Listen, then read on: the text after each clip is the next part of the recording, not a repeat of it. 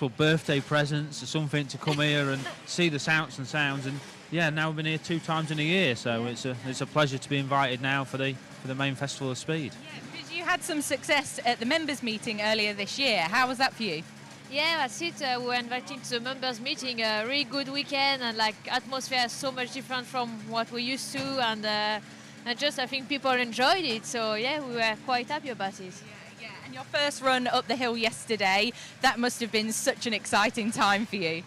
Yeah, brilliant to have a little run up there. It's not about riding the bike when you come here, it's about the whole atmosphere and the experience of meeting and talking to people that have never seen the sidecar before. So fantastic for the sport and fantastic for us just to have a bit of downtime and just enjoy looking at technologies past and present in the motorsport world. And is that important for you guys? Obviously you've won several world championships, but like you say, you're making your debuts at different places like the Isle of Man TT, the Festival of Speed. Is that important to you to get out and about to different events now? Yeah, I think it's important just to show like a lot of people don't know sidecar racing. It used to be in the past with MotoGP, so that was good, but now it just loses a bit of popularity. So I think if we can get the sidecar a bit more popular, that would be good, and thanks to this event, I think we'll maybe try to do it, yeah? Yeah, definitely. And now that you've been here to the Festival of Speed, what have you enjoyed seeing? What are the sights and sounds like here? Definitely, yeah, there's some very loud stuff here, stuff that doesn't need to be as loud as what it is, but no, we've enjoyed it, and just the atmosphere and everything, and just bringing something new that this car world might not see with us. We've us been with the bike meetings all the time. It's completely new for them to see a sidecar, and it's a fantastic experience for us. We was up the hill earlier when you was waiting at the top with all the Formula 1 teams, and some old legends on solo bikes. Yeah, some old legends, and it's lovely to see all the old legends here, and even the new technology with the new Formula 1 cars, and to be able to get so close to them and laugh at how many blokes it takes to start a Formula 1 car was quite entertaining. Definitely. Yeah, well, it's brilliant to hear you guys say that from another sport as well, and you can join that list of legends now that have been up the hill and are here. So we wish you all the best for your next run. A bit wetter this time, but all the best for it, and we'll see you at the top. Thank you very much. Thank you.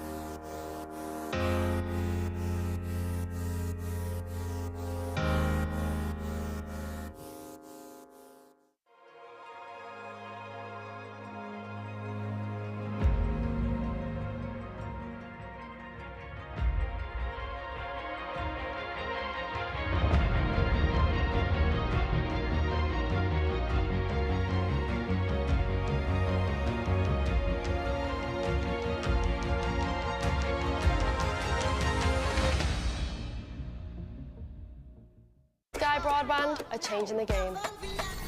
We live in a society where 47% of UK gamers are women. Yet they only make up 5% of esports pros. This needs to change. 2 tournaments, 1 final. They're UK's first of its kind, with pro contracts and Skyfall fibre on the line. We're on the lookout for women on their path to pro. Join us and compete in Races E-Series, Soccer E-Series, all leading to secure a place at the Women's Esports Finals. Sky Broadband Is built to power the pros.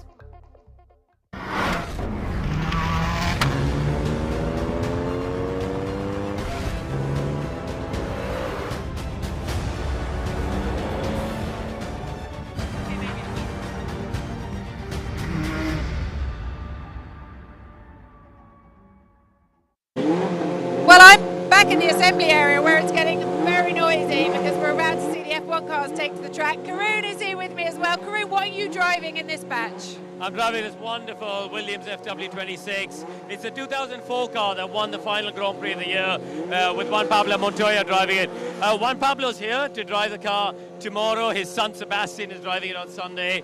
I've been very lucky, Rachel, to drive the car on a number of occasions in the past, including here at Goodwood. For me, this is the peak of F1 performance, 2004. The cars are nearly 200 kilos lighter than what we see nowadays on track. It's got the big V10 engine. And I'll tell you what, for everyone listening, we're running it to the full revs, nearly 20,000 RPM, the highest revving engines ever in F1 history. I don't think I can remember the last time I heard a V10 engine, so I'm going to wait to hear that far up because I am very excited about that. But just tell me what it's like. We talk to you guys, all the drivers, but what's it like to be a driver at the Festival of Speed? The camaraderie and the environment, the atmosphere, it just feels so positive and so fantastic. It's a relaxing weekend, and it's a way, I think, to rediscover your love for the sport. You know, I fell in love with F1 in that era, watching Ayrton Senna versus Nigel Mansell and Prost, and to see, you know, that car parked up in the queue in front of me when we go down the bottom hill is so cool. And, you know, you got the Michael Schumacher Ferrari. You know, I think people love the V10 era of Formula One, the sound of it. We've got 3 V10 cars in this batch coming up. It's going to sound amazing. And as you say, but the camaraderie is great. You know, drivers are super relaxed. Kush Maini is here, and I think, as far as I know, it's the first time we've had 2 Indians in Formula One cars here at the Festival of Speed, which is pretty cool. Amazing. And I was speaking to Fred Vesti about that, about people coming from all over the world to drive in this, but also these young guys. He said he's going to come back. He said he's enjoyed it so much. He wants to come back again because of the atmosphere and the environment here. What else are you driving later? I'm driving the Williams today, both times, and then tomorrow morning I'm in a Formula E car.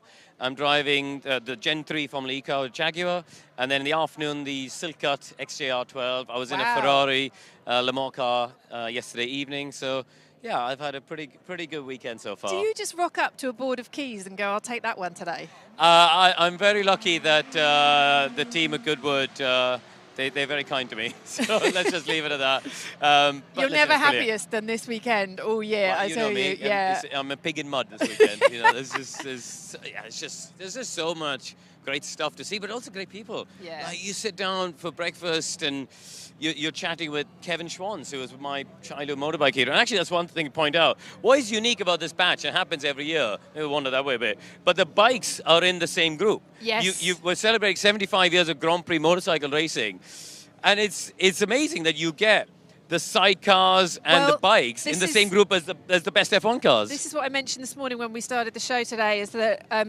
it's the sidecars. You couldn't pay me enough to be a sidecar passenger. I'm sorry. Are you sure? No. Can she get never. In? No, you couldn't pay me enough. No, I'm busy. I think Rachel's free. I think she could do it. No. I'll go in something with a closed cockpit, everything else. And you're going to be on the sidecar later, are you? Yeah, I will be. And what's it like? This is Alice Smith, and she's actually going to be my new passenger going forward. She'll be racing with me at the TT next year, so this is a real treat to come to bring her to the Festival of Speed and enjoy this fabulous event, and then we're going to work together the rest of the year and prep for next year. How many times have you done the TT? A lot. I've been racing there 27 years, including riding at the Manx Grand Prix, so but it will be Alice Smith's first time next year. How are you feeling about it? Excited. Yeah, I'm not nervous yet, but I'm sure that'll come. When did you want to be a sidecar passenger? Oh, since I watched my dad doing it growing up, so yeah. Oh, that's amazing. Listen, enjoy your run today. I know you've got to start the engines up. It's so lovely to talk to you. Thank you very much. Thank you. And that's it, Karun. Everybody is here, and wow, I mean, hats off, because that is one job I don't think I could ever do. Well, listen, the engine's just fired up. I have a feeling I need to go put a helmet on. Yes, you go. See you Enjoy. later. Thanks, Karun. Karun Chandhok, the busiest man of the weekend there with Rachel Brooks, and we are straight into it already. Welcome back. We're into batch 4. We're going to be seeing Formula 1, Isle of Man TT and dirt bikes, and these, of course, sidecars. Up in the comment box is myself, Harry Benjamin, Alice Powell, and the man who knows these a little bit better than I do, James Hayden. Yeah, indeed I do. It's lovely to see them out. Obviously, slightly tricky conditions for 2 and 3 wheels today. We've just seen that's Maria Costello, MBE, who just gone past, and behind her was Ellis and Clement, double world champions, the current world champions, and just before them, the wonderful Freddie Spencer. So amazing to see some of these guys coming up and coming through.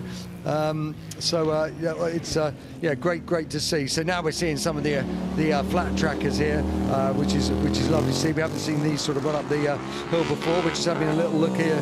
This is one of the Royal Enfields, which is great to see. It's one of their flat tracks from the Super Twin class in America. They've done really well on that, and a lovely little wheelie there as well. Good to see them sort of coming up, but it is tricky, as I say, damp patches, so the guys got to be a little bit careful here and there as they move on up. But in the hands of Johnny Lewis, this bike, it's a modified 650 motor with the English company Harris Performance chassis. It's been really competitive in the flat track championship in America since 2020. Yeah, now this is nice. It's an RS 1000, lovely to see. This was actually, this won 2 TTs in the hands of Alex George and Mick Grant. And this is actually also chassis plate 001, the first one ever built. And Honda have tried to buy it back, to put it back in their collection. It is one of Chris Wilson's motorcycles, made famous by me, as I say, Mick Grant, and winning the senior twice. So lovely to see that sort of come up the hill with its big 1000cc engine. Really is a bit of a beast. And tricky, as I say, just tricky conditions, so the guys going a little bit steady. They got a weekend, and we know it's going to be drying out as the weekend goes on. This is a Marco Melandri bike. There you can see number 33, one of the Ducati Desmo Dicis, and just listen to that engine. What a beast of a thing this is. Really is quite a special motorcycle, and it's just coming up now. We got the Yamaha Desert Rally team. These guys, they've got some legends here. Stefan Peter Hansel, he's been sort of one of the riders that well, he's won the Paris Dakar 6 times. Really is a guy. We've also got Paul Tires, Marc Bourgeois, and this is these are the official desert racing team. Paul Tires just recently run the Moroccan Desert Challenge. Guys giving you a nice little display, and these bikes have got to be so robust, just working their way through the deserts, guiding on these really long distance, week-long, well, like rallying on motorcycles basically, but through the deserts, rocks, dunes. Not only the bike stuff, but the riders are tough, doing a lot of their own mechanics, and really good to see these guys coming up and giving it a good little wheelie here and there for the crowd. These are about the ideal bike to be taking up today, with big wide handlebars, and you've got that little bit more control. Yeah, it depends how brave you're feeling, though, if you want to go up on one wheel in these kind of conditions. It's dried out quite a bit, but it has. We are showcasing, well, very much the 2-wheeled brands at the moment. We will see some Formula 1 cars as well a little later on, but celebrating all things Isle of Man TT and dirt bikes as well. Yeah, I mean, speaking to the guys in the paddock this morning, a lot of them are just maybe giving this morning session a miss. Was it a bit early for them, was it? Yeah, well, just on the racing bikes and just with the damp patches. So, we won't see the full complement of motorcycles that we expect to see later on. No, making their way up, though, the hill representing the off-road and the dirt bikes to the finish line. The Yamaha World Raid Rally team showcasing their Yamahas as they cross the line and make sure to give them away. And from 2 wheels to 4 as we dig in to this from Alpine. This is actually the E20 Lotus Renault machine as it ran back in the 2012 season. Kushmini at the wheel, Alpine back driver in the Formula 2 Championship. This car designed by James Allison, driven by Kimi Raikkonen, Romain Grosjean and Jerome D'Ambrosio. When Romain Grosjean got banned for that big crash in Spa back in 2012, D'Ambrosio stepped in for a race. 1 win in Abu Dhabi back in 2012 with those amazing words by Kimi Raikkonen. Leave me alone. I know what I'm doing. That was honestly probably one of the more iconic moments of Formula 1 history, I think, Alice. Yeah, it certainly was. Kush there demonstrating some donuts, kicking up a bit of gravel there for the crowd outside the house. It's actually Kush's first time driving the E20 yesterday, and I spoke to someone who said that he absolutely loved it and apparently nearly lost it. He won't mind me saying that, I'm sure. As he got on the loud pedal when he left the start line yesterday, but a big smile on Kush's face. As you said, Harry, part of the Alpine Academy, a front runner in the Formula 2 Championship, and certainly making a lot of noise, which is echoing and bouncing around off that flint wall on the left-hand side now as he brings the car up to the top of the hill. And again, I can guarantee you he'll have a massive smile on his face. What a piece of machinery. I think it was David Green who said he nearly lost it right at the end. That's where David is at the start line. But if you want a little tip as to know what year this is, because it's an Alpine branded Lotus Renault, which Lotus weren't really involved. It was kind of a brand deal that Renault had back in 2012. But if you look at the stepped nose, there's a little dip on the nose where it then joins the front wing. That's how you can sort of tell it's a 2012 Formula 1 car. Because if you remember back to that fantastic season, 7 different race winners in the first 7 races. They all had, most of them at least, had that little dipped front nose, and then introduced a vanity panel from 2013 onwards. Well, that was Kushmini, currently racing in Formula 2, backed by Alpine, heading up the hill.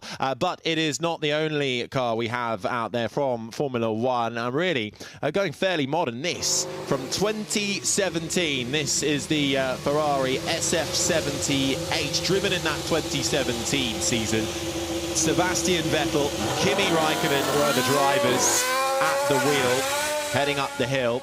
And I think, yes, it is Marc Genet who is at the wheel of that, a long-time Italian, former Formula 1 driver, and close links with the Ferrari team still as a test and development driver as well. But this car really was a powerful machine by Ferrari back in that 2017 season.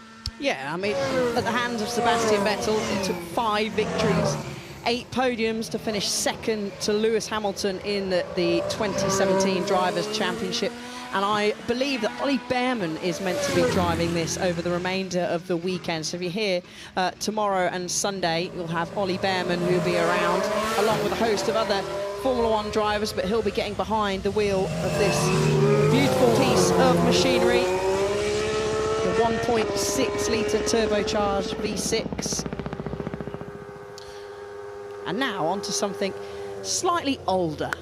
And you may recognise that helmet, and you may recognise that car as well. This is Bruno Senna in the MP46 McLaren Honda, McLaren's super team really at the time. Bruno Senna, of course, with now a long-term association with McLaren, driving his uncle's cars, and does so quite a lot throughout the year. This the MP46, the team winning 15 of 16 races, 10 1-2 finishes that year as well, and you don't get a more striking retro livery than that with the Marlborough livery, and you'll hear it before you see it.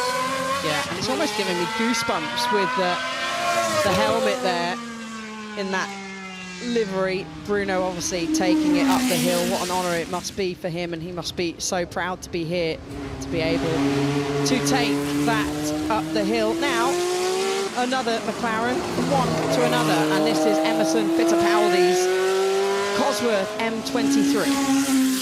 Yep, it certainly is. one of the most successful F1 designs ever, winning 21 Formula One races over 4 years. And twice a champion for Emerson Fittipaldi in 1974, and then James Hunt in 1976. And the strength of it was in its ingenious structure and the functional wedge aerodynamics. It's quite a striking car when you look at it. You know, the tall, thin airbox at the top and the cutout of the main body of the chassis was really what elevated that car at the time.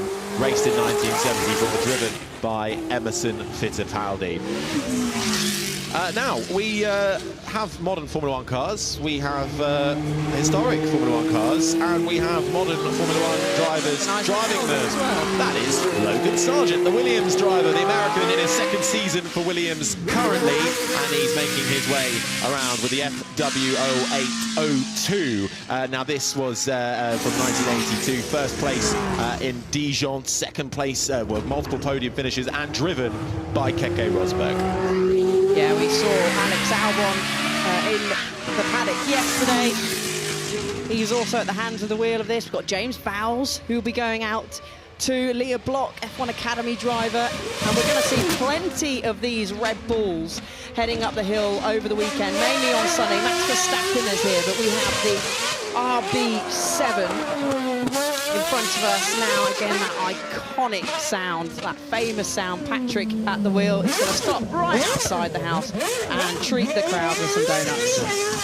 Going back to the 2011 season for this one, being driven by Patrick Friesacker at the moment. He's actually the longest-serving Red Bull driver, believe it or not. Sebastian Vettel and Mark Webber were the drivers of this car, seeing it go to 12 wins, 27 podiums, 18 pole positions, making its way around. But it's not the only Red Bull. As Alice said, we're celebrating 20 years of Red Bull racing, and this is the RB8. David Coulthard at the wheel, 13-time Grand Prix winner, of course. And this one, what gives it away? The step nose. It's from 2012. Vettel and Webber once again at the wheel. This one went to 7 wins, and yet another one of Sebastian Vettel's title-charging cars, designed, of course, by Adrian Newey. 2010, 11, 12, 13. Amazing years for Red Bull and Sebastian Vettel. The list just goes on and on, doesn't it, when you talk about Red Bull racing and the amount of victories. And here is a man that will definitely have a massive smile. I'm sure I can see it through his eyes, peeping through the helmet there. Karun Chandhok blasts off, as he mentions, the first time that 2 Indian drivers will be in F1 machinery, you could say technically on the same track, but Karun now being slowed down, getting into position to stop. He's behind the BMW F26, of course raced by Juan Pablo Montoya. Yeah, for the 2004 Formula One season, this designed by Patrick Head and the Williams hierarchy, driven by the likes of, as you say, Juan Pablo Montoya, Ralf Schumacher, Antonio Pizzonia, Marc Genet, who's also here this weekend. You saw him driving the Ferrari earlier. This powered by BMW 3-litre V10 engine. 1 win in that season, courtesy of Juan Pablo Montoya. There you go, I'll get it out eventually. His win in Brazil. Yeah, these V10s sound fantastic as well, don't they? And this is when, you know, Formula One, it had proper oomph, didn't it? Big brand manufacturers involved, BMW, fantastic. It throws me back to my childhood. This is when I was growing up, just starting to come into go-karts, watching these cars glued to the television on a Sunday afternoon, cheering on the likes of Michael Schumacher, Pablo Montoya, and there's a Mercedes, I think, being driven just there in front, Frederick Vesti. That's a great queue to be in, a queue of F1 cars. Wave to the crowd there from Karun. Doing a nice little burnout from Fred Vesti in front, but we're focusing at the moment on this Williams being driven by former Formula One driver Karun Chandhok, who became the 2nd ever Formula One driver from India after Narain Karthikeyan raced for the likes of Hispania Racing and Lotus, which then became Caterham.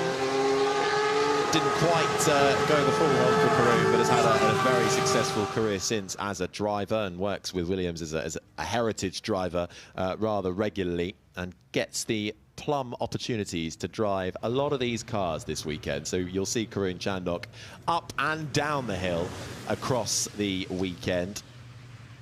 And Mercedes here as well, which you saw that from Fred Vesti at the wheel. They've actually got the Mercedes Formula 1 car here from 2021. And if you remember the rather big incident, well, no, won't talk about Abu Dhabi, but we'll go to the Italian Grand Prix. Max Verstappen, Lewis Hamilton fighting fiercely, and Lewis Hamilton coming together, well, both of them coming together, Verstappen going on top of Hamilton.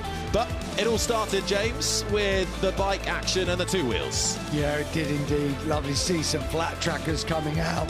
Obviously, we had the Mick Grant's, lovely Honda RS1000 there, TT winner. This is Seti Gibernau's Ducati from MotoGP. What a beast that would be to ride up here. Marco Melandri's number 33 there. Once again, another MotoGP Ducati. And then we had some of the desert racers coming up, the off-roaders. And we had the Yamaha Rally World Rally team. So lovely to see those guys out and about and pulling some wheelies. And then we went on back to the Formula 1 cars.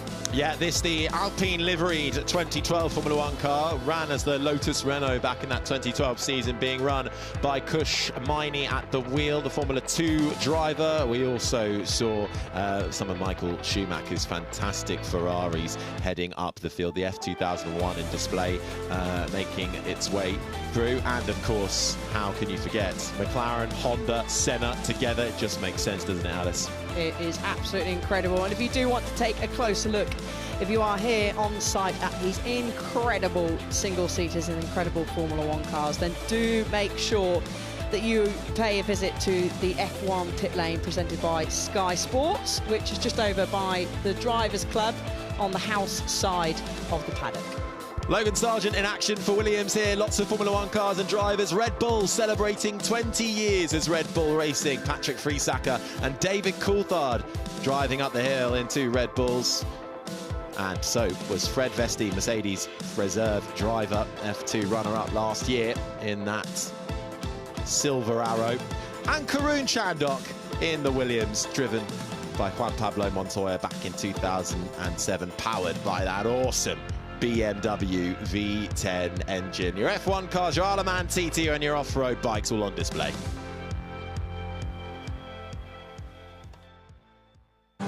Kush, yesterday you said you were scared of this car. Today, the smiles got even bigger. Oh, it's just such a good car to drive, and the atmosphere here is amazing. I want to come back every year, and to do with a brand like Alpine, like I said yesterday, is like a dream come true. You were sliding through the first corner yesterday. Now you're just doing donuts in the top paddock. It's brilliant. Yeah, one more to go, so I'm going to make the most of it. I think I'll stay behind the straw bales when you do that one. Thanks, mate.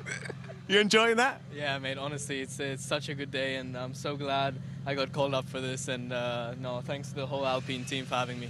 And it's your first time up the hill? Yeah, first time. Yesterday was the first time, and one more go after this, so I'm going to make the most of it, and this smile is going to stay for a week at least. I got a feeling we're going to see you back at Goodwood Festival of Speed. I hope. I hope. Thank you very much.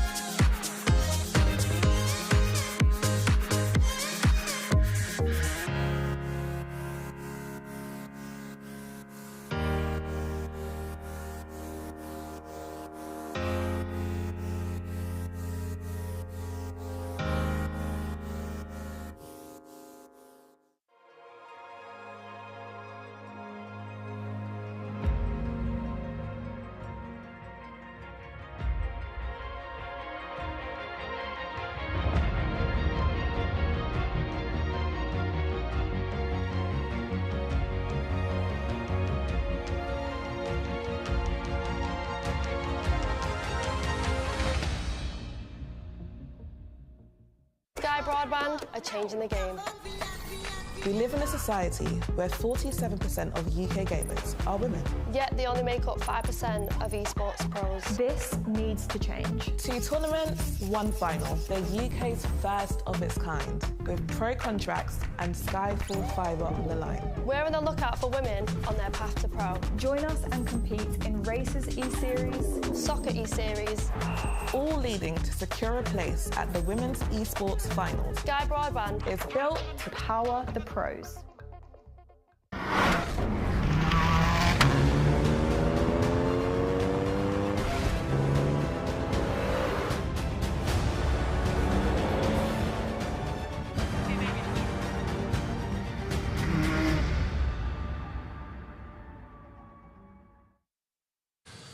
David, nice way to wake up and start the Festival of Speed. Yeah, no, absolutely. Yeah, I'm staying just right beside as well. So I think my teenage son's still in bed, but he should be awake now.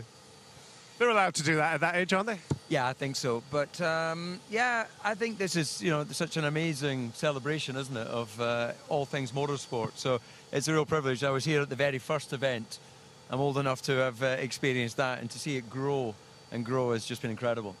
And of course, we're celebrating Red Bull this weekend. 20 years since they got into Formula 1. Unbelievable, really. Part of the establishment now. Yeah, no, they are, and what they've achieved, I think, is a great example of.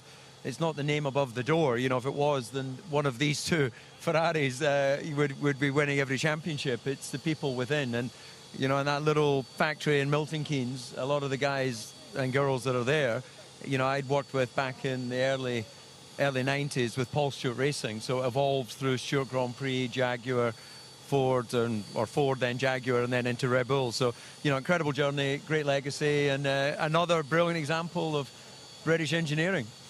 And what's it like to get back in this sort of car and drive it? Is it straight in there and switch on and go? Yeah, largely speaking, it is. I didn't actually race this particular car, RB8, but this era of the normally aspirated cars are fairly straightforward, and they were cutting edge at their time, and they're still incredibly quick, but a lot less complex than a modern Grand Prix car. And of course, you're a very busy boy, but what makes you spend your one weekend off coming to Festival of Speed? Well, being part of a journey and being part of a family, the motorsports community, I think, is something we can all relate to.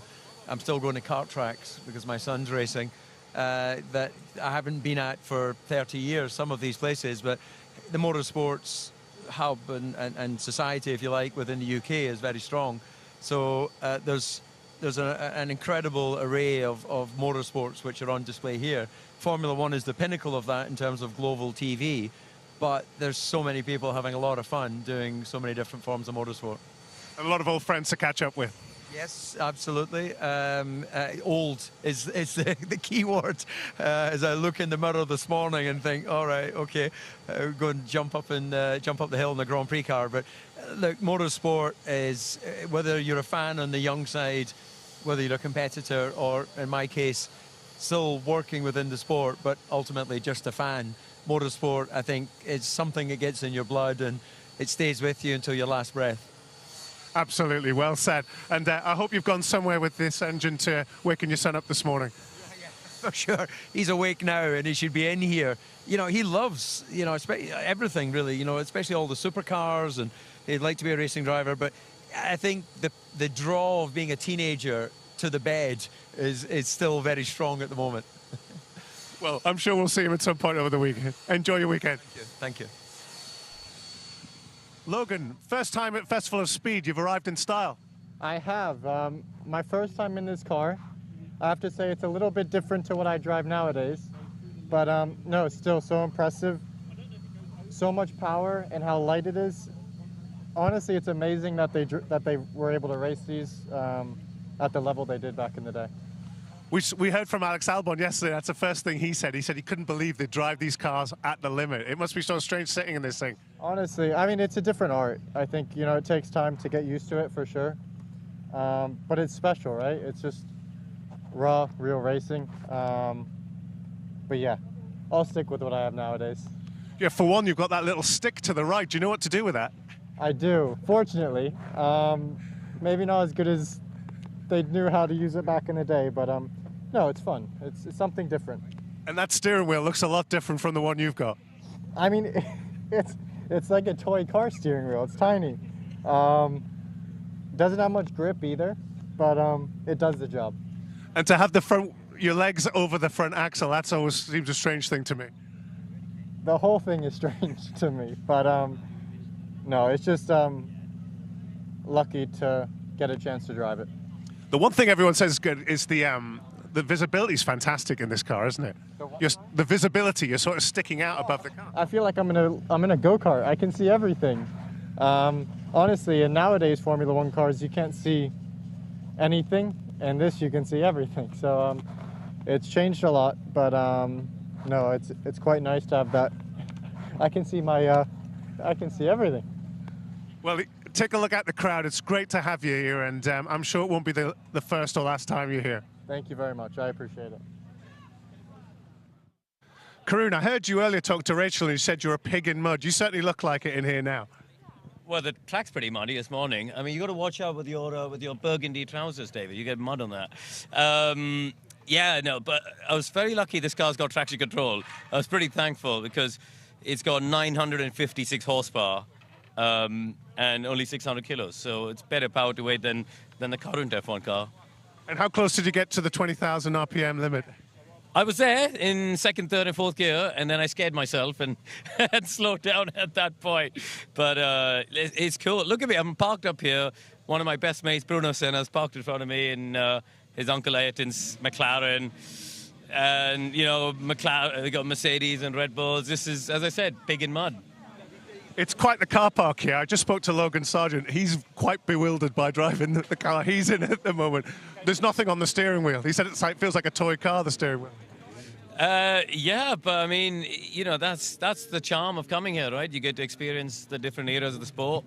And I mean, I've driven the 08 so many times. It's, I think for me, the thing in that, the ground effects car with the DFE engine, you know, the greatest F1 engine ever. So yeah, he's a lucky boy. And you're not doing too bad in this one. I think this era is absolutely special in terms of the lightness and combined with that V10. Yeah, as I said, Rachel, before, I think it's peak F1 performance. And, you know, Williams, this car won the last Grand Prix. Sorry, got a plug coming in.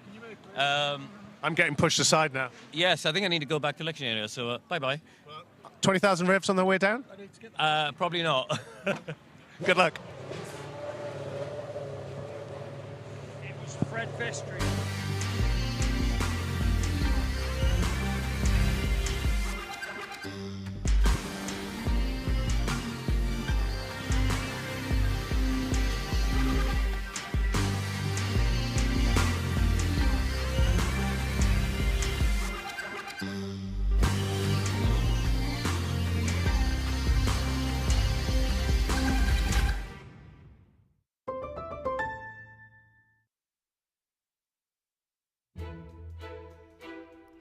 Technical innovation often passes from racing to road cars, but turbocharging went the other way. The concept of using exhaust gas to power a turbine to pressurise intake air had been used with aircraft and heavy diesels before the Second World War, and made its debut on production cars in the early 1960s. Porsche was the pioneer of turbocharging in Can-Am with the monstrous 91730 Turbo Panzer, which made more than 1,000 brake horsepower from its turbocharged flat 12. But it was the Porsche 936 that made forced induction the benchmark in sports car racing, winning the Le Mans 24 Hours 3 times between 1976 and 1981. Turbocharging arrived in Formula One as a novelty with the pioneering Renault RS01 of 1977, and it was far from an immediate success. Eventually, Ferrari followed suit in 1981, and soon the whole grid scrambled to develop their own turbo motors.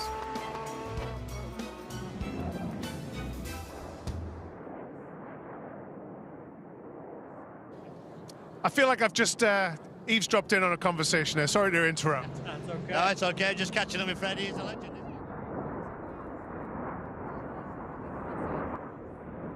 I'm seeing a lot of legends talking to other legends up here in the top paddock today. Have you had a good day so far? Yeah, it's great.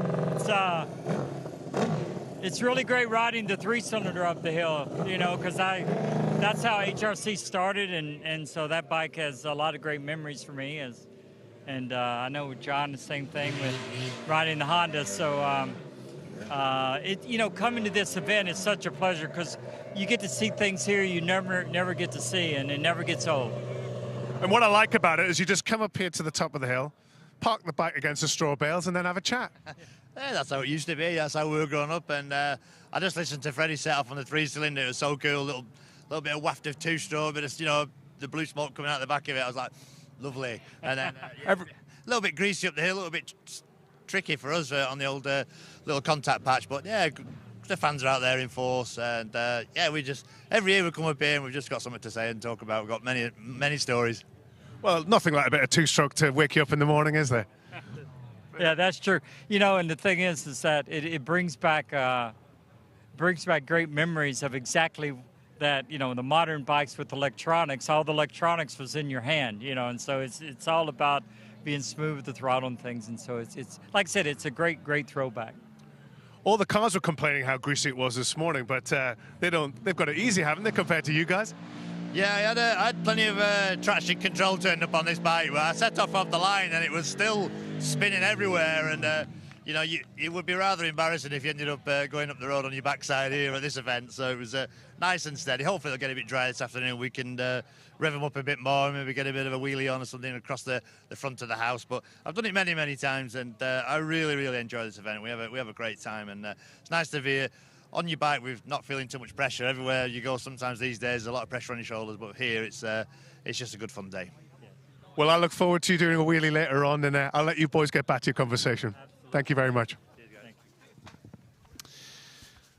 Beautiful views from the Goodwood house in what will be a packed day. Here is a look at what's coming up. Next up, we'll be getting more of the first glance and road bikes up on the hill, and all things drift. Just Niki Lauda celebrations and 130 years of Mercedes-Benz just after that. The Red Arrow's back in action as well. Supercars from 12:25 and the MG moment at just after 1 o'clock this afternoon, celebrating 100 years of MG, before we then go for cars between 1890 to 1960, horseless to hybrid, and back again with some more Formula 1, Isle of Man TT and dirt bike cars coming from 1:55. So just before 2 o'clock, that is all coming your way in the next hours or so. And then we get our first bit of time practice shootout from 2:45. You'll be seeing competitive action up the hill and celebrating all things Richard Petty on the balcony from 3:15. More first glance and road bikes from 4 o'clock. If you missed it, they've missed the earlier option before we head back to the supercars at 4:40. BMX best trick competition. Look out for that one in the BMX area, 5:30 in the afternoon, before more action from batch 3 at just after 5:30, celebrating all things Niki Lauda, Mercedes-Benz, and Just Racing, the best privateer manufacturer.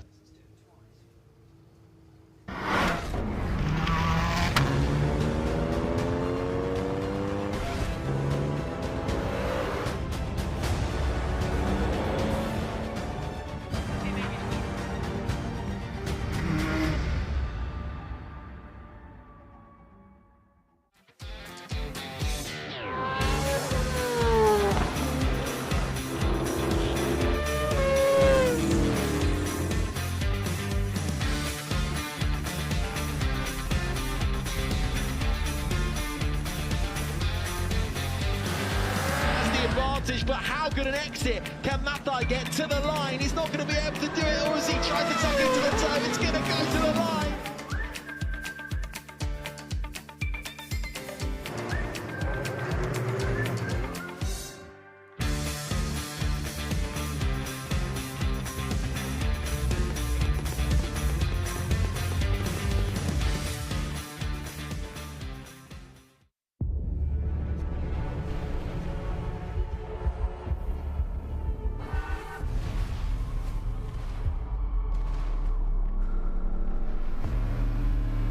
Dynamic air suspension, all-wheel steering,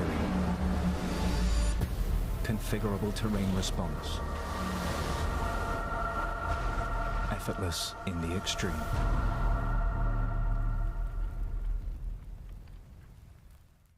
Sky Broadband are changing the game. We live in a society where 47% of UK gamers are women. Yet they only make up 5% of esports pros. This needs to change. 2 tournaments, 1 final. They're UK's first of its kind, with pro contracts and Skyfall fibre on the line. We're on the lookout for women on their path to pro. Join us and compete in Races E-Series, Soccer E-Series, all leading to secure a place at the Women's Esports Finals. Sky Broadband is built to power the pros.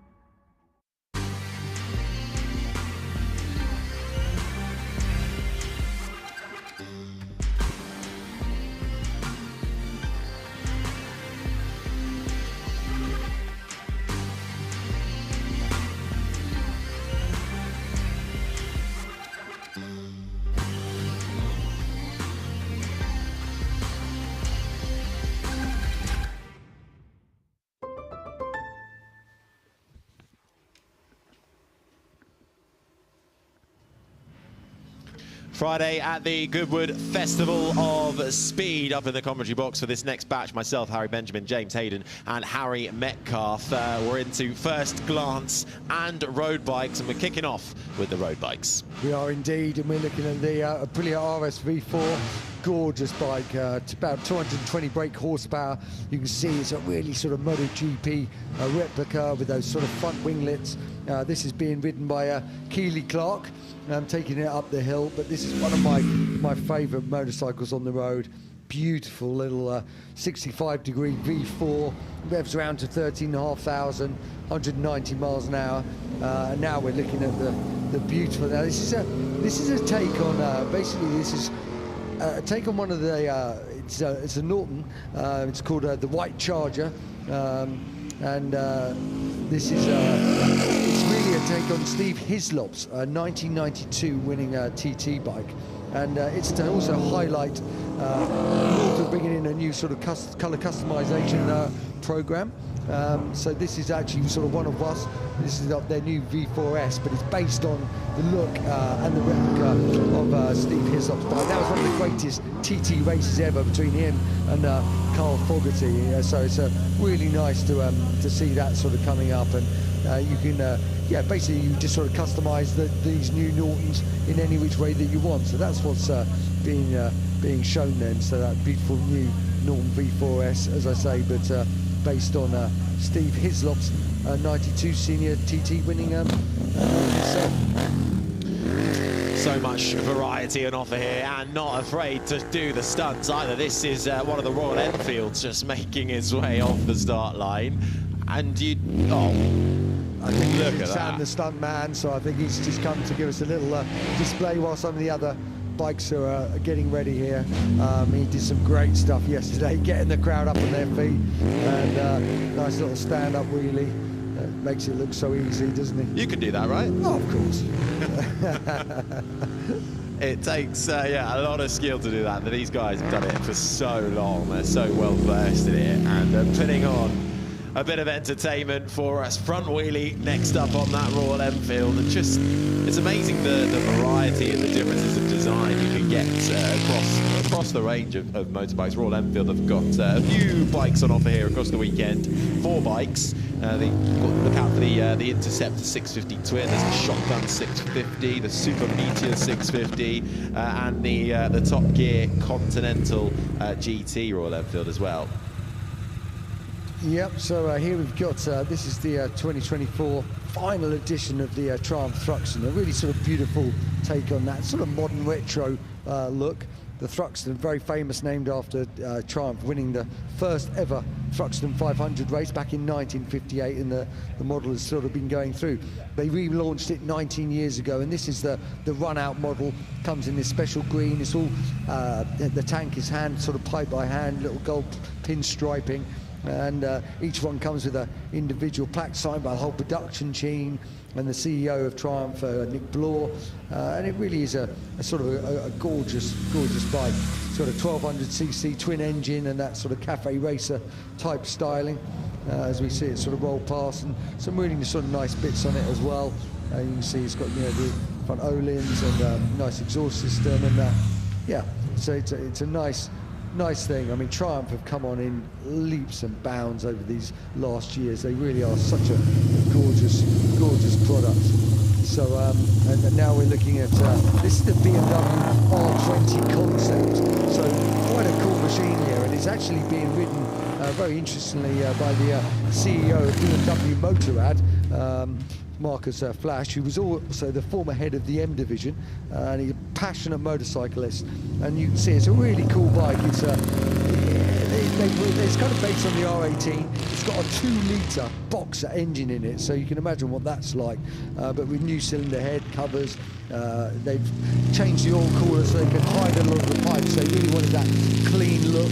It's got that sort of really completely redeveloped chassis and that sort of all-in-one tank seat that gives it a very clear line, and also that kind of slightly slammed rear look, that huge, beautiful boxer engine, quite a unique sound, a little 3D printed running light, those gorgeous systems. They kind of changed the whole shorter wheelbase. They've moved the head angle as well. It's got radio mounted calipers, fully adjustable O-lin suspension, so there's some really cool stuff being put into that. Certainly is. Just some of the two-wheeled offering out on the hill at the moment. But from 2 to 4 wheels, we get more into the first glance. You just saw there at the front of the queue the Aston Martin Lagonda DBX 707. You might recognise that as the Formula One medical car. We've got the new Continental GT from Bentley that they're displaying, and that, Harry Metcalf, is a beautiful machine to look at. It is, and it's here in hybrid form. So this is their new car for late 24, 2025, but we're actually looking at the Aston Martin 707, which tells you it's 707 horsepower, which is extraordinary, isn't it, for a family SUV? But it's a really good car. I enjoy driving this one. It's got a rear bias to the transmission, and you have these sort of oversteer moments. You're coming out of junction things, as you do in this car. Lamborghini Urus SE. This is their new model, again hybrid, and this boasts now 800 horsepower. The horsepower on these SUVs is just getting crazy, but it's because it's got electrical power as well. And yeah, no one's driven that Urus yet. Again, we've got another Bentley with the hybrid system on it. This is 771 horsepower, I believe, when it uses the same system as the Lamborghini. It's just interesting that Bentley is 30 horsepower short of the Lamborghini. So it is obviously it's got the same engine and hybrid transmission, but there is something different with the setup. But it's a super slippery car, the Conti GT. I was talking to some journalist friends last night, and it's our guilty pleasure. We shouldn't like the Bentley Continental GT as much as we do. It's a bit heavy, it's heavy, but it is glorious. You step inside and that interior is beautiful, and I think the styling is just maturing beautifully. This is their new model, but it's such a classy car. Yeah, this is their the new 4th generation Continental GT 0-60 in 3.2 seconds, the top speed of 208 miles per hour, new design, new electrical architecture to allow for that electric power, new technology involved in this Bentley. And actually, I went on to Crewe earlier this week and had a look around the Bentley production line, and it's each car so bespoke in the way it's made. You must go, if you ever get the chance to go to the Bentley factory. You will change your opinion just watching the hands craftsmen building those cars. We just briefly saw the continuation of the Bentley Speed 6 there, but now we have the M5 on track. Again, hybrid system, 717 horsepower, their latest generation of M5. It's the 7th generation from the first one, E28, in 1986. But this one, it's interesting. They're all going to this hybrid system. There's another hybrid on the line as well, the XM. This is the way all manufacturers are having to go, particularly in Europe. But as a driver, I've now driven these things. What I like, if we have to accept the extra weight, but it's very low down and they handle way more better than you would expect. If you look at the curve weight, it's not tennis stool. Get behind the wheel, and they're adjustable. They've got rear steer, and they just can use this horsepower, and it's just extraordinary, the performance of these cars. This is the super posh one on the XM, so it has the lit-up grille on it, which is a little design touch with this BMW XM. Yeah, BMW launching both the XM label and the M5. The M5 is, of course, an iconic tail within the BMW family. This, though, the more powerful, more exclusive, more extravagant BMW XM label, most popular, most powerful BMW M model ever made, brings together that M hybrid system. But BMW really changed the look of their car as they head into this sort of electric future, haven't they? Especially with that front grille styling. Well, they've actually got something called New Class coming in. It's actually on the stand, and there is a more subtle look coming 25, 26, 27, and super efficient electric motors in it. So yeah, the future is quite interesting at BMW at the moment. It certainly is. Just some of the first glance and road bikes you'll see around the Goodwood Festival of Speed. Do make sure you take the time to check out what is on offer. So much variety there with the likes of BMW, Bentley, Lamborghini, Aston Martin, all in action, and of course the road bikes from Yamaha and Aprilia, Royal Enfield too, all on display heading up the hill. And the weather just about staving off for the time being. And give us a wave if you see yourself on the telly. Whether you're here enjoying the atmosphere or hope you're enjoying it wherever you are in the world. What international feed. And prime seats just behind the hay bales as well. Can you see over there? He's happy there. I mean, James and Harry, Goodwood just is an event like no other now. 31 years on since humble beginnings, really, and now it's the biggest, and I'll say the best, global car show. It is. I mean, my first... And bike show. I don't want to leave you out there, James. Yeah, the first one I ever did was in '96, and it was a very different event then. There was nothing the other side of the track. It was all house side back in those days. And it was a small gathering, but they had the supercars, it had the excitement. We hadn't seen anything like it. And, you know, Duke of Richmond has reinvented what we expect from a motor show and an event like this. It's so multifaceted. You cannot do it in one day. You know, you've got the rally up the top and you've got the supercars. So, yeah, that's what I love about Goodwood. You always learn something here and you see something new every time you come. Yeah, I mean, it doesn't matter what you're into in motorsport ways as well. It tickles everyone's fancy, doesn't it? Exactly that. And it just also has that unique feel, you know, whether it's, you know, eating and drinking at the track and kind of like watching the cars, seeing the cars. It's just a wonderful event. Well, just having a little clearance at the start line, but we are now seeing some more cars up the way, and we're really seeing at the moment a boom of Chinese brands coming into Europe and in the electric vehicle market. This from Yangwang, which is the luxury prestige brand of BYD. BYD with quite a few models out and available in the UK. No plans to sell that Yangwang yet in Europe, but the fact that it's here suggests that they might be just tantalizing us. But from China to South Korea, Genesis as well, Harry, out in full force with this Magma concept. They do, yeah, interesting what they're doing. Genesis is got an interesting design at Hyundai, Luke Dunkervold, and he is re-energizing the design, and this is their premium brand within Hyundai, and that's the car we're seeing there. He's famous for designing the Lamborghini Murcielago and the Gallardo, and now he's there, so you're going to see some really cool designs coming from them. Yeah, just... Well,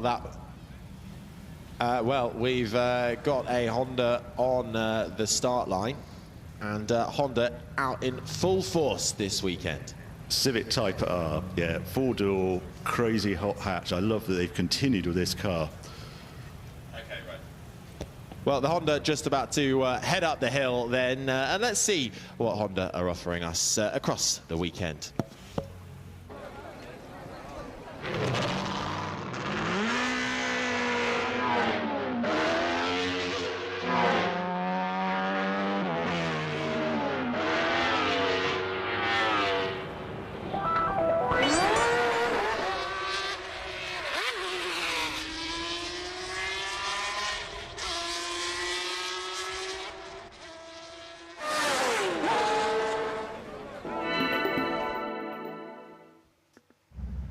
celebrating 60 years of Honda. Indeed, the RB Formula One driver Yuki Tsunoda is here this weekend, driving one of the first Honda Formula One cars. This, though, very different. The Honda Civic Type R making its way up the hill. And such a long history of this brand and Civic Type R, and they have become quite a wild car, but they've calmed down the styling with this one. It's not that calm, but you should have seen the version before. I've driven it. It's made for UK roads. It has a wonderfully set up chassis. It's huge fun, and in this crazy world, sort of relatively affordable, around the £40,000 mark for the performance it offers. And you could take this on a track and even have a ball. It's adjustable chassis. I really like these cars. Yeah, 0 to 62 in 5.5 seconds. 2-litre, 4-cylinder VTEC turbo engine develops a maximum output of 329 PS, and it is a beautiful looking machine. I love the rear wing on the back of it, the spoiler on the back of it as well. Well, that's the calmed down version of the rear wing. I say the previous one having a bigger one, and it's still just front wheel drive, putting 300 and some horsepower through the front wheels, and those triple exhausts. Fastest front wheel drive car to have driven the legendary Suzuka circuit in Japan. Honda giving it vigorous testing out there in what is a celebration for them this weekend.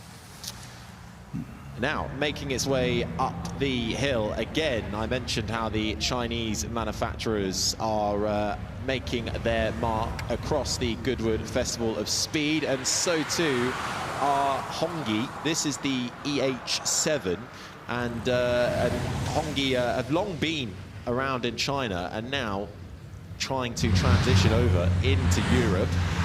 Charles Rainford at the wheel of this car.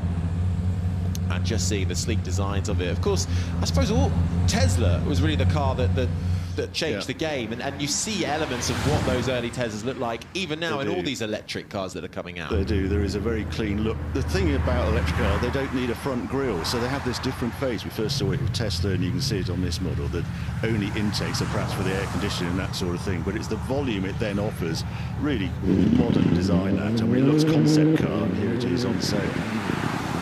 Yeah, that is a Chinese luxury car brand making its way around the EH7, coming towards the finish line now.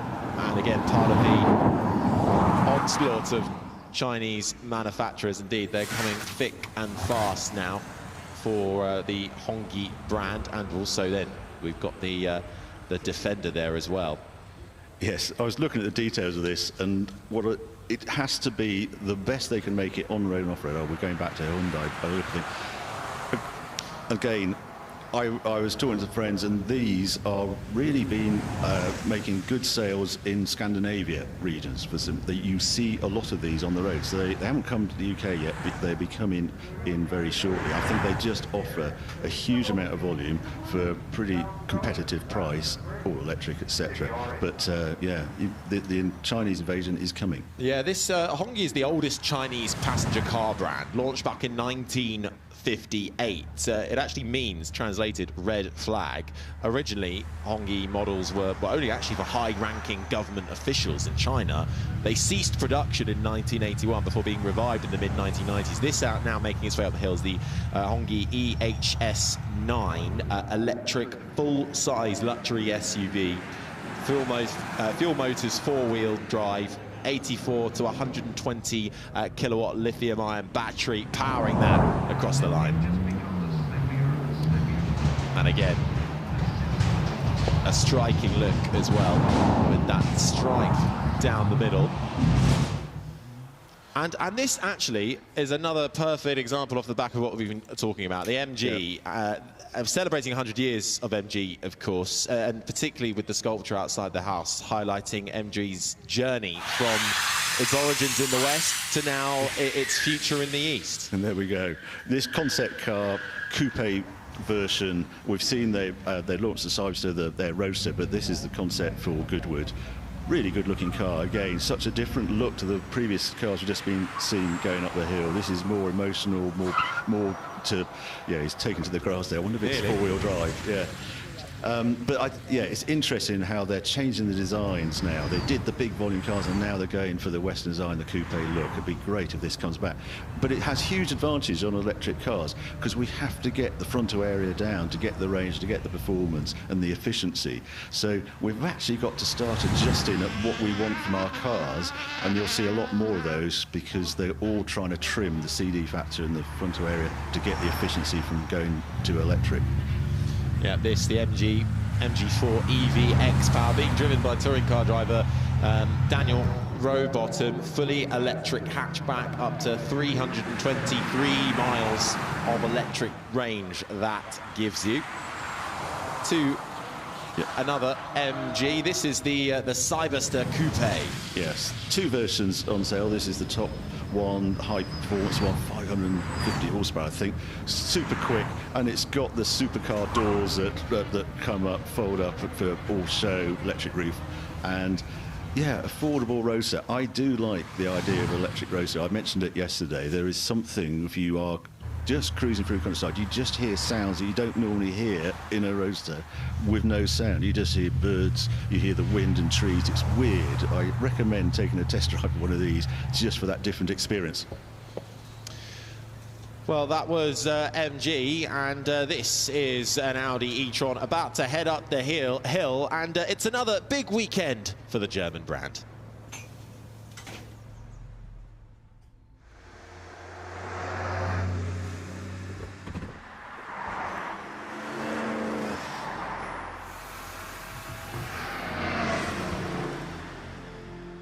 When you're at the start line, remember, many hills were conquered just getting here.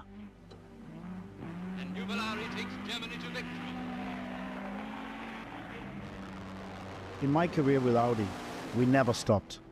We made every car better, stronger, faster, bolder. Greatly affected the chances of a repeat victory. 1, 2, 3 for the Ingolstadt mark. The Audi takes the checkered flag.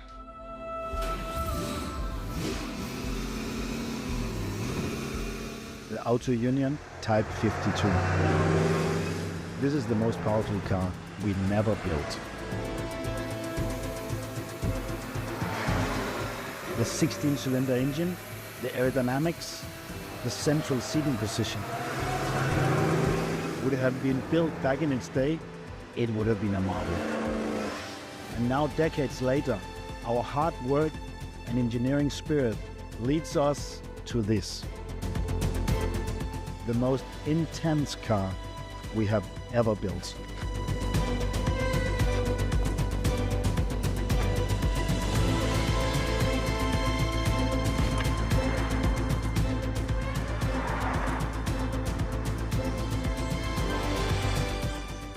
Zero to 100 in 2.5 seconds.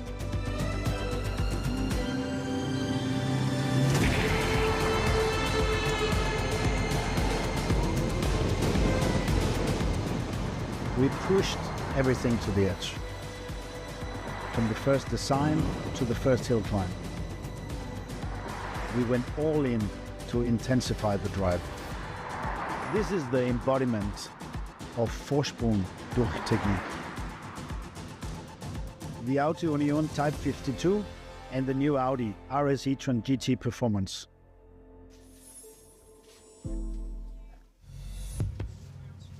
From its origins back in the early 1900s, Audi has come a long way, and this sets off for the hill climb, the Audi RS e-tron GT Performance. And this, Harry, is a very nice car indeed, isn't it?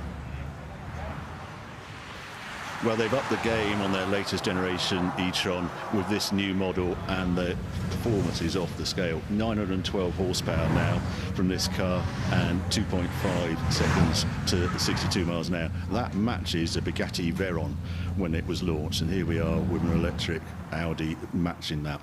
Who would have thought that? It's also got a boost mode, hasn't it? It has, on the button on the steering wheel. Yeah. As if when you need a little bit more. Yeah, just press with care, I would suggest. Yeah, and you know, this amount of performance, £150,000 for this version. The thing about the e-tron, an Audi, they're always known for super slippery cars, and this sort of is going back to that look, that super streamlined look for efficiency.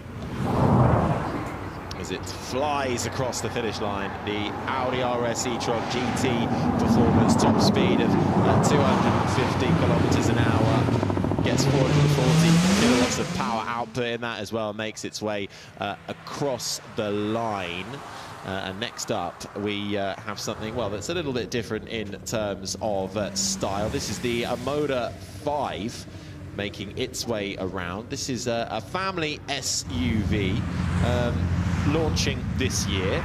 At the moment, the only option available is a 1.6-litre petrol, Richard Circum at the wheel. But more and more affordable family SUVs are now coming onto the market. Yeah, and this is linked also with the Aggreko. They've been brought in by Chery Group in China, who also have a link with the JLR, which they've had a link there since 2012. So, yeah, we're sharing technology. Completely different car now, Polestar 4.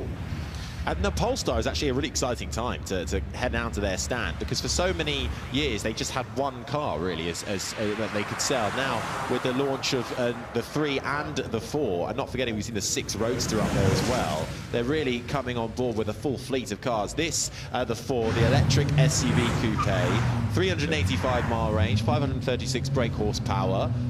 Polestar really starting to up the ante a bit. And also on the design, and the most controversial piece on this car, it has no rear window. And they've done that to sort of stretch the cabin inside, and you now have a sort of TV screen instead of a rear view mirror. But it's just a styling novelty, isn't it? But we've seen a number of everyone cars. uses cameras now, right? Well, apparently, but it's still got wing mirrors I see on this car. But yeah, no rear screen to enhance the interior space, I'm told. Yeah, I was down there with the CEO of Polestar a little earlier, and he sat in the back of the car and was demonstrating how much extra headroom he had sitting in the back of the seats. And you could just see at the top there, that little mounting, that is where the camera is for looking out of where the back window would be. Still with those wing mirrors, though, as you say, Harry. Yeah. But certainly the Polestar 4 offering that. There's also the 3 to look out for as well. That still does have the window. Yeah. And then to a little something different from Mercedes. And this is one of their newer cars on the block, the AMG GT3 63 Pro. Mercedes' latest offering in their GT range. It is. I had the GT Pro in recently, GT63 anyway. Very easy car to live with. It's now shared the chassis with the Mercedes SL. But this is an interesting car just coming up on screen now, this Alpine A290. Yesterday we saw the Mini Cooper Works go up the hill. This is a direct rival for the Mini Cooper coming from Renault. And Renault 5 base, Alpine have enhanced it styling-wise, wider track and a little bit extra horsepower. So they'll be doing battle later this year, these two cars. I'm a big fan of this car. 220 horsepower, 6.4 seconds, 0 to 60. F1-inspired steering wheel as well from the Alpine Formula 1 team. But then you've also got the iconic Alpine heritage from the front headlights being displayed there too. Right, yeah. I can only talk about the Mini, but the hot hatch, this idea of an electric hot hatch, front-wheel drive, I drove the Mini the other day, and you can turn traction control off. You just have this tyre squeal out of every junction, and you think, no, I must grow up. And I suspect this Alpine will be doing exactly the same thing on Evo tests in the future.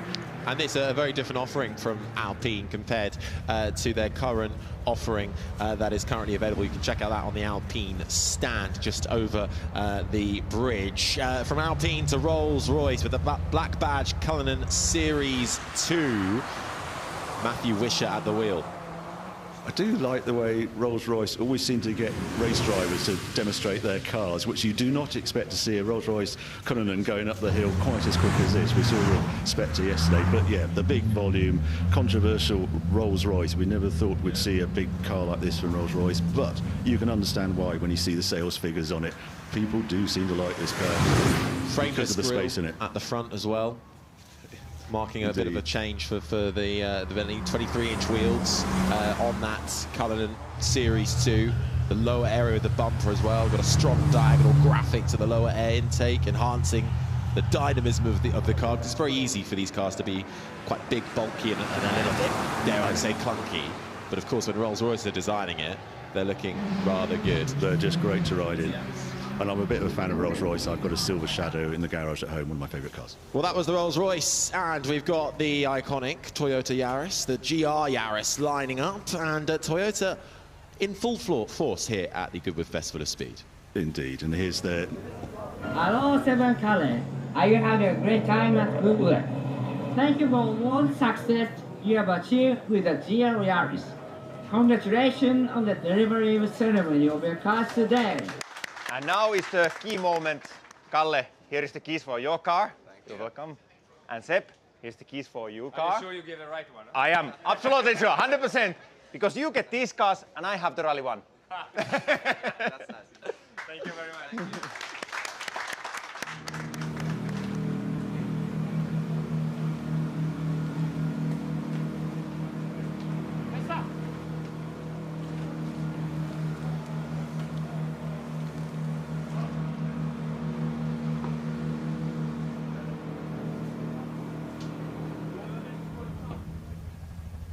Now, the Toyota GR Yaris has really become a mainstay of Toyota's offering over the last few years. It's the hottest of, we talk about hot hatches, this is the hottest of hatches out there. Everybody wants a GR Yaris, and if they have one, they say how brilliant it is.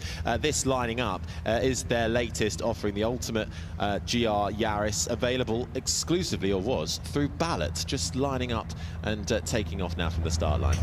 Yeah, and I'm one of those owners of a GR Yaris, had one since 2021, so yeah, guilty as charged. Yeah, the new one, 280 horsepower, and yeah, it's slightly more expensive than the other one, but they have just refined it. We drove one the other day, it's coming on Harry's Garage this Sunday, and it has this more mature, it's better riding, and has more adjustability in the chassis, and it's got a digital dash on it, and they've lowered so you've got a better view out from a driver's seat. But it's just a fun hot hatch. It's 1600cc, 280 horsepower. We never thought we'd get that sort of horsepower from smaller engines, and it was homologation special, created by Toyota, and it made no sense. They put so much effort. It was almost hand built, and there was this rush to buy them, and we've all hung on to them because there's nothing else like it out there. Just great fun. Four-wheel drive, proper little hot hatch. Like, think of Lancia Integrale, and this is the modern version of that car. Yeah, there's a couple of editions of the GR Yaris. Got the Ogier edition and the Rovanpera edition. I think the Rovanpera, named after Toyota's rally drivers, is the second car, the second of the GR Yaris. It's a bit more extroverted, racing-inspired rear wing, four-wheel drive mode as well, whereas the Ogier edition in the matte stealth grey GR Yaris has a large rear spoiler on that one too. Well, from GR Yaris to something brand new as well, the 552, sorry, this is the Xpeng G6. Yes, Gary Franks at the wheel of this. Another Chinese brand entering the fray. The third completely new model to its European range. This is an electric ultra smart all-electric SUV. Driving range of 570 kilometers, 200 kilometers an hour top speed. Flash of the lights as it comes through. And there's a general theme here, isn't there, of these Chinese brands coming into this space with the slick designs and minimalism to the car on the exterior. Yes, but then we've seen MG reinvent the car as well, so there's a whole mix coming. There are so many brands hitting us, it's getting confusing to know which car is which, but yeah, it's going to keep the Western brands, the heritage brands, on their toes when you look at this first glance, just the new cars coming along. Give us a wave if you see yourself on the telly watching here trackside at the Goodwood Festival of Speed. We hope you're enjoying it if you're here, and at least the rain is absolutely staving off for the time being, and getting all the good photos and content you can from this fantastic event. Friday here at Goodwood Festival of Speed. 2 more days to run across the weekend. And indeed, we hope you're enjoying the coverage wherever you are watching it from around the world. This truly is and has become a global automotive show. 4 wheels, 2 wheels, all on display. There is something for everybody here, not only on the hill climb, but also up at the Forest Rally stage as well. We've got the rally cars racing it around that brilliant stage. The technicals on that are absolutely something to behold. And still a few cars making their way up the hill at the moment. We just saw Ferrari blast past our commentary box, but let's take a look back at some of those first glance and road bikes, and we kick things off with the two wheels. Yeah, we do. That was the R20 concept. Lovely big thing again with that huge Boxer 2-litre engine. Really individual styling. And the new Continental GT out in full display. One you almost are a bit ashamed to love, and BMW launching two new cars here, and the new M5 turning heads everywhere you look. We also had the XM label SUV, striking front grille design from the BMW, who have long been supporters here. BYD also out in full force with their own brand BYD. This is the Seal, but also here with their prestige brand Yangwang, Lamborghini and the Urus SE. Yeah, 800 horsepower hybrid new straight engine. Aston Martin here, this is the DBX 707 making its way up the hill, the supercar for the family. And Genesis, Hyundai's luxury range from South Korea, making its debut. Honda celebrating their anniversary this year, bringing the Civic Type R to display. And we talk a lot about the M5, but BMW also here with the M4 CS. And you can see just inside how happy the passenger is in that. We've spoken about it a lot, the Chinese rise of all-electric brands in Europe. This from Hongyi, EH7, making its way up the hill. Hongyi, a brand long associated with China. The Lotus Emea, also out there on track. Lotus with a contingent of cars, indeed their hypercar here as well, the Avaya X. And Audi, the RS e-tron, having a wonderful time. Well, that was just some of the action we got in the highlights of First Glance and road bikes. But now we can head to David Green, who is with a rather special guest. Well, in the great tradition of being surprised by people getting out of a car, we have Eric Cantona getting out of a Capri. Yeah. We did the road, the race with Paul. Very exciting, yeah. How was your chauffeur today? He's unbelievable. He's a legend. There were three legends. Him, me, and the car. I like it, three legends in one. Yeah, we are back. The legends are back. How was a new Capri? The new Capri is so great, yeah.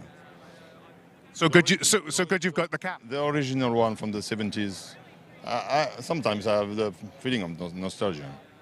But I think they reinvented something, yeah. Like it's an evolution, but inside the same, it's the same soul. Yeah, absolutely. We were talking to some of the designers and they were talking about how this is the car they think it would have evolved to had it been in production since that time. Yeah, it is, exactly. Is it the first time up the hill?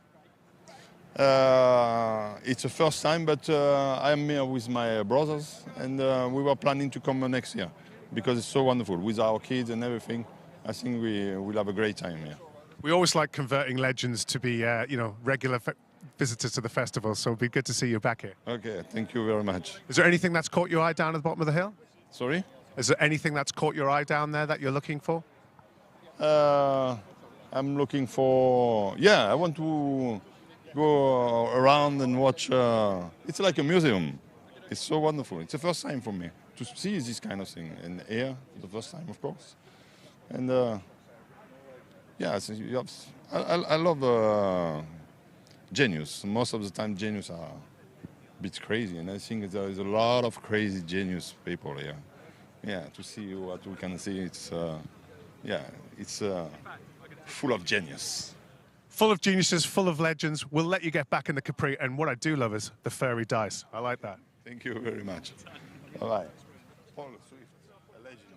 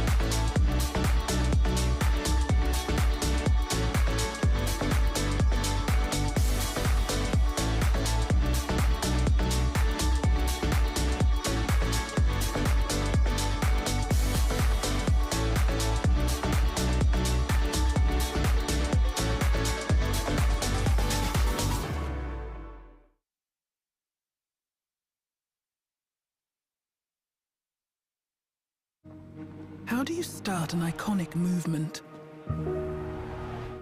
Classicism would say it's all about form and craftsmanship, while surrealism would find all of this quite, well, surprising. After all, it's about creating the icon of a new movement. Welcome to Forwardism, the all-electric BMW i7.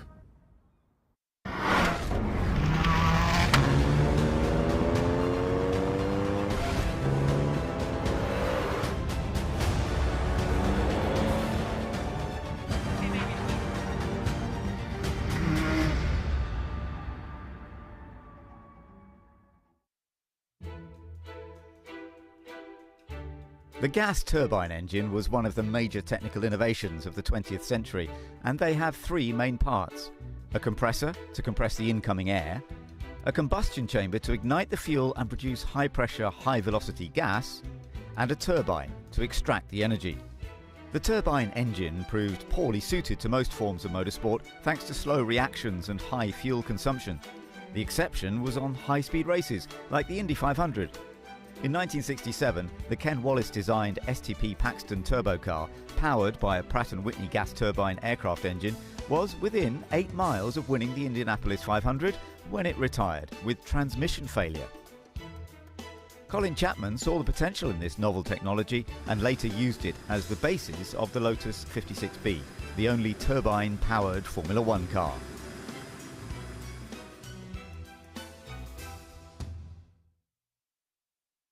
Throughout the weekend, the Gas Arena plays host to several shows that will be packed with stunts, tricks, athletes, all from the world of freestyle motocross, BMX and mountain biking. And I'm joined by Matt Crowhurst, who is the host of the Goodwood Action Sports Arena. Now, Matt, we can see that the warm-up show is happening behind us. I know, it's a bit mental already, isn't it? It's only the warm-up show. They call this the warm-up. I know, It's insane. Yeah. People definitely need to come and see this. It's such a spectacle. You must be enjoying it as the host here to see all of this. I mean, we are so privileged, honoured, lucky, and thankful to be here every single year. Thank you to the Goodwood crew for always inviting us back. But don't tell anyone else, but this is the best part of the show. Yeah, I mean, it's tucked away at the side of the Festival of They took us Speed. away for a reason, because we're loud. But they make up for it in the spectacle, the height, the skill that is shown here. What can people expect to see if they come down here? So I'm lucky enough to have been chatting about these guys doing this thing for a very long time, and it still blows my mind every single time I do it. We have got the best athletes in the world. We've got Olympic medal winners, we've got world champions, European champions, we've got the coolest, the chorus, the craziest of all of them all here doing their thing. So upside downers, round and rounders, up in the air, letting you go a bike for some reason us mere mortals cannot fathom. It's all on, and it's the most fun, and the crowd gets involved. It's the best party in the place. Yeah, and you can see straight away that the crowds gather as soon They just as get sucked in. the music goes up, the engines start. It's definitely something to watch. But actually, the crowd can get involved as well. There's an area where people can try stuff out. Well, the crowd have to get involved with the shows through noise. They can't help it, it's involuntary.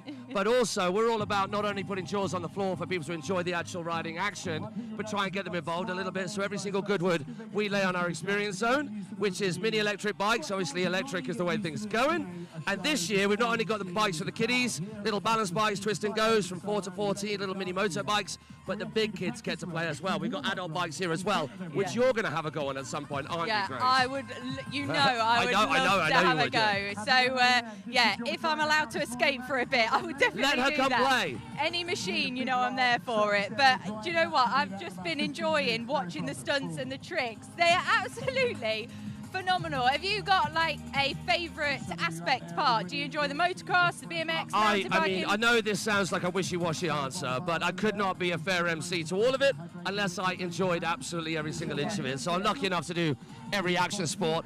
Even equestrian, would you believe? I love it all. Anybody who's at the top of their game, giving it their all, in any situation where the crowd are going crazy, love it all. Yeah, definitely. Well, there's several shows across the weekend that people can come and enjoy.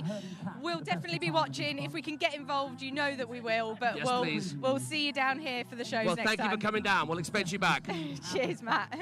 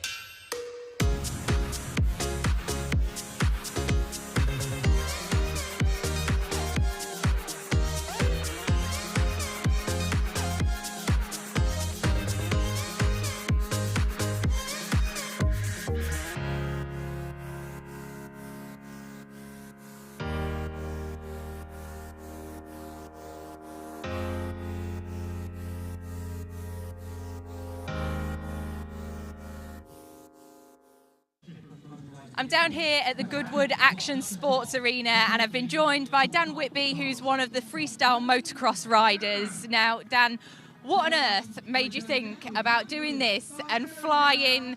How high are you getting up on some of these jumps? Well, it's about 40 feet in the air, and in answer to your question, I don't really know what has inspired me to do it, but Yeah. I will tell you it's really good fun. Yeah. I mean, Yeah. It looks fun and you're definitely drawing a crowd. Has it been really exhilarating to be here at the Festival of Speed and showcase all the skills and what you guys can do? Without doubt, like Goodwood, it's just a great vibe, you know. Like everyone's here for one reason, you know. They love extreme sports, they love, you know, adrenaline, and that's, you know, something that we've got an abundance of here. So it's a great environment to be displaying what we're doing. Yeah. And so what can the crowd expect to see when they come down to the gas arena? Well, there's a whole lot going on. You just got a little glimpse of our warm-up. You've got the BMX, the trials, you've got FMX. There's just so much going on. It's just worthwhile, I guess, coming and checking it out and trying to take it all in. You know, if you can put it in a sentence and let me know what you feel and what's going on, then I'm all ears. Yeah, like you say, there's so much to see, not just motocross, BMX, mountain biking. As a motocrosser yourself, what other discipline do you show real appreciation for? Well, a lot of our tricks kind of stem from BMX and mountain bike. You know, we'll see what those guys are doing because they're always pushing the limits, and then try and replicate it on, you know, on a motocross bike. So yeah, definitely the BMX guys. Yeah, well, it's such a spectacle to see. The crowds are definitely coming in. We'll look out for you because there's several shows across the weekend. Is That's that right? right. Yeah, we've got two main shows today, and then we have like a little addition at the end of the day where we have best tricks. So there's loads going on throughout the day, loads to see, and yeah, we'd be glad to see you come down here. We'll look out for you for sure. Thanks for speaking to us, Dan. Pleasure. Thank you.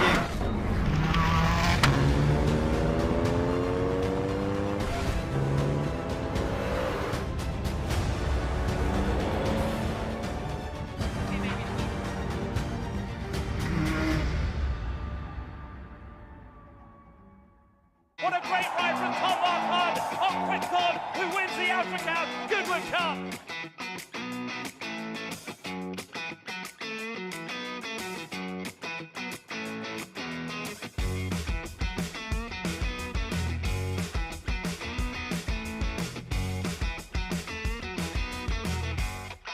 Highfield Princess, she's all class, and Highfield Princess comes clear to win the King George. Paddington goes back to Devour the run towards the line. It's Paddington, he's still going to be unbeaten in season. He's going to win the Sussex Stakes.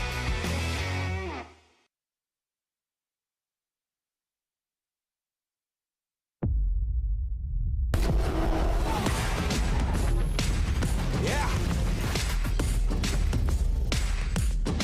I can feel the momentum. I'm on a mission, burning through my lane. Do I have your attention? Do I have your attention? Better know my name. Got the soul of a giant, the force of a titan living in my blood. Ain't no way to deny it. My energy rising, I'm feeling fired up.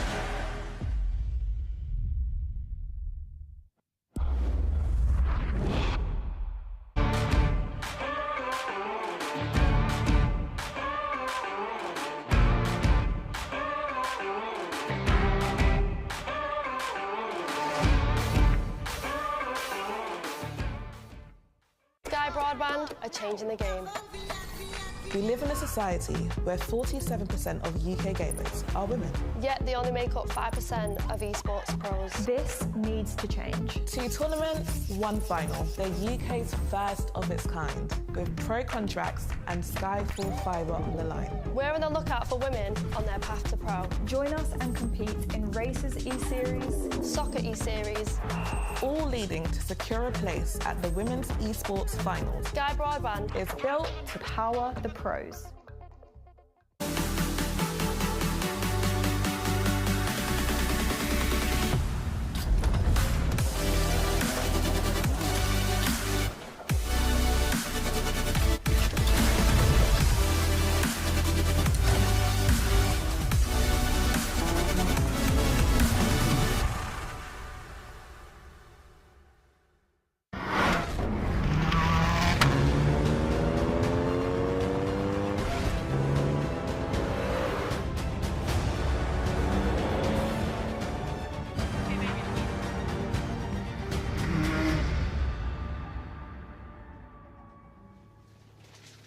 Well, the day at the Festival of Speed moves on apace. We have many, many special celebrations. One coming up is going to be very special indeed. It is the celebration of Niki Lauda's great, phenomenal racing career. Also in this next batch, we will have a celebration of 130 years of Mercedes in motorsport. We will have the Joest, 16 times Reinhold Joest team has won at Le Mans. And also we'll have the fabulous drift cars. And I know, Alice Powell, that you really look forward to those. I do. If you've got eardrums, you're not going to be having them after these drift cars have gone up the hill. They're going to be covered in smoke. They're going to get ever so sideways. So really looking forward to this next batch. Well, but the one that stands out for me is the tribute to Niki Lauda.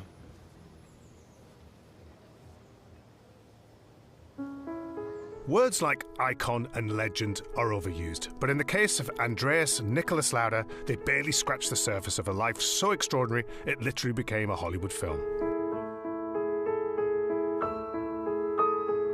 The simple facts: 25 Grand Prix wins, 24 pole positions and 3 World Championships only tell a fraction of the story. Born into a wealthy Viennese family, Niki was initially dismissed as a lowly pay driver. The dreadful March 721X nearly finished his Formula One career before it had begun. But glimpses of speed with BRM were enough to attract the attention of Enzo Ferrari. In his first 2.5 years with Ferrari, he was comfortably the fastest driver in the world, claiming 21 pole positions, 12 Grand Prix wins, and the 1975 World Championship. Midway through 1976, with the best car and a massive points lead, he seemed on course for back-to-back championships. But then came the fiery crash at the Nürburgring, which would have defined most drivers' lives, but for Niki was little more than a subplot.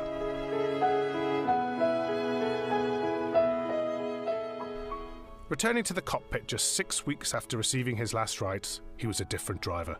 No longer reliant on outright speed, instead he applied his considerable intellect, well-honed development skills and astute racecraft to become the ultimate driver. It's a measure of this change of approach that he scored more race wins and championships after the accident than before. Despite sacrificing his championship chances in 1976 by parking in the rain of Fuji because, as he put it, my life is more important than another world championship, he duly took a second title in 1977 but walked away from Ferrari before the end of the season. He joined Bernie Ecclestone at Brabham, but during practice for the 1979 Canadian Grand Prix decided he was bored with driving around in circles and abruptly turned his back on the sport.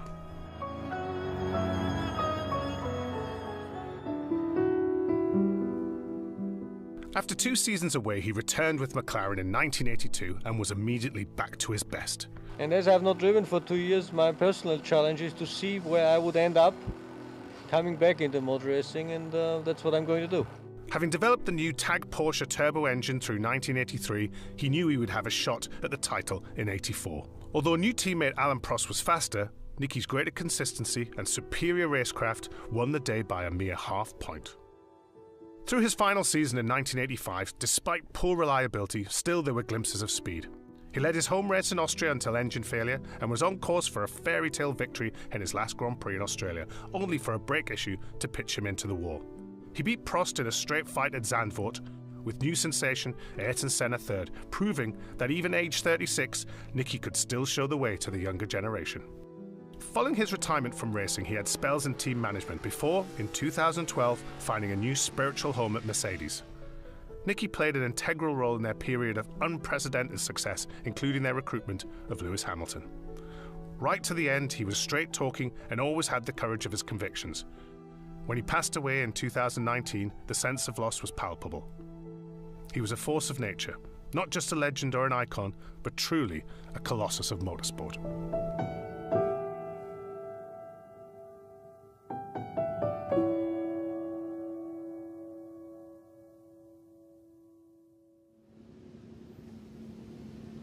So a celebration of a remarkable man, and what an assembly of cars. Looking down the line here, we can see the Sauber Mercedes, that's the C11 from 1990.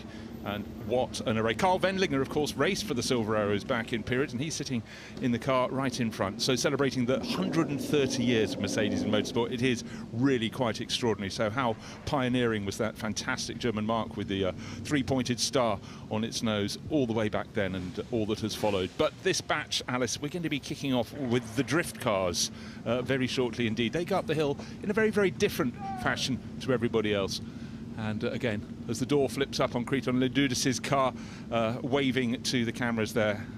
Even on a day like this, the temperature inside a cockpit soon builds up, doesn't it, Alice? It does. I mean, it's building in this commentary box. It's nice and toasty in here, and it'll be toasty in those cars as well. But we're so lucky to be treated with such a beautiful array of cars. As you said already, Bruce, 130 years of motorsport for Mercedes being celebrated here. Their first GP victory came all the way back in 1908 at the French Grand Prix, and it was 140 horsepower car, no front brakes, which is pretty mad, and wooden spoke wheels, but of course a 12.8 litre engine. I mean, why not? Speed was the essence, but then it was the engineering that brought it down to the track. Now the CLK LM, this was the very end of the 1990s, absolutely fantastic cars, and it's great to see them all again. And the aim, of course, was winning the Le Mans 24 hours, but then they changed things around to make sure it was going to happen. But what I like is the consistency with Mercedes. You always have that engineering bent that just runs through all they do. And the one we're looking at now did not go on to win at Le Mans, but they gave it a good crack. But you bounce back, you return.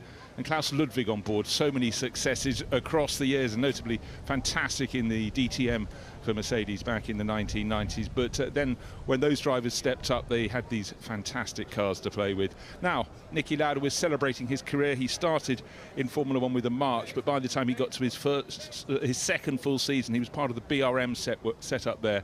And what he did that year was noticed very clearly by Ferrari. They then brought him on board next. But great to see these Marlboro BRMs, his name on the side, the right helmet in there as well. So again, BRM spent years trying to succeed in Formula One. Every now and again they'd bob to the top, but Niki knew that he had to go to another team if he was going to rise on up the charts, and that's exactly what he did. When he went from BRM to 74, he moved to Ferrari and started winning just 4 races into his career. Analytical, very quick. That is why he succeeded. Exactly, and you could say he was the one that brought Lewis Hamilton to Mercedes, you might know that name, and 6 world championships. And Lewis often talks about how much Niki really helped him in becoming and adding to his world championship lists right there. Yeah, I mean, Niki was a man who had just laser focus. The important things were considered, the other stuff was extraneous. Just a great shot there in the W196 Mercedes of Jochen Mass sitting, waiting for the start. Now, this is rather special, this drift car in behind. Red Bull livery all over it. It's kept down in the paddock with the Red Bull Formula One cars, but Mad Mike Widdett is back. He's got effectively a cross between a McLaren 650S and a McLaren P1, and he's just doing things a little differently. He's got a rotary engine in that. It revs to high heaven and back again, but of course he needs all that power, peaky power, where he wants it for doing the donuts and the other tricks that all these remarkable drift racers do. I've not seen this car before. I'm used to him in a Mazda rotary, so the world keeps moving on, and so does Mad Mike Witt. More. We've got the Lexus there. We're going to see a Chevrolet. We've got the Nissans. We've got the Toyota Stout. I mean, that's one that is far removed from its origins, but we will see that go sideways up the hill very soon. Everyone waiting patiently. I just think we've had a car maybe break down on the hill. I was having a look out the commentary box window, but it looks like the car is now turned around and going back. It was one of the Mercedes. The Sauber Mercedes. I think it's Kenny Atchison's car, the 1989 C9. That's a shame. Kenny came second at Le Mans that year in a Mercedes, Sauber Mercedes 1-2. I'm sure he'll be out again. Fantastic racer from Northern Ireland. And for drivers up and down the start line, it's only a short delay because, in fact, we're running beautifully on time today. If anything, slightly ahead. So you always build a bit of extra time in if you possibly can. We started on a slippery hill. It has been drying out through the course of the day. Thank goodness. Yeah, we've got the 388. If you're looking in your program, you'll be able to find that. If you haven't got your program, what are you doing? Get it. Plenty of information you can gather on the car there. That was a 388, the M4 BMW. Conor Shanahan, the Irish drift rally driver that will be taking it up the hill. Bernd Mailander, for years the safety car driver at Formula One. Behind him, Bert Schneider, an absolute legend of the Mercedes world. Yeah, he'll be taking the wheel of the W25, the Formula GP car. It's still original there, slightly different to what Bert is used to driving, as you said there, Bruce. Yeah, but Mercedes-Benz has this incredibly rich history and a fantastic heritage department. I mean, in fact, maybe there is... just double-checking which of the Saubers that is there, which one retired. I think it actually might be Kenny Atkinson's is the one that's down there. Yeah, maybe it was the C11 that was pushed back into the paddock. More of that, but look, hey, sun has just burst through the clouds. It was very grey and it was raining first thing this morning. We'll take the sunshine, help dry up the grounds here at Goodwood House. But Molecombe Corner is the image on the screens. It's where some of the wisest fans go and stand, because it's possibly the most tricky of all the corners on the hill climb. Now, how do you like your Fords? Whatever shape would you like? Would you like a Ford Raptor? And I tell you what, would you also like Carlos Sainz Sr., World Rally Champion many times over and an absolutely phenomenal exponent of off-road rallying now. What a treat to have the father of. Look at that, two-time World Rally Champion. First one, his first World Rally Championship back in 1990, then got his second in 1992. If the grass was not neat and tidy, it's not anymore. Carlos Sainz Sr. making the most of the entry into the first corner. When one considers comparing the performance of this car and the radical behaviour it can offer versus the Toyota Celica's, in which he really cut his teeth on the World Rally Championship stage. Coming up to Molecombe on the right-hand side of the track, he'll cut the inside corner. That is neat and tidy, because of all the rally drivers, Carlos was always super neat. Others were quite happy to be very, very leery where required, but Carlos, king of neat, and it's also passed down to Carlos Jr. in Formula One. Such a precise driver. Yeah, as well as racing in the Dakar, he's taken to Extreme E as well, which is still continuing. I believe they're racing in Scotland over this weekend, and he was very close to the hay bales there on the right-hand side. This form of competition vehicle just becomes more extreme with every year. Over the line goes the Ford Raptor. So we're ready for batch number 3, and down in front of the house, Steve Baggioni, Bagsy as he's known. He likes his horsepower in his drift cars, and this Nissan is absolutely mighty. Each year there's more power. This year, if he chooses, he can crank it up to 1,200 horsepower. I mean, that's anything to frighten anyone. It goes through Molecombe Corner. Now, tyres absolutely squealing, covering anyone stood it there in the grandstand with dust. And here what I was talking about, the Toyota Stout. This is the 2.1-litre 4-cylinder turbocharged, and I said yesterday I could see Bruce popping down to his local shop with the dogs in the back. Yeah, the dog in the boot, he'd absolutely love it. Go Moose. But right now, a 1966 pickup, reimagined, recreated. That's how it should be. If you can pick it out through the smoke, the tyre smoke there, you're a better man than I. But up the hill it goes. These drivers, you might think they're just hanging the tail out for the heck of it, but they balance these cars. And get this, by the time they've done their donuts at the top of the hill course, that will be one set of rear tyres completely finished. Sideways at about 30 degrees, the normal line through Molecombe. Up there, everyone in the crowd honoured to be covered in tyre smoke. Now, a lot of these cars aren't necessarily what they seem. We can look at this through the tyre smoke. Ah, look, it's a Nissan Silvia. Of course, that doesn't mean they have a Nissan engine. This one's powered by a Toyota Supra. And the drift drivers, they chop and change. They work out which engine will give them the peaky performance they want to spin the car around. Can they do it on a six-month well? Kevin Quinn, one of the many Irish drifters, is doing precisely that.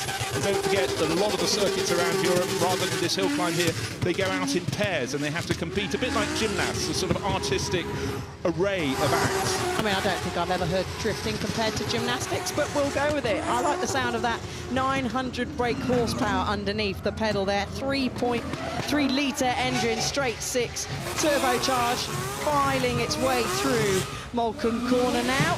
And next up, we've got more burnouts, and we're going to have plenty more along the way. Axel Hildebrand, again, of course, the graphic says Chevrolet Corvette C6. Nothing is as it seems, as I said. A little bit of bodywork coming behind the front right wheel. It's come loose. This is powered by a Mazda rotary engine. I think you can tell it's not a V8 engine. No, oh yeah, that bodywork. I don't know if he just clipped it on the straw bales on the run down to the first corner. It won't slow him. He probably hasn't noted as yet, but Axel Hildebrand, always one of the great entertainers. And they pick their cars, they keep them light, make them powerful. and then they do the rest. Yeah, 800 brake horsepower there, sequential gearbox. Now, how's that? If, you know, drifting at speed, I often think drifting at low speed like this is all the harder. So just in front of the exit of the assembly area, chance to do some more donuts in front of the grandstands. He'll come up. Let's see what sort of angle Axel Hildebrand will adopt when he approaches Moulcombe Corner. Oh, sideways, what a surprise. The famous oil brand Sunoco there. You have the Sunoco Challenge for many racers in the UK participate to win, and there's that bodywork just catching. Yeah, the bodywork's got like a little, but it's fine. Bit more. It's fine. Now here's the Eurofighter, the BMW M3, and it can rip through a set of specialist ultra sticky slick tyres in just 60 seconds as the Corvette now has just stopped at the top of the hill. The marshals, as always, doing an absolutely incredible job. Okay, so red flag. No, it's just stuck in the dunes at the side, but unfortunately he couldn't get to the point where there's a grass verge to pull over. But very sensibly Axel Hildebrand would have spotted whoever had the fire extinguisher. He found the closest group of marshals, and that was only about 10 seconds after we'd spotted those first flames. So some of the bodywork perhaps rubbing, or maybe there was some straw inside it from where he clipped. Oh, actually, maybe it's rather worse than that. Maybe it's nothing to do with the bodywork. Clearly there's a bit of overheating under the lid there. So everybody else on the hill as a fire and rescue vehicle goes up towards it to join the marshals, just having to hold their fire for the moment. But spectacular. Axel probably didn't want that degree of spectacle, but he was entertaining on the way up, and I'm sure this can be shifted off the hill ASAP. Yeah, it surely will. As I said, Marshall's doing an outstanding job as always. Let's have a look. Maybe it was just that first bail that he might have clipped there. He lost a little bit of bodywork flying off very early on in the run, and there you go. It just looks like, to me, Bruce, that it was just the bodywork that has set alight ever so slightly, but it all appears to be out and safe now. Yeah, so a classic incident at the first corner, I think we can say. But then look at this super slow-mo. And also Axel Hildebrand spinning the Sunoco-sponsored Corvette round on a sixpence. Rear wheels locked, and they keep locking them, unlocking them, and basically witchcraft behind the steering wheel. With that panel flipping up on the front right corner of the car, of course, the cooling not working as it was actually intended. Well, let's go to the top of the hill while we have this stoppage, because we have David Green, and he's caught the man who drove the Ford Raptor up in astonishing style. Carlos Sainz. Mr. Sainz, I think if you're bored with rallying, you can be a drifter now. You just showed these boys how to do it up here at the top paddock. It's always a good fun, you know, to have such a car and drive here with all the public. It's really good. I like the way you came to the top paddock, though. It was pretty quick. Yeah, it was. I came many years ago, and I don't remember very well, so first time I have to be careful. Tell us about this wonderful machine. This is going to be your new office for next year's Dakar, yeah? Yeah. I think this is a huge project for M Sport, and you know, for me as a driver to enter this new project is fantastic at my status, at my age, and I'm really hoping to give Ford this victory one day. Well, you're still a young man. I mean, you know, to win the Dakar this year was such an achievement, especially after last year's crash. So fantastic, congratulations for that. But you got high hopes for this car? Well, you know, the car has been born in a really nice way, and the testing has been going well. So at the moment, we have to be humble, because always the first year is very difficult in the Dakar, but I think everything is looking good. And how was your drive up the hill this morning? It was good. Slippery, especially with these off-road tires, very hard, but yeah, it's great. You redecorated the Duke's lawn a little bit at the going past the house. What? You went across the grass a little bit. Sorry about that, you know, I misjudged a little bit the grip. Great to have you here. Good that you showed the drifters how to do it, and we look forward to seeing you across the weekend. So, did I touch the Duke's lawn? Most certainly. We saw it. It's all on camera, Carlos Sainz. But right now, we're all set for something very special. We had them yesterday. We're honoured to have them again. Let's go and take a look at the Red Arrows. They come in to produce their latest, greatest display. Good morning, Goodwood Festival of Speed. It's the Red Arrows! It's great to be here at Goodwood Festival of Speed as we arrive in our world-famous Diamond 9 formation, trailing our famous red, white and blue. Arriving in our Diamond 9 for our 60th anniversary in 2024, bringing the team around to the left, is squad leader John Bond. He's Red 1, our new team leader for 2024. He was in the team previously for 5 years before taking a break in 2023. Joining back as the team leader, leading us into our Diamond display season as the to 9 Arrow. In from the left. The smoke comes on for the 9 Arrow present. Squad leader John Bond, Red 1, as I said, been in the team previously for 5 years. He's a former Typhoon pilot and former qualified flight instructor on the Tucano and display pilot in 2012. You then saw Reds 8 and 9 roll back to change the shape into Fred as they come around to the left.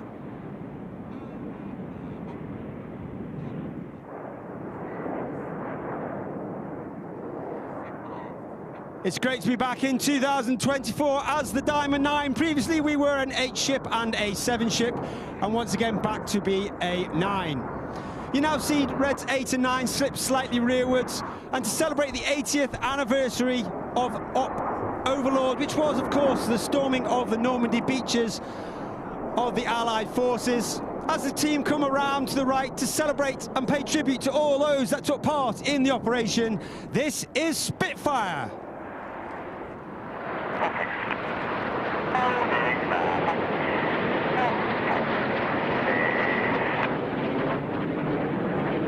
On the right of Red 1 is Red 2, that's squad leader Chris McCann. He's in his first year on the team.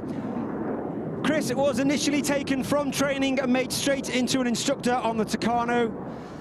After that, he then joined the world-famous 617, the Dam Busters Squadron, where he flew the Tornado GR4. And he actually got an Air Force Cross for his service on operations over Afghanistan. His opposite number on the left-hand side of Red 1 is Red 3, that's Flight Lieutenant Dustin Wales, known as Dusty. Originally from Zimbabwe, a former Typhoon pilot with 11 Squadron, instructor with 29 Squadron, and on the Test and Evaluation Squadron, 41 Squadron, all based at RAF Coningsby. You now see Reds 4 and 5 smokers either side of the centre section make their way rearwards and celebrate the 20th anniversary last November of the final flight of one of the most iconic aircraft in history. As the team roll out, there is no mistaking the wonderful and majestic. This is Concorde.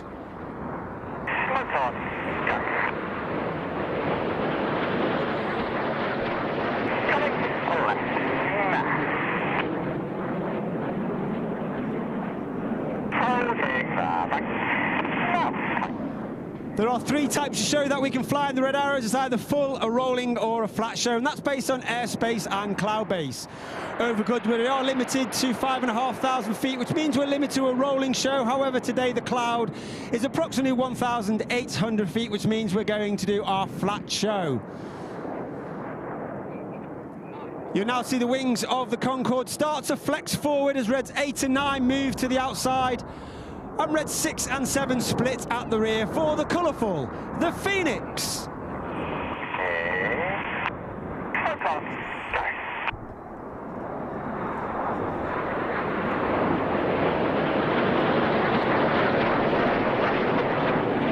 In the middle of that right wing uppermost is Red 4, Flight Lieutenant Ollie Suckling. Ollie is in his 2nd year on the team. He's a former Tornado GR4 pilot. He was Red 4 last year, he remained as Red 4 this year, and he takes up the role of Uncle Enid, which means he is a mentor and works alongside Red 1 during winter training to ensure that the new pilots each year maintain and achieve the standards required of a Red Arrows pilot. There are 11 pilots in the Red Arrows. There are Reds 1 through 9 you see displaying in front of you. There's myself, Red 10, former Tornado GR4 pilot, former qualified flying instructor on the Hawk T Mark II. And we are commanded by Red 11, that's Wing Commander Adam Collins, officer commanding Red Arrows. He's a former Tornado GR4 pilot, and he also flew the F-111 while on exchange with the Royal Australian Air Force. 8 and 9 moved rearwards now to form 2 distinctive rows as they roll round for the right for the chevron pass.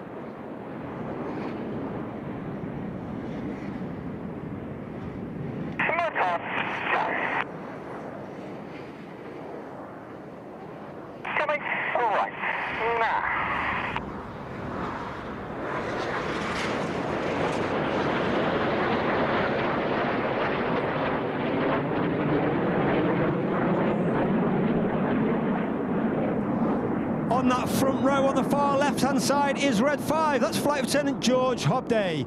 Once again, in his first year on the team, he's a former Typhoon pilot, having flown with 11 Squadron at RAF Coningsby in Lincolnshire. And he's also taken part in operations over Syria and Iraq, as well as the Eastern European Air Policing Patrol in the face of the aggressive Russia.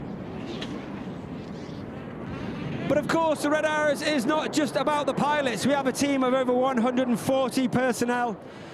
Over 120 of them are the engineers, the logisticians, the administrators, the public relation team, known as the Blues due to the colour of their flying coverall. The team now come around to our left-hand side with Reds 8 and 9 and trail for one of the most popular, if not the most popular manoeuvre that we fly. Get your cameras ready for the colourful, the dynamic, it's Tornado!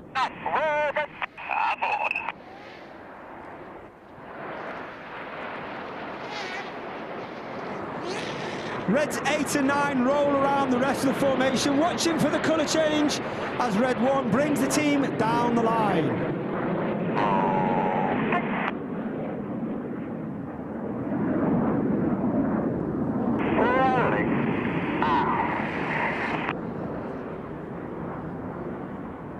The aircraft at the front of the formation fly with their air brakes out in this particular manoeuvre, and that has twofold effect. It means the pilots fly with a higher throttle setting, thereby producing a hotter engine gas temperature, and it makes the smoke colours burn a lot more brightly. In addition, it makes the airflow outside the back of the aircraft a lot more disturbed, and it means the smoke billows a lot more fuller, and therefore in certain manoeuvres we fly those manoeuvres with the air brake out to enhance those particular manoeuvres.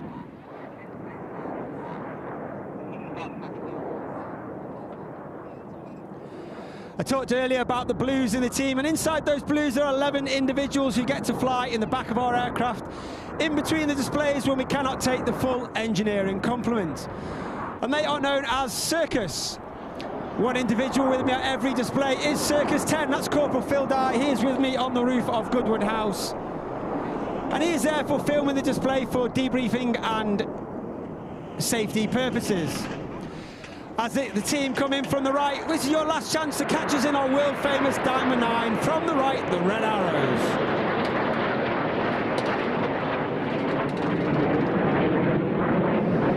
As you start the second half, you'll now see a manoeuvre not seen since 2003 for the 5-4 split.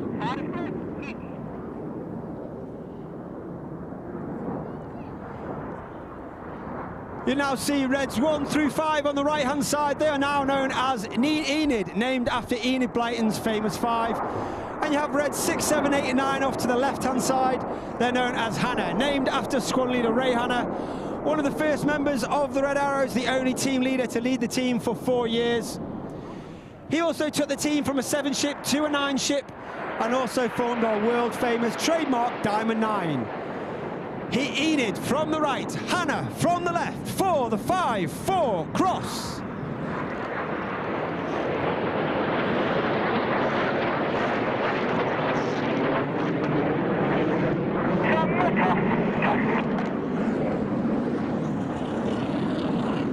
Keep your eye on Enid to the left-hand side.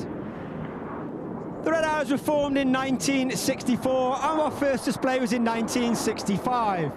We were actually formed from 3 different display teams. We had the Red Pelicans, the Black Arrows and the Yellow Jacks. We took the red from the Red Pelicans, the arrows from the Black Arrows to give us our name, and we took the aircraft from the Yellow Jacks. In from the right, in tribute to that aircraft, the smoke will come on, Enid flying the Gnat.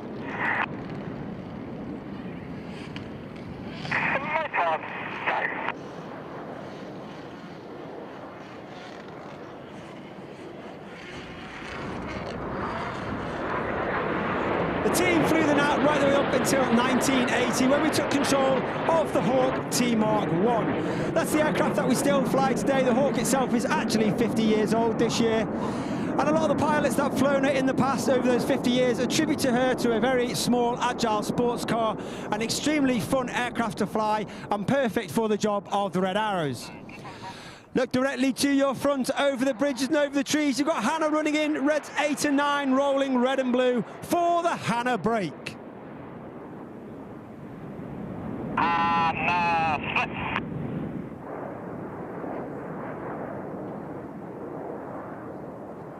Red 7 and 8 off to the left-hand side. Red 6 and 9 off to the right-hand side.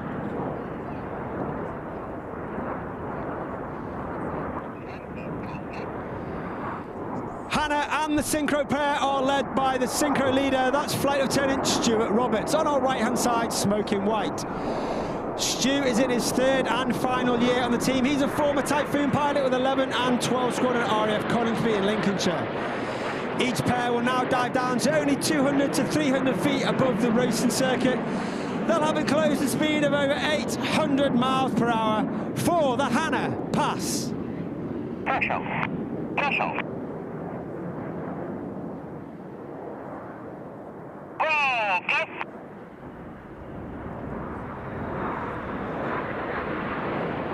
Reds 8 and 9 going up and down on the roller coasters, and Reds 7 and 6 staying flat. Red 7 off to our right-hand side is squadron leader Tom Hansford. Tom is in his second year on the team. He was Red 3 last year. He's a former Typhoon pilot, former qualified weapons instructor on the Typhoon, as Red 6 and 7 turn to each other to complete the Cyclone.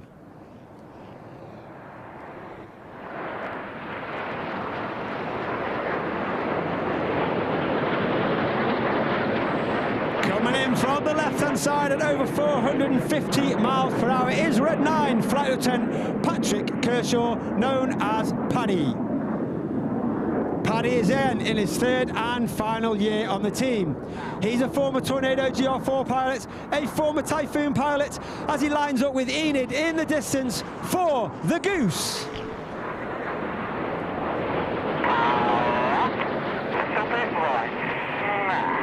And you see Red 9 climbing up, streaming his red, white and blue, as Enid also stream our world famous red, white and blue off to our left hand side.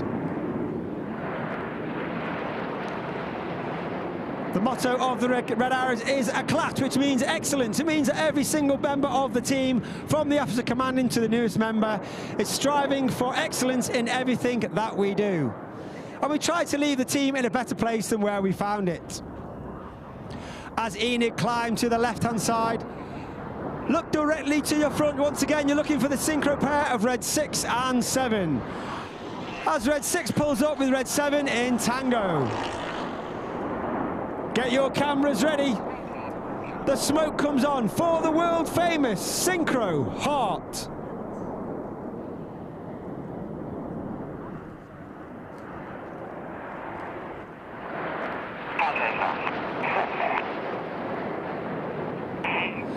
And coming in from the top right-hand side is Red 8 as he spears the Heart.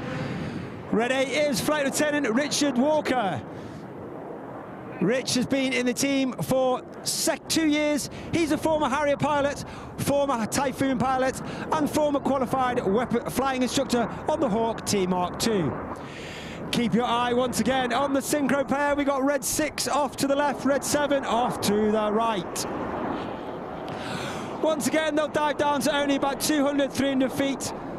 They'll be looking to pass each other in the middle at only 30 metres. That's 100 feet at the closing speed of over 800 miles per hour. They'll go unsighted at the very last minute in a manoeuvre called the opposition barrel rolls.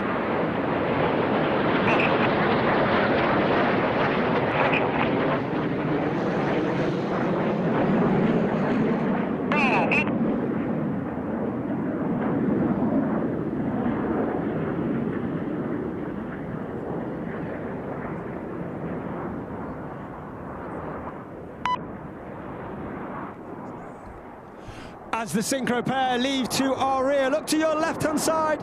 You have Enid running in once again, joined by 8 and 9.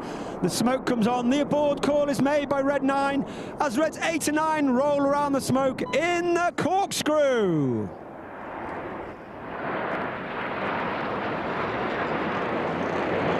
One of the roles of the Red Arrows, of course, to represent the Royal Air Force and obviously represent the United Kingdom of Great Britain.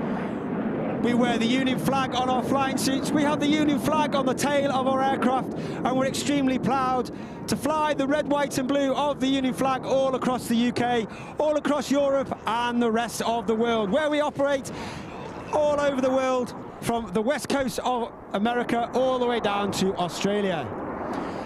We now have Red 6 coming in from the left, Red 7 coming in from the right, once again with a closed speed of over 800 miles per hour. Each aircraft will perform a 360-degree aileron roll.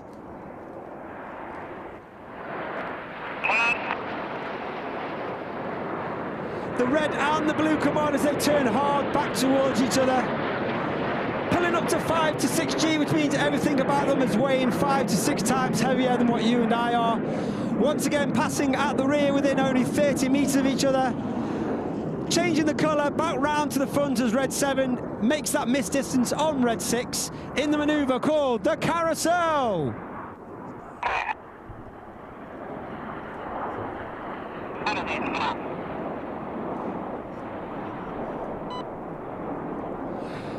As the Synchro pair leave, look to your right-hand side. On the 45, you see Enid running back in with a white smoke in trail.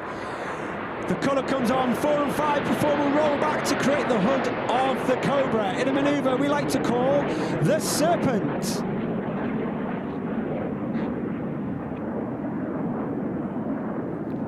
Once again, Enid trailing our famous red, white and blue. That red, white and blue is only capable due to the smoke pod, which is the small tank under the belly of the aeroplane. That smoke pod is capable of producing approximately 5 minutes of white smoke, 1 minute of red smoke and 1 minute of blue smoke. And each of those colours has its own individual button on the pilot's control column. And during winter training we come up with a smoke plan so we have the right colour smoke at the right time in the display and that we do not run out. The pilots has now moved up, looking 90 degrees left and right along their shoulder line out Red 1. The smoke comes on as we complete the Serpent with the Tango Present.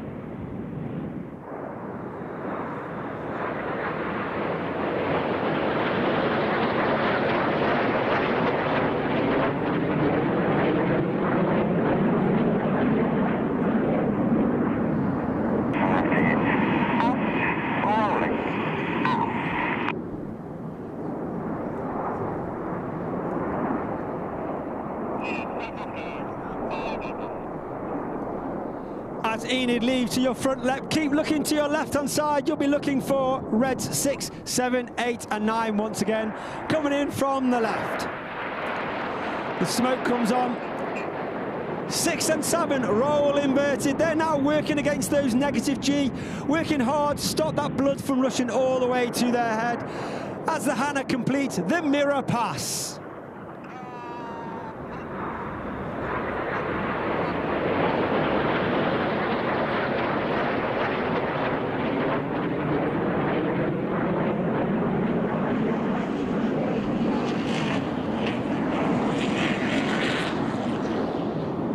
As Hannah disappear to our right-hand side.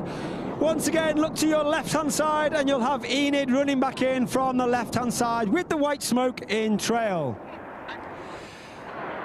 2 and 3 roll goes, Reds. 2 and 3 roll around the outside. Clear go is Reds. 4 and 5 roll around the outside. In one of the hardest manoeuvres for our new pilots each year to master, this is the rollbacks. Clear. Go.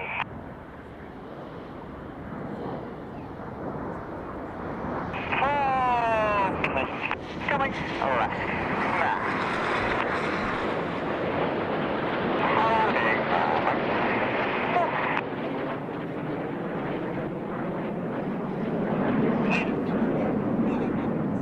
As Enid leaves to the right, once again look directly to your front over the top of the bridge towards the trees in the distance, and you're looking for Red 6, 7, 8 and 9.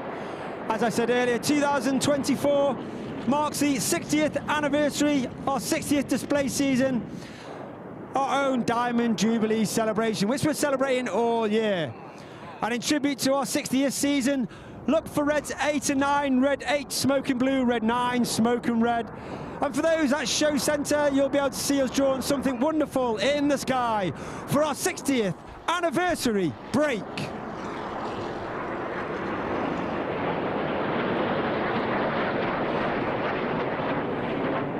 As that 60 in the sky is underlined by Red 6 and 7. Red 7 off to the left, red 6 off to the right. As they pull up once again to approximately 1,000 feet, they'll dive down to only 200 to 300 feet for their final manoeuvre of the show. Looking to pass each other again within only 30 metres.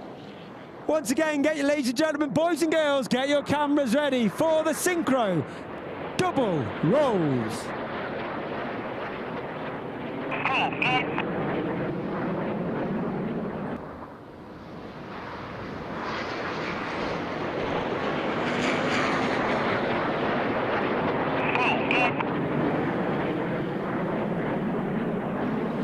As the synchro pair complete their manoeuvres and move to our rear, look directly to your front with Enid 8 and 9 for the Vixen break.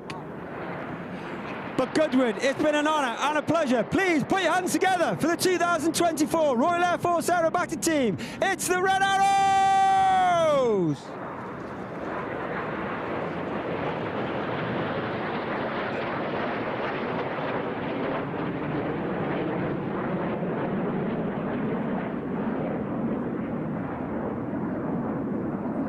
Red 1 puts his smoke on. He'll gather the rest of the formation, take them back to Bournemouth Airport where we're operating from today.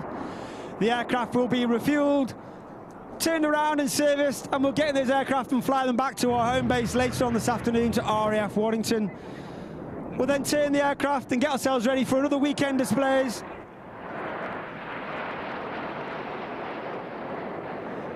We'll get ourselves ready for another weekend of displays. We have a display on Saturday morning at our own RAF Waddington Families Day, before then flying over to Liverpool to do the Southport Air Show on Saturday afternoon and Sunday.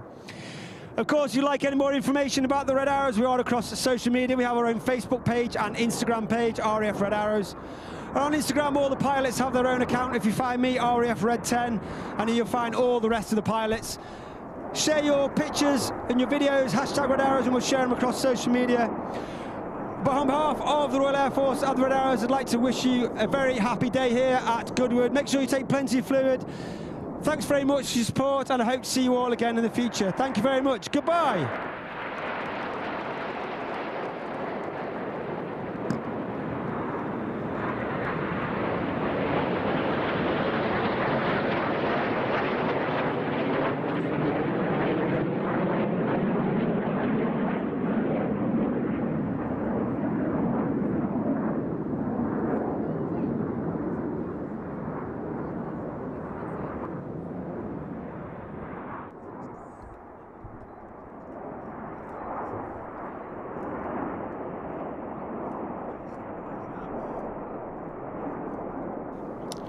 Talented, dynamic, brilliant, and very, very busy. We should be very proud indeed of the Red Arrows. Fantastic display. Off they jet, and it's a real treat. So while that was just coming to its conclusion, that remarkable aerial display, the batches of cars going up the hill, the rolling thunder of the Can-Am cars at the end. I'm a big fan of 8-litre plus of V8s rumbling up the hill, the Can-Am cars and the Formula cars. Looking out from Goodwood House, this year we're celebrating the centenary of MG cars, and the view out through, around and over the Jerry Judah sculpture, something very special indeed. Great, Alice Powell, to see people so busy milling around the site. They've all probably got a bit of a sore neck from looking up at the Red Arrows, but moving with purpose with their programmes and hopefully their earpieces, so they can miss not one jot. No, it's absolutely fantastic. Just don't know where to look during that session. I was looking at the sky, I was looking on track. We had some fantastic go up, and we were having a chat, weren't we, about some of the designs, interesting designs on the shadows, Bruce. Yes, you were very caught with the sort of like extra front wing on the across the broad nose of one of the Shadow Can-Am cars, but design moves on. Looking at that great design, the sculpture, we moved from the most iconic of the MGs, the MGB, to the Cyberster. Now, of course, this is an axis going from west to east, which is from Oxford, where Morris Garages started, to China, that have brought in an increasingly large and fabulous array of cars. We've got a car stopped up the hill. It looks like the DN1. It's the first Shadow Formula 1 car. Says George Follmer on the flank, the American racer who was brought in. But it may be the car that's further up the hill. He may have pulled to a halt. I'm trying to work out who would be immediately ahead of the DN1, which was Van Hemming. So a car, yes, a little further up the slope. The marshals are tending to a car, and by a little bit of it could be Michael Lyons in 364. He was the previous car up the hill, and that was the Shadow DN2 Can-Am car from Kurt Bennett's selection. But the red flags have flown, so the session has come to an end. The course vehicle's moving up the hill accordingly. So we'll be waiting for the next batch of cars. And you know what? It's time for the supercar action to start all over again. That will be the next group of cars coming up the hill. Then we'll go back to competition machinery. But the two Harrys, Harry Benjamin and Harry Metcalf, will be your guides in a few moments when the cars come to start. But first we have to clear the hill. And again, for those of you, you might have 10 minutes to go and grab a coffee. So enjoy your day, move around, find a great place to go. In fact, it's the very early, it's the prototype of the Shadows with a little dollar sign. When you brake, when the driver brakes in that car, little panels come up just behind the front wheels, and it's just got a sort of dollar sign that suggests perhaps a little money would have helped Don Nichols get his team running a bit further. Unbelievably low racing car. It evolved and evolved very quickly. The next one out that actually had the race debut for Shadow in Can-Am had a giant rear wing as opposed to this ultra low line car. But it's parked at the side of the circuit. Driver clearly fine, but clearly they didn't have enough dollars to get it to the top of the hill. So I think we'll go to a break.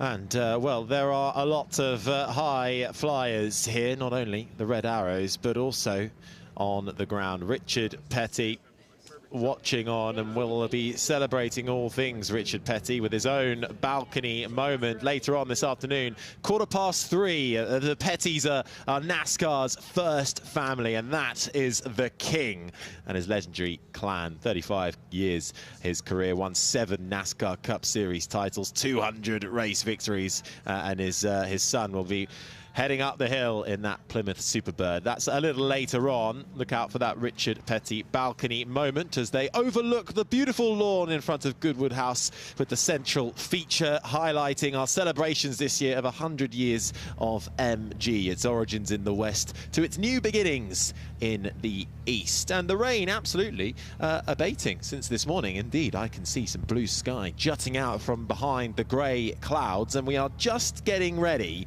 for some more supercar action, batch 6 supercar action. So we've seen quite a lot of wide variety cars making their way up the hill so far this weekend, and a lot of crossover here as well.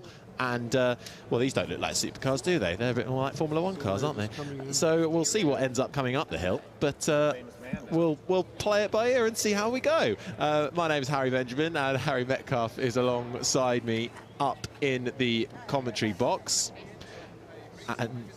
And so I think we are still on batch 3, the end of batch 3, because of course we had the red arrows up in the hill, and so we'll get the supercar action underway after this, because we don't want you to miss any of this brilliant Formula One action, and we will make sure that you get to see some of these brilliant cars in action.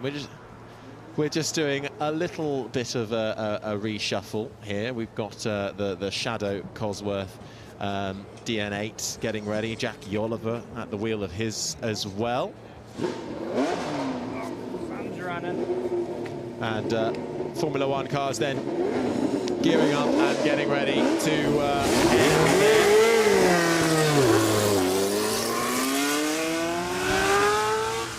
So the one and only World Championship victory, a Shadow DN8, and it was Alan Jones, the Austrian Grand Prix.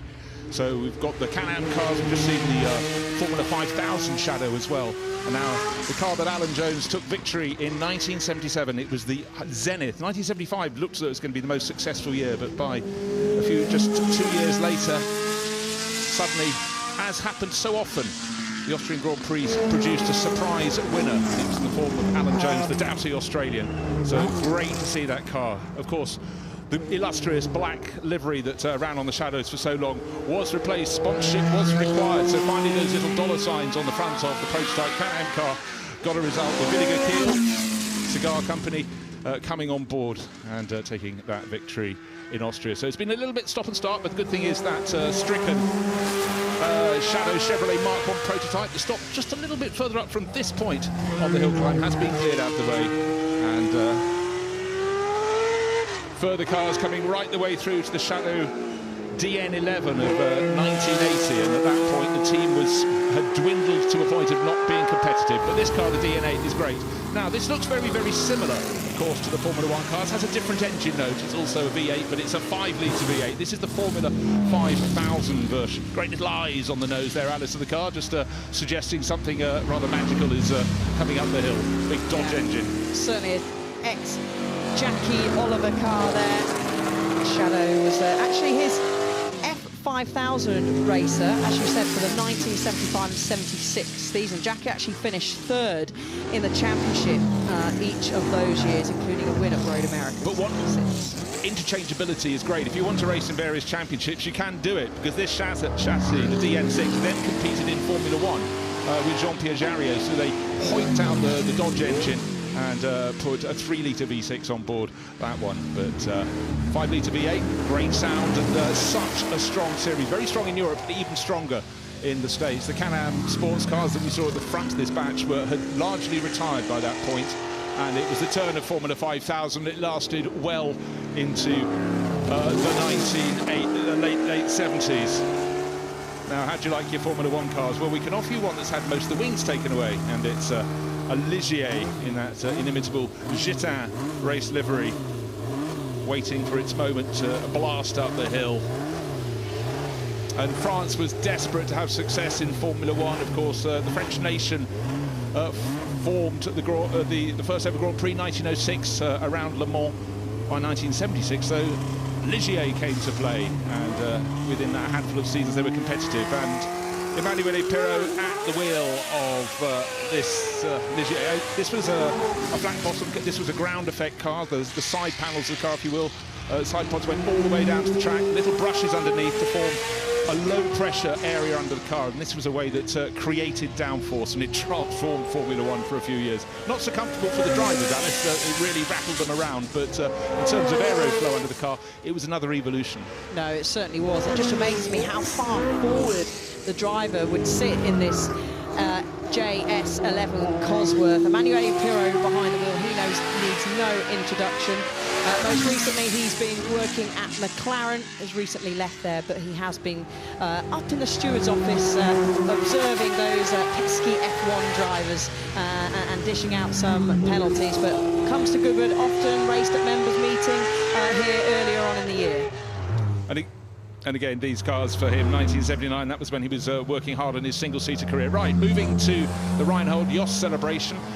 This was the German sports car managing star.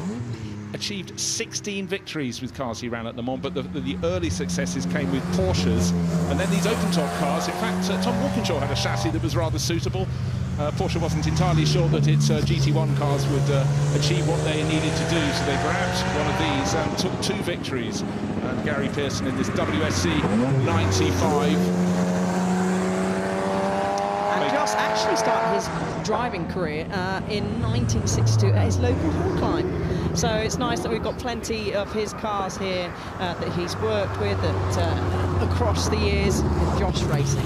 Yeah, well, it just absolutely bears no comparison. 16 wins, and he was the mastermind behind Bentley's win in 2003, then a whole array of victories at Le Mans with Audi. Right, back to the world of Mercedes. We're celebrating 130 years of their involvement in motorsport. So literally from the very first race, when they were city-to-city races, Mercedes-Benz got involved. But one of the classic cars in the Mercedes roster is the W125 5.7-litre straight-8 engine, not fast enough, and supercharger. That is way better. So as Martin Eder comes up the hill, it's just so mellifluous, that engine note. Of course, he's not at full chat at the moment, but it's something very special. If ever you get a chance, go and look at the engineering on these cars. Absolutely exquisite and beautifully maintained. Absolutely incredible. And actually, for this car from 2015 to 2017 had a technical restoration to get it up to its original Grand Prix at 1937 conditions. So a lot of work has gone on behind the scenes to this W125. Right, to give you an understanding, a bit of a twitch there for Martin Eder, getting on a slightly slippery part of the track. This is a car that hit 190 miles an hour. I don't think 200 miles an hour is something that only contemporary Formula One cars can achieve. And that was on the banking at the Arvus circuit, which only had banking at one end. It was effectively the shape of a hairpin. At the hairpin end, the track went bulbous in shape, round to the left, up high on the brick-lined banking, and then back down the other side of the dual carriageway. An extraordinary circuit, but to see these cars achieve speeds like 190, just something special. I think it's absolutely mind-blowing. Certainly back in the day, as we're coming towards the end, final Mercedes going across the line, the SL AMG GT3. Nice little touch with that. Of course, Mercedes were famous for the gull-wing doors they had in the 1950s on the 300 SL, and when this AMG model came out to race in GT racing, they gave it gull-wing doors as well. Often the problem in the race, a number of races I saw with drivers trying to hang on to the door to hold it back down while doing cornering at the same time. You know, multitasking at its finest right there. So we think that is probably the end of the batch. A little foreshortened at times, but we got it going again. So let's take a look back at the highlights. That a multi-array of cars from the Niki Lauda tribute, but kicked off by Carlos Sainz Sr. aboard his next year's challenging Ford Raptor. That is going to be very, very extreme in the extreme world of off-road rallying. Yeah, it feels so long ago now, doesn't it, where we saw Carlos Sainz in the Raptor, the two-time World Rally Champion. Then we moved on to the noisy, the smoky, the drifters, showing whole heaps of skills. Skills and an awful lot of horsepower. That was Steve Baggioni, Bagsy as we know him, 1,200 horsepower in his Nissan GTR. And then we moved on through to the phenomenal Toyota engined Nissan that I think won the prize for going the most sideways. This super slow-mo replay shows you exquisite car control from Kevin Quinn. No wonder this is the 10th year we've had the drifters, and they are firm favourites with the crowd, not just with the younger fans, with everybody, because this is car control to the nth degree. Little bit of damage on Axel Hildebrand's Corvette there, led to a little fire just going out of Moulcom. That was put out, and the hill was then opened all over again, and it was a chance for Lexus to go up in the drift group as well. That had Ahmad Daham at the wheel, and he was super smooth, as if anybody could be smooth in a drift car. But you know what, Alice, it looks though it's sort of violent control, but it is about control precision. Oh, it certainly is, and they just make it look absolutely easy. And then Team Jost Audi sport car going out, and of course one of many incredible Mercedes that we got to see. We really are treated, aren't we, here, Bruce, with so many incredible cars, and there is the C11 that you just saw there. Well, a diverse range of cars, but then high in the sky above was the Red Arrows producing yet another fantastic display.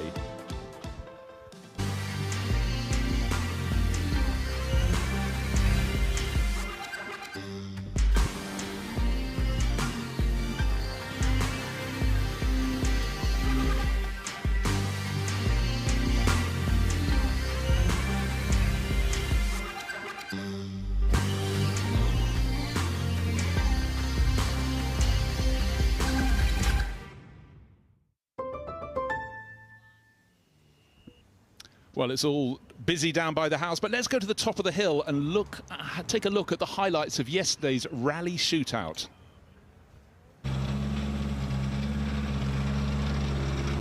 This is a man to watch because consistently fast here at Goodwood over many years. Roger Duckworth, a few years ago, he actually had this car flown back from Rally Barbados to be here in time in Goodwood, but has now decided to use an R5 in Barbados, and we see W23 SRT on the start line, and Martin Spurl acknowledging that it's one of the very few WRC cars from the P2000 era that is actually still driven in anger.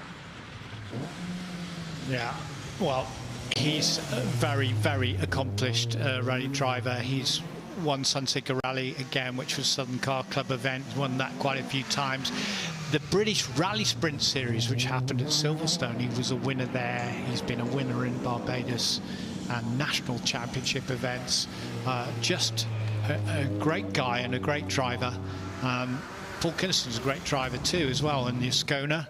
And we've seen Paul Howarth out earlier in the I400 version of that car. Roger Duckworth, and Duckworth, that name you may remember because his dad was a very, very famous engineer and engine designer of the DFV Cosworth engine, and he was heavily involved with that, and he's just one of the technical gods of Formula One in the design era. And when Colin Chapman designed the Lotus 49, his dad helped design the DFV Cosworth engine, which was bolted onto the back of the Lotus as a structural member of the chassis, and it won on its debut at the Dutch Grand Prix. So that was his dad. Motorsport is in Roger Duckworth's veins. No, it certainly is. Sorry, it was Mike Costin and Keith Duckworth. I clearly remember a picture of the two of them, and that's how Cosworth was formed. It was from Costin and the Worth from Duckworth. And of course, as you say, Tony, so many engines they've built, and wonderful engine designers and builders. Well, the winningest engine of all time in Grand Prix racing is the DFV. Yeah. Ford DFV. Good shot there from our cameramen of the revised start line for this year.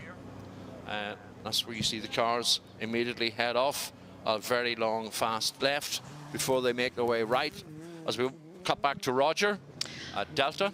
Who is the man to beat, because he's the one who won it all last year. Yep. He's the champion.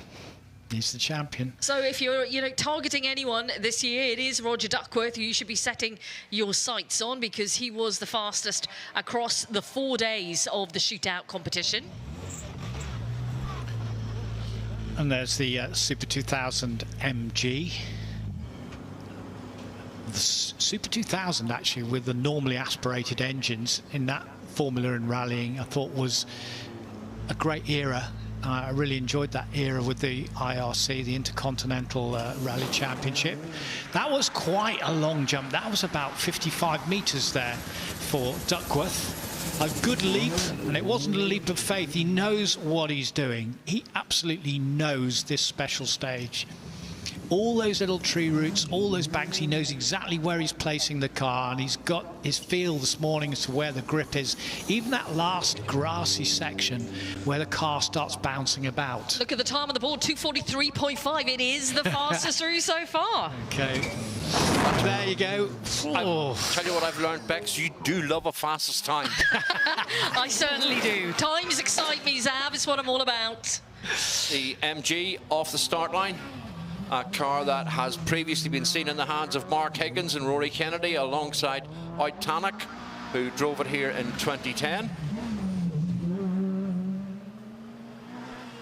But these were little screamer engines, weren't they, Tony? Yeah. I mean, you drove the other version, the front-wheel drive. You did the RAC Rally in one of them, didn't you? Well, I did 3 years in the Works MG team, and Gwyndaf Evans was my teammate, and we were in the Group N cars. I wasn't there for my driving skills, by the way. Just point that out. I was there for my promotional skills, and what I brought to the party was my co-drivers were all either journalists, TV people. We made TV programs, whatever it was, and then I got a free ride for 3 years, which was brilliant, and everybody was happy. So it worked very, very well, and lovely to work with Mr. Evans. But yeah, MGs, and that time the MG, they were going to Le Mans very unsuccessfully. They went into touring cars. It started all right, but then it went off the boil.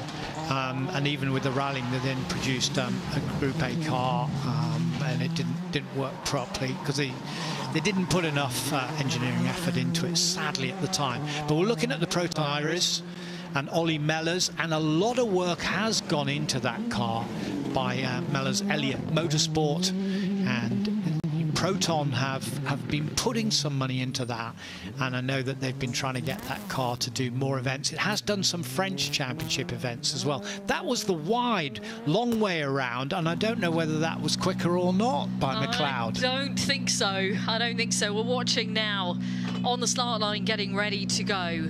A pairing who were spectacular on their runs this morning is the Iron Dames. It's Sarah Rameau and Julia Abelard.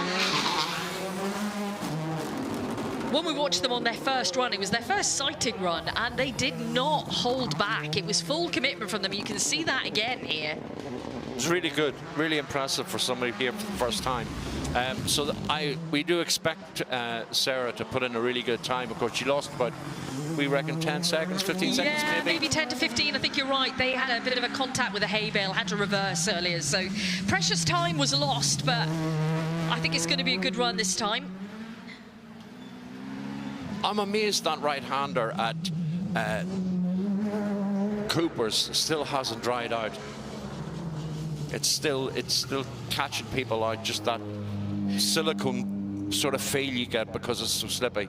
I think what's possibly happened down there, Zav, is a drainage kind of issue. There's a confluence of the waters going through there, and just to the side where it's been gathering, and it's taking a long time to drain, which is why, you know, it is so sort of deep, the mud, and it's quite soggy. So that is a bit, but most people will have noted that by now.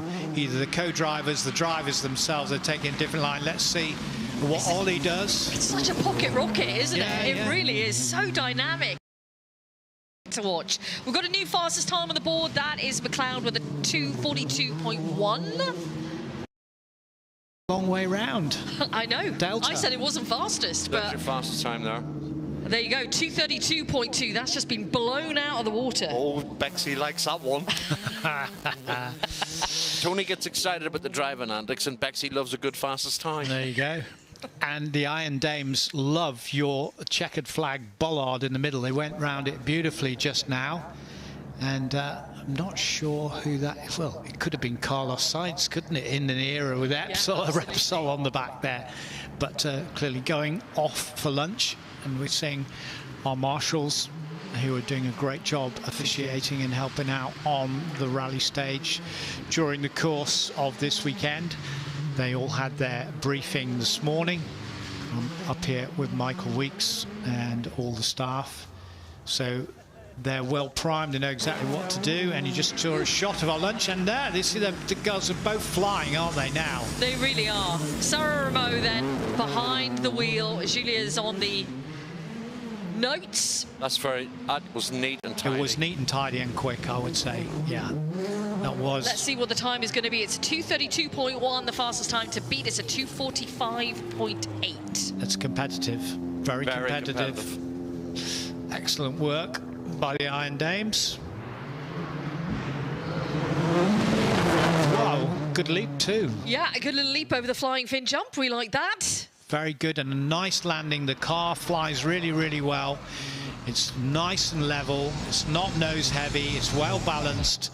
And when you take air like that, you've got to match the revs. You've got to match the throttle revs with the wheels turning around so that you land with enough traction and not too much. You don't put your foot flat to the floor, just enough so that the wheels don't overspin as you land and you gather a little bit of traction.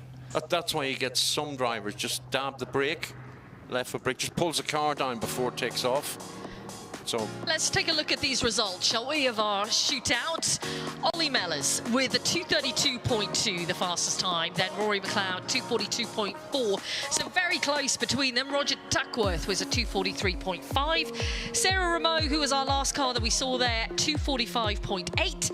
Gary Lakodo, 2:49.1. Then Saunders, Ben Mellors, Van der Putten, Ward and Stacey. To round out the top 10 there, let's head on to the next page.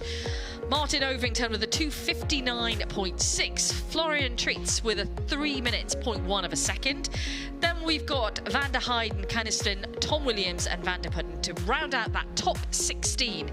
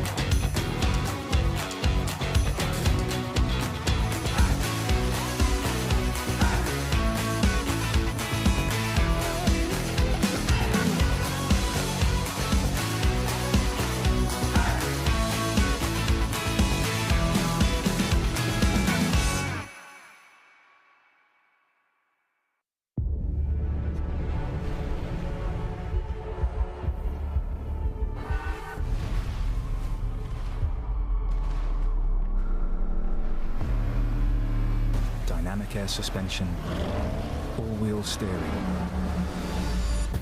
configurable terrain response, effortless in the extreme.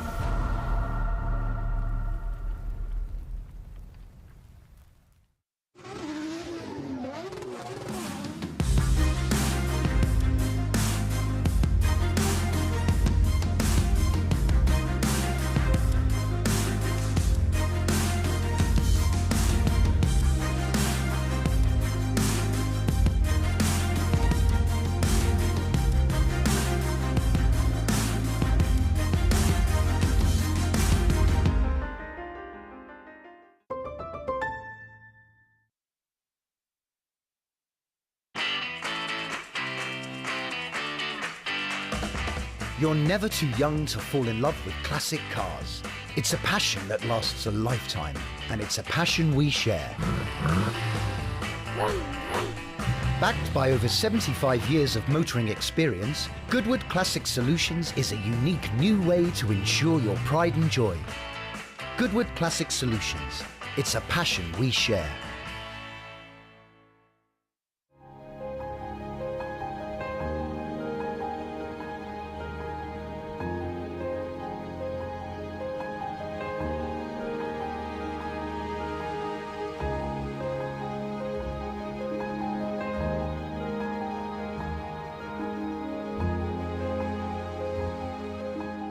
Been quite life-changing, really.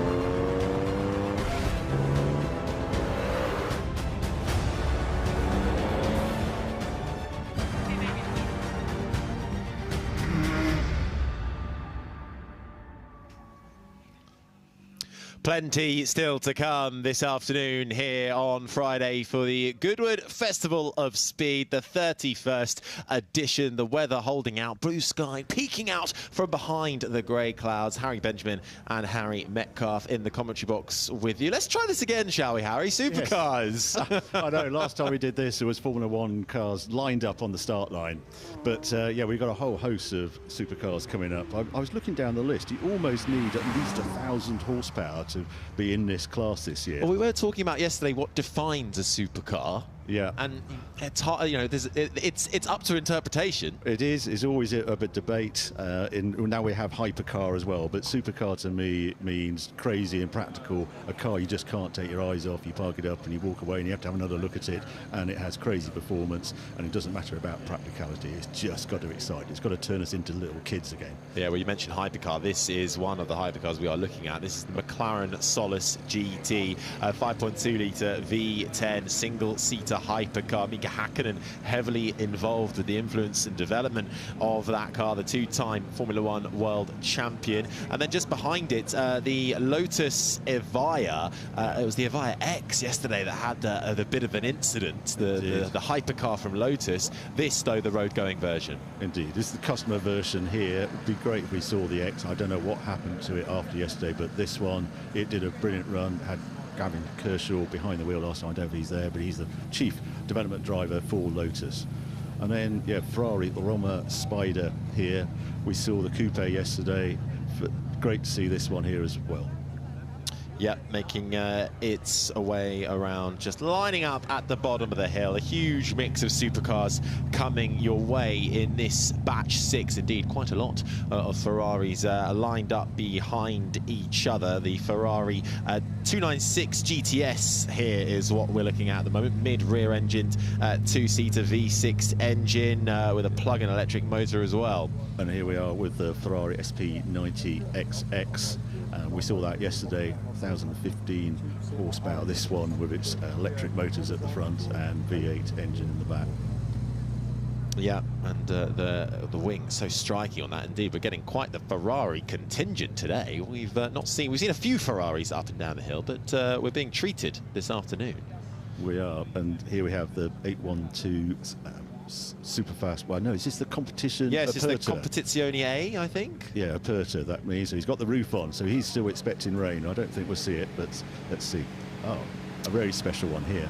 Yeah, the Daytona SP3 making its way to the start line. I mean, this is a very, very special car indeed. Based on that traditional 1967 Daytona 24-hour car. It is. I mean, these are very the top of the Ferrari. You need to be a multiple buyer Ferrari to be even offered the chance to buy one of these cars. But I think we'll look back in history and just say, wow, did Ferrari really build these super special Daytona copies? It's a Ferrari 812 underneath, but so exciting in design and performance. One of the top 3 Ferraris ever produced? Oh, there's so many Ferraris. I don't want to enter that debate just now. No, and you can just see we are getting a full-on Ferrari contingent. Well, we really are. That's a one-off. Ferrari just gone past. We've got the Roma coupe there. What are we going to see next? Oh, Ferrari, this is the FXX. This is the Chianti special car that this is track only, but they organise the events for very special customers. They look after the car. You come along and scare yourself silly and then hand it back to Ferrari and recover, and then you do it again a few months later. I'm sad though, because we haven't seen the Ferrari 499P Modificata in that lineup yet. Maybe it's further towards the back, but we're so desperate to see that in action up the hill. I spoke to Ferrari about that, and you need the F1 team to be able to start that. Right.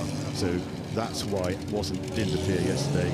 But they've got that XX there, that one. Surely they can get that car down to us.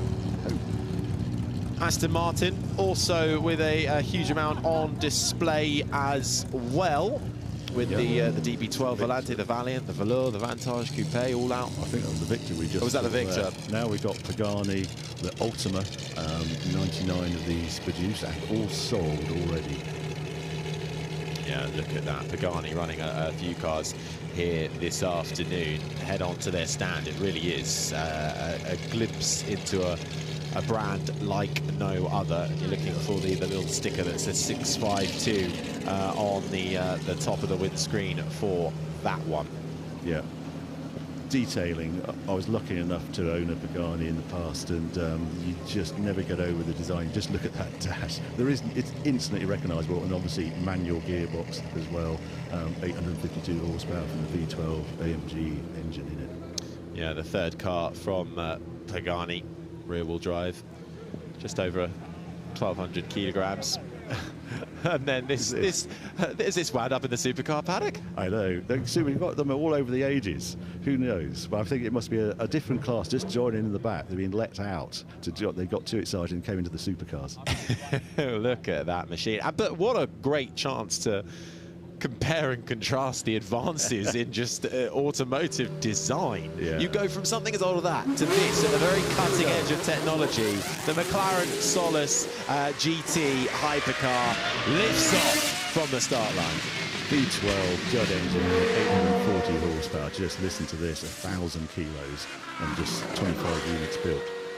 Single-seater hypercar. You're sat centrally. Rob Bell at the wheel, a very experienced McLaren driver. Only 25 of these in the world. They are made specifically for the track. Less than 1,000 kilograms, making its way up the hill.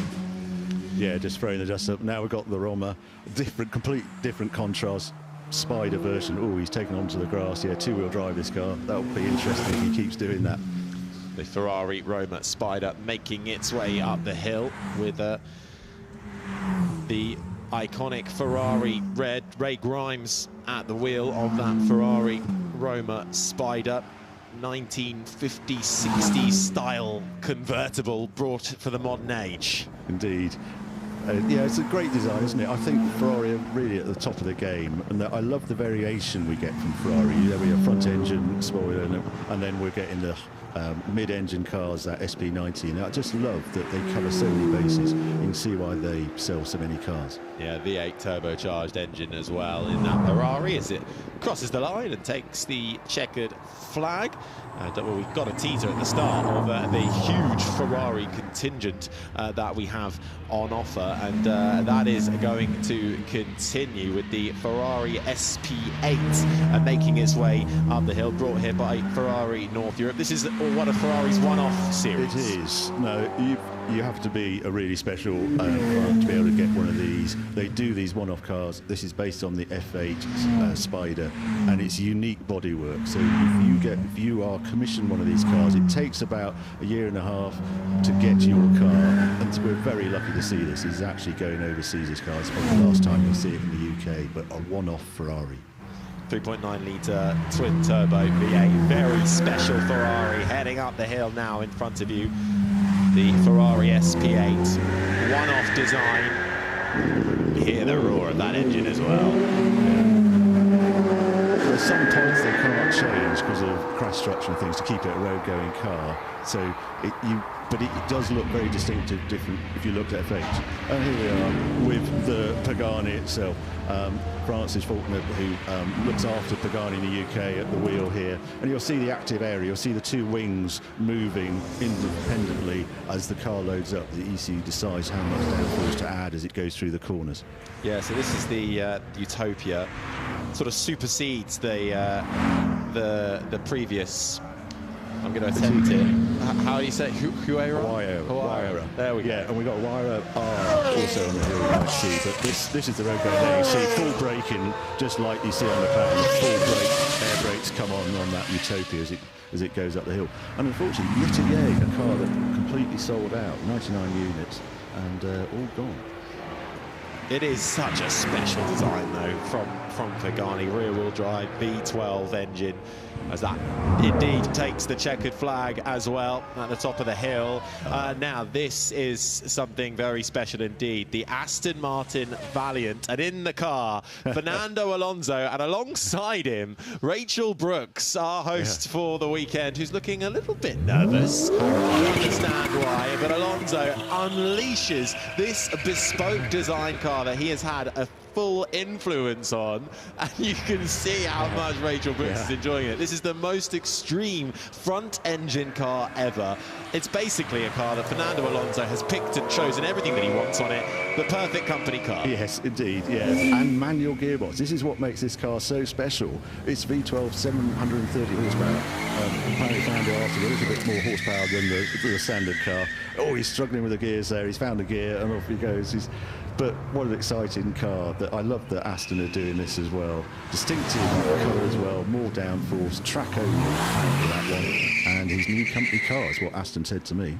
Brilliant to have Fernando Alonso here with us as well this weekend. And I don't know if Rachel's just chatting or conducting an interview at the same time, but either way, it takes skill to hold on tight to the central console and try and keep yourself still. This 5.2-litre twin-turbo V12 engine. I hope they recorded that, what was going on in that. Absolutely. And high fives at the end from Fernando and Rachel. Absolutely brilliant. Hopefully we'll see him lots of times. Oh, Rolls-Royce Spectre. I borrowed this car for a week and I didn't expect to like it, and I came away thinking this is the best electric car I've driven because actually it enhanced the experience. Rolls-Royce is all about quiet, cruising, effortlessness. And this car just delivers it, just the silence. I really enjoyed it. I mean, just look at the way the front end and the bodywork moves under braking through the corners. Yeah, I'm not sure if I was driving it quite as hard as this, but I do love that Rolls-Royce. I don't know where they find drivers, but I obviously time up the hill. I suppose they get gazillions of goals because they're so local. They just say, do you mind we just roll the hill, a little bit of practice. This kind of underlines how you can make a fab Rolls-Royce without a V12 in the front of it. That's the first ultra luxury electric super coupe. Bruno Senna's a busy boy this weekend. He's back out there, this time in the McLaren Senna. All about lightweight, this car is what McLaren wanted this car. That's why they named it after Ayrton Senna. 789 horsepower, 1370 kilos, and you'll see the active aero on it as well. We're now looking at the GTS, which is there. Well, GT is stretching it, but it's there more relaxed. It's got more luggage space. It's for crossing continents with, but it's still a very exciting McLaren. Still has the V8, 620 horsepower, so 207 miles an hour. But more luggage space, should you need it. It's actually a hatchback, and you can have enormous, you can take suit bags and things in the back. I've actually been shooting this car. You can put guns and cartridges in the back of it as well. Not very good off-road though. Well, no, but certainly one you can put your shopping in, that's for sure. 4-litre V8 twin turbo in that McLaren GTS. Benji Guther at the wheel of that, chasing the McLaren Senna of Bruno Senna up the hill just ahead of him. So McLaren bringing a huge variety on offer, and for the GTS, the checkered flag beckons. And here we have the record holder, the McMurtry, back in action 2 years ago. This took the hill climb record and has come back to show off what it can do. Fan cars have come a long way since the 1970s. Huge fan on the back of that. Generates so much downforce that it just sticks to the floor. You've got to see this car go up. You'll see nothing like it all afternoon. Max Chilton have already set the record in it. This is the client car. They've got two cars here. And it depends how much he... God, just looking at it through Moulcom does not compute when you see it go through there. But he can dial up an enormous amount of downforce. The car weighs a ton, and I think you can equate 2 tons of downforce. Yeah, that was actually the new one that they bought here. The record holder is in the stands. The new one has just gone up the hill there. Something very different now, the Ford Mustang GTD. Amazing car. This was created from their GT3 new racer, and Ford surprised everyone saying, yeah, we're going to do some client cars, £315,000 if you can get on the list to buy one of these. Over 800 horsepower. Front engine, obviously, supercharged V8, and then a transaxle gearbox in the back axle. Unlike any other Mustang, built for racing. So exciting to see it here. Yeah, basically a track-ready supercar, completely road legal. This supercar power with a Mustang soul, and that rear wing does have movable aero. It's jacked with a DRS system on the back of that. You can flick a switch, it opens up, and that gives you more downforce, or drag reduction system, I should say, and it reduces the drag, allows you to be faster in a straight line. Now we've got the Lamborghini Sterato, one of my favourite cars. Oh, it's disappeared. But anyway, he'll do a bit of off-road, and it's the Dakar version. And now we're moving to the other Lamborghini. Yeah, right. Well, we have the Evo Spider, and what's special about this one, if you see the Evo on the name of a Huracan, it means it's the two-wheel drive version. So, yeah, exciting car, especially in damp conditions. But I just think, you can't believe how long the Huracan's been around, but it looks so modern, so striking, and so Lamborghini. certainly does, doesn't it? I've got a model version of that car at home. Max speed 325 kilometers an hour, 0 to 100 kilometers in 3.1 seconds, over 640 horsepower from that V10 engine for the Lamborghini Huracan Evo Spider. Stuart Middleton, the man tasked with hounding that up the hill. And we've got to remember, this is the last time we'll see the V10. It gets replaced with a V8 next year, so enjoy that sound. There's no sound like the Huracan V10. To the line for the Lamborghini Huracan Evo Spider. To Porsche next up, back with the 911 ST. Really special car. This is the Porsche GT3 that we know, and then they created this car. There's a touring version of GT3, but this ST just jacks it up. That much extra power, that much more special, manual gearbox only in this car, and people are just fighting for this car. It's deemed the ultimate road-going GT3 Porsche has created. ST, over £200,000. Unfortunately. Yeah, this is a 911 in its purest form, isn't it? Built purely for driving pleasure. What's amazing with this car, they always quote Porsche lifetimes and things. No time with this, purely driving pleasure, as you say, for road use only. 0 to 62 miles an hour in 3.7 seconds, 186 miles per hour. The top speed on this Porsche 911 ST. Busy off the start line, and this time we are being treated to a Bugatti Mistral. Yeah, the Chiron Bugatti said they'd never built convertible, but it's a temporary roof on it, so you'll see this. They were pushed by customers to do it because they did a convertible version of Veyron, and they said, no, we can't do it. Oh, yes, perhaps we can, for lots of money and 99 units. And then something very different. This, we haven't seen this yet. This is the Hispano-Suiza Carmen Sagera, fully electric, a sort of wing-shaped carbon fibre spoiler at the back. This is the revival, really, of Hispano-Suiza, a long brand that has been involved in the automotive business for many, many years, based and originated from Spain. It's actually Luis Perez Thalla at the wheel of that. They was at one point a Formula 1 driver and a former F1 team principal for the Hispania racing team in their final year back in 2012, and that is a car that is certainly built for the future. Yeah, I've never seen one before, and there's two versions. Came out in 21 and there's one in a new one in 24. I'm intrigued by it. I'm going to check that one out. It's so odd having that supercar look and the silence going up the hill, just watching it go past us. Yeah, this is the Sagrera, and we have the Carmen Bologna also in the supercars paddock as well, as more McLaren action. Yeah, now we've got the P1, but I think this is the Levante version with the high downforce kit, but I'm waiting to see the number on it. Yes, it is. So yeah, the owner of this car is actually driving a car, Andy Bruce, and he had an F1, he had a P1, and he wanted to create the ultimate P1 with Levante, and they take the car, the Cosworth has breathed on the engine, over 1,000 horsepower with this car, the trick aero. I believe this might be his first time in the car, I don't know, but a very special thing.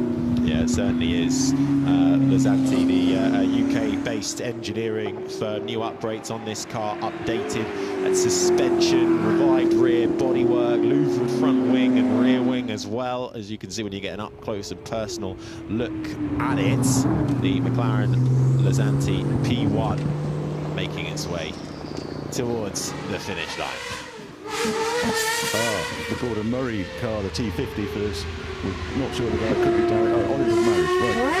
That's the plan. This is the next generation from T50. This is the T33. So this is a slightly calmer version of the T50, and you'll see there's no fan on this.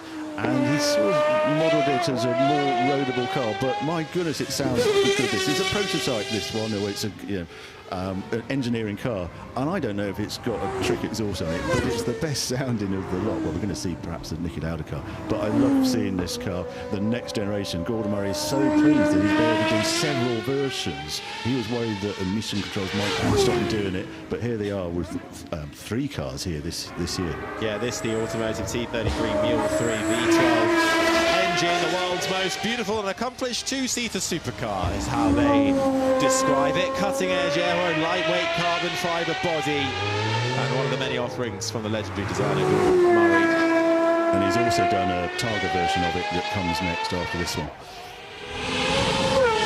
Wow, carried some pace over the finish line was that Gordon Murray, and also the T50S Niki Lauda XP2 tribute car here as well. So if you're in the hunt around the supercar paddock, do have a look at that. And Maserati are also here in force. We've seen these a few times up the hill. The MC20, this is the Legenda. We also have the Icona out there, but this, Harry, is very much celebrating 20 years on the MC12. Of the MC12, which then turned into their race car endurance racer. But the MC20 is their new supercar, carbon body, carbon tub, and with a V6 engine in it, and they're going to do a full electric version of this car. We have not seen it yet, but it's great to see these new designs, this iconic look from the previous generation. There's an MC12 had a very distinctive look. Yeah, certainly is, and that MC20 making its way down the finish line as well, and well. And well, something a little different from the supercar paddock, but I can see in the background of that shot the Ferrari 499P has arrived. This is what we really wanted to see. Yeah. The Modificata just in the background there, that de-restricted version of the WEC hypercar for track days, more powerful than the actual race day car.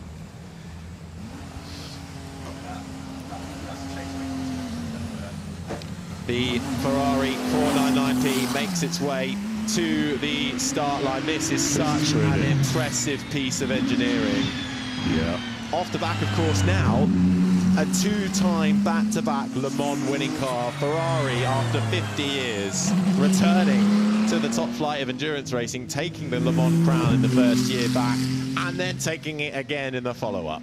And this is the Modificata, which means some lucky people are able to buy this car. And again, Ferrari be laying on a bench from this is not the race car. I asked Ferrari about it yesterday. They said, oh, it's got slightly more power, but it hasn't got the restrictions they had to fit for Le Mans. But just imagine owning one of these cars, already, you know, historic because it's won 2 Le Mans, and now you can drive it yourself and do special, very special track days with Ferrari. You can own it if you've got a 5.1 million euros in the bank. Right, you're probably too late, unfortunately. Yes, and that. But it is just an absolute masterpiece, and it kind of celebrates a golden age, or another golden age that we're about to enjoy in endurance racing, really, in that hypercar category, with so many big-name brands and manufacturers returning to the fray, and Ferrari being a very special addition to that. Of course, I've been in that championship for years in the GT3 category and the GTD category, but now returning to the top flights of that. So that was some of the supercar action, and we will be leaving some of the supercar action there for the time being. Coming up later today, we've got the special MG moment, which you can see the sculpture on the lawn representing 100 years of MG. That's coming up next. So let's take a little look at all things MG.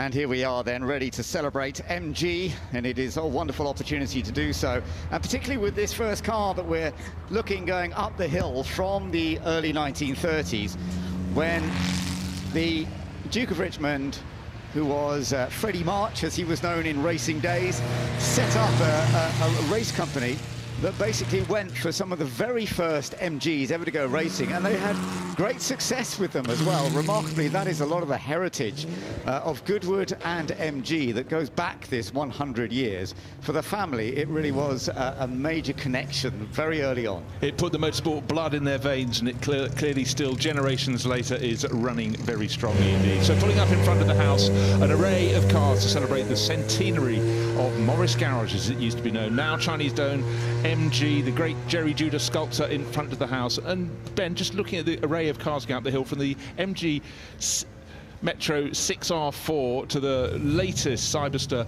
MG Coupe in the background, the Roadster, and in between, again, diverse machinery. The small, delicate C-Type that we saw right at the front of the queue, going up and forming, getting into position in front of the house.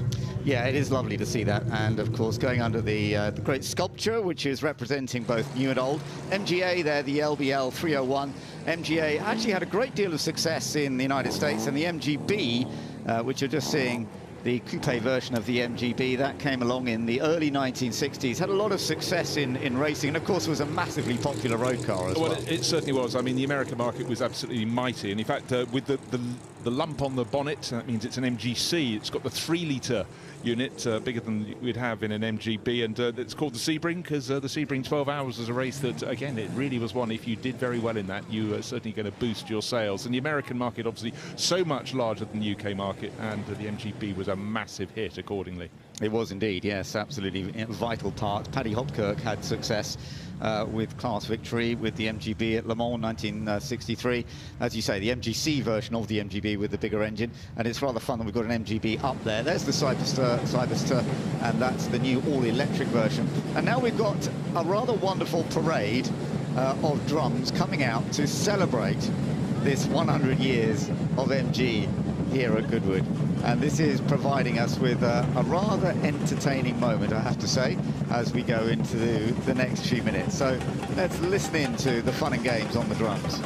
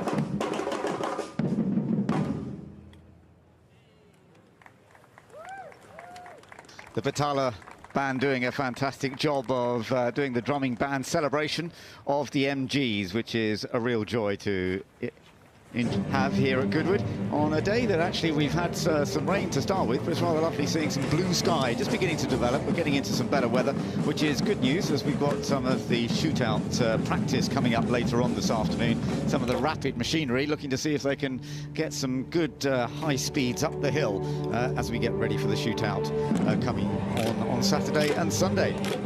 So fireworks in the sky as part of this MG Centenary celebration. Goodwood House looking magnificent. The array of cars, the duo up on the Jerry Judah sculpture, and as you said, Ben, a little bit of blue sky to show off those fireworks to very, very good effect over the house. MG's having so much heritage for so many people in the world of cars, and now owned by Chinese company, but definitely producing up a lot. Owned by SAIC, acquired back in 2007 by the NEG Chinese company. They bought the MG rights back in 2005, but since 2019, it's been MG's running the largest single brand export from China. It's done very, very well. So that's all part of the celebration, the fireworks, as you say, that are going on right now, providing plenty of enjoyment to celebrate the 100 years of MG.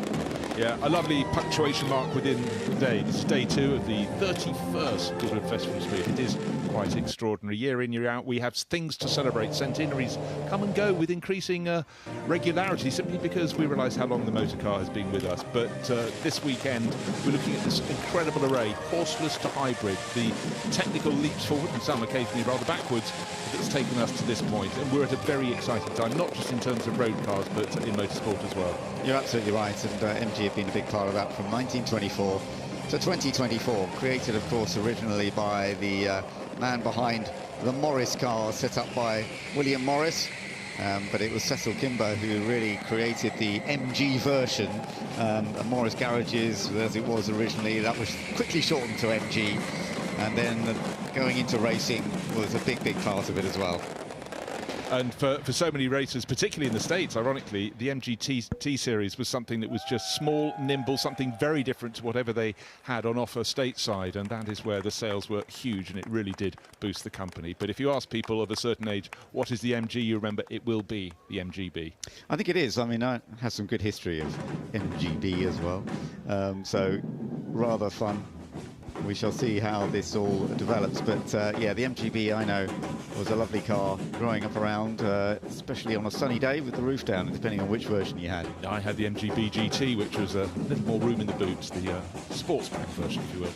Yeah, and I know there are many, many MG fans, and I do hope there are many here at Goodwood. I'm sure there are, or if you're watching with us online right now, it's lovely to celebrate the 100 years and the very latest versions. We've seen quite a few of the Cybersters coming up the hill, actually. It's been impressive. It is a very modern Grand Touring car, really. That's what they're saying, rather than a sort of full-on sports car, but it's fully electric and providing a pretty good ride. And I think what you know full well is this is just the toe in the water in so many ways, because the new models coming out of MG these days are coming thick and fast. And certainly I think, particularly now they're here at Goodwood, they'll realise there is a massive for sports market for sports cars. So I'm sure the Cyberster will just be a step on the way to where they're going next. Lovely stuff. So the Batalamundo family of bands all doing their stuff on the drums right now and continuing the celebration here. Formed a group formed back in 1997, apparently, this group originally, but they've got various groups all over Europe now, and they can do some pretty impressive drumming, I have to say.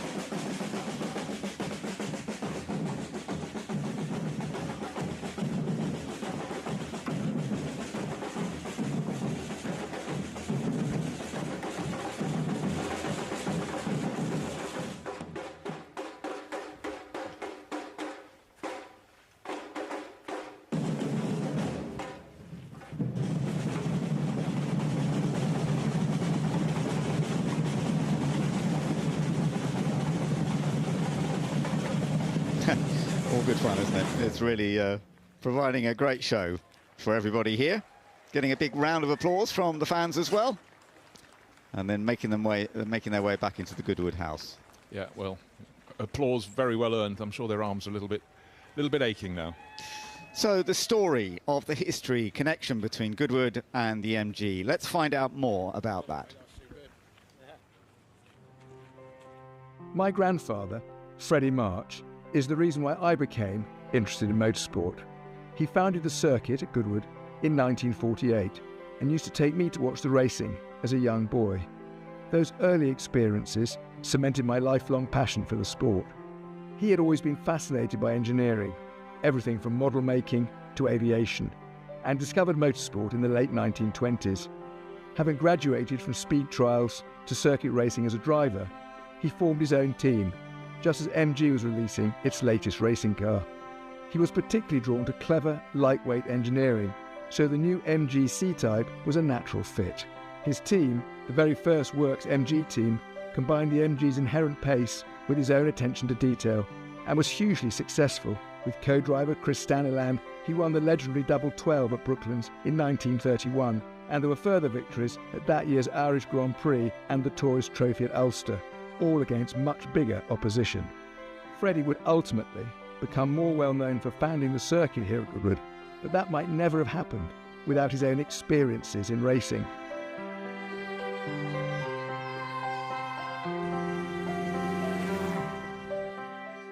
MG returning to Goodwood to celebrate its centenary feels like a very fitting reunion.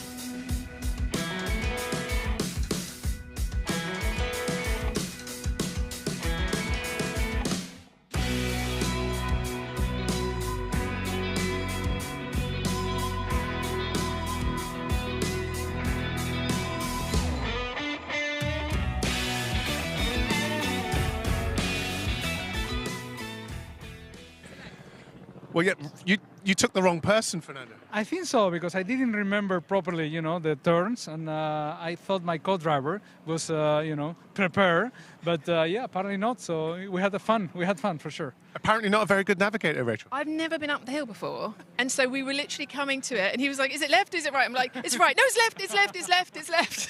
And that's how we came up the hill. You took a bit of the grass out on the corner there. Yeah, no, but I mean, it is amazing. It's very well prepared, and yeah, I did good. I think in 2005 with Renault, and it's 20 years later. You know, it's the same thing. You know, and so many enthusiastic people. You know, coming to the festival. So yeah, really lucky to be here. It's such a good atmosphere, but it's a wide car for such a narrow hill. I remember a little bit wider the road, to be honest. I don't know if I was fast today or the car, yeah, is wide, and obviously you are seated higher than the F1, and you see things differently. But yeah, it was a nice run, and as I said, the biggest thing here is the fans. You know how supportive they are and how enthusiastic. You know, we all share the same passion. You know, we love cars, so it's great to see. And Rachel, you looked a little bit scared at the start line there on the camera. Because he said to me, oh, it's fine, the grass is dry, we're all right. I was like, no, it rained all night, Fernando. It rained all night and all morning. He was like, oh, it'll be fine, there's grip. I said, there's really no grip there. Yeah, we didn't help each other. Eh? I mean, we were just losing trust every single corner, you know. I love that phrase, losing trust at every corner. At the Flint wall, I did that. I couldn't look. That wasn't going to help you, by the way. No, I know, but at that point, it was all in his hands. That was it. Tell us a little bit more about this company car of yours. I mean, it's obviously started as a Valo. You looked at that and thought it could be a little bit better for the track, and obviously this got some really unique ingredients in this car. Yeah, all started as you said. You know, I wanted a Valor, a little bit different maybe. I love the aero disc normally in road cars, so I said, is this possible? And they said, no, it's not homologated. It's possible to make a rear wing. No, it's not homologated. You know, it's possible to save some weight in the car. And then we started, and then when the list was too high, they said, well, it's not a Valor anymore. Let's make a proper car, and we do only 38, a limited edition, and you know, it's a wonderful car. Obviously V12, manual shifts, and yeah, some aero devices, and very lightweight. That is all what a racing driver wants. And the colour scheme's really effective. I mean, it's been getting so many eyeballs this weekend in a place where there's some fantastic cars already. Yeah, I mean, all the cars that you see here, they are all fantastic, but this one, yeah, is the first time that it's driven. It's the first time also that we made a car that is a track road car. You know, you can use it on the road car, but it's a track base, and it's high collectible, like all the Aston Martin. You know, only 38 is a car that it will be worth. Well, only 37, because yours is that one. Yeah, mine is the first one, and I'm super proud. You've obviously got a very busy year this year. You've managed to have your one weekend off to come and see us, so we're really happy about that. Have you got any other plans for the day? Are you going to have a look around? I will hopefully have time to look around, and yeah, then back home. And as you said, you know, we have Hungary and Spa coming now, and yeah, very busy schedule, but I love to be here as well. Well, I'll let you get back down the hill, and maybe your navigator might learn the hill a little bit better on the way down. Back now, it's the opposite to what we came up, we right? can go faster down than up. Because now we know the road. Why not using that knowledge? You know, faster and sideways. We leave a space to the car in front, and then you know, we can... Seriously.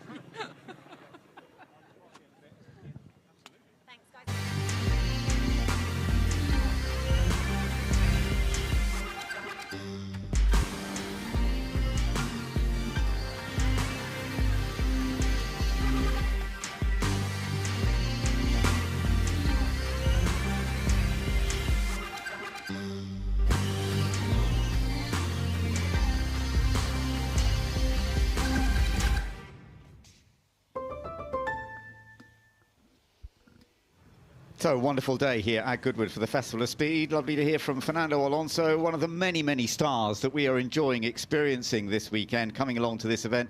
A very different kind of event to what they compete in, but just loving the absorption of all these different cars and the opportunities to see things that perhaps they haven't seen for many, many years. Wonderful to enjoy. We're getting ready for another batch of cars coming up the hill pretty soon, Bruce, and going back to the old horseless to hybrid experience that is very much a part of this weekend. Yes, the constant leaps forwards, occasionally slightly sideways or even backwards as technology was developed across a century and more. The earliest car we have here is from 1893, and it was powered by a steam motor. And hopefully we'll get that coming onto the hill. But so many developments in the automotive industry across the decades, but so many of them in particular came out of motorsport, so we can be very proud of our connection of those leaps. Absolutely, the technical aspect, and there we are. This is a fun one to have a look at as well. The propeller-driven machine, which is extremely rare, of course. This is called the Levat Helica, and this was from the early 1920s when they were experimenting with different forms of getting vehicles to move along, and instead of actually having a drivetrain that either drove the front wheels or the rear wheels, no, didn't drive the wheels at all, just used a fan to pull you along. You know, the thing is, looking at that, bear in mind that there had been cars on the roads for about a quarter of a century, about 25 years. This looks as though it could be from the very early 20th century, but this is the view inside. Isn't that great? That honestly could be from the 18th century inside. This is great that we've got an onboard camera there, because it's a very rare sight to have. You can see how light, look how light it is, because there's no drive shaft, either fore or aft, and so you've got these very light sort of axles, a fairly typical Leaf suspension from that period, but then you've got a relatively small engine. It's only a 1-litre twin-cylinder engine that drives that, so it's not very quick off the line. We did notice yesterday that it takes a little bit of time to get moving, but actually in history it did set a big pace back in its day as well. So surprisingly, once it sort of gets going, it does pick up some speed. Maybe it helps if the wind's either, I don't know, wind behind or wind in front. Well, I don't think you want to, with those slab sides, wind from the side. You get buffeted around. Lightweight. Now, let's take a look. If you want steam, we can give you steam. And this is the oldest car, the Salverson Steam Wagonette, owned by Duncan Pittaway, driven by a selection of people this weekend, but driven and sort of stoked at the same time. That steam has to keep on coming to propel it forward. Yeah, it takes 3 of them, apparently, to make it work, because of the way that it is run. You've got one to steer, one to brake, and one to keep the fire fed. So there we are, in the fire area. Somebody will be at the back there, and you always get the wonderful noise from steam engines as well. I know plenty of people who are into steam railway side of things. Well, but, you know, the modern thing, have you remembered as you leave your wallet and your telephone, but in this case, did you remember the sack of coal that sits on the back, and the temperature there, we can see from the temperature gauge, pushing 150 degrees. Whether that's the right temperature to get it going, we will find out. I expect it is. It ran pretty effectively earlier. It didn't do the full hill climb. I think they'll probably just do a shorter version. Yeah, they tend to come around the first couple of corners. They go down that first avenue, 2 right-handers, come past Goodwood House, and then peel off into the assembly area, which is before they reach Moulcombe. Another car that doesn't go the full course is the one we're looking at now, with the fabulous wicker baskets on the side, the Panhard de Levasseur Roi des Belges, King of the Belgians. And this is a regular car on the London to Brighton veteran run, but something very special. But this was a much larger end. This is a 5-litre 4-cylinder. Now, look at this. This is very special. The Auto Union. I have to say, growing up reading about racing cars, this was one of the cars that really lit me. It was mid-engined from a very early period, at a time they didn't get everything right about the design, because mid-engine went back to front engine after this. The Mercedes was beating it more often than not. Auto Union did take quite a lot of success in those early Grand Prix days. Hans-Joachim Stuck, who is driving for it, great history in motorsport as well. But the Auto Union, designed by Ferdinand Porsche, and tremendous history to it. So what we're looking at there was one of the things we herald. It's a V16 supercharged engine, so another leap forward.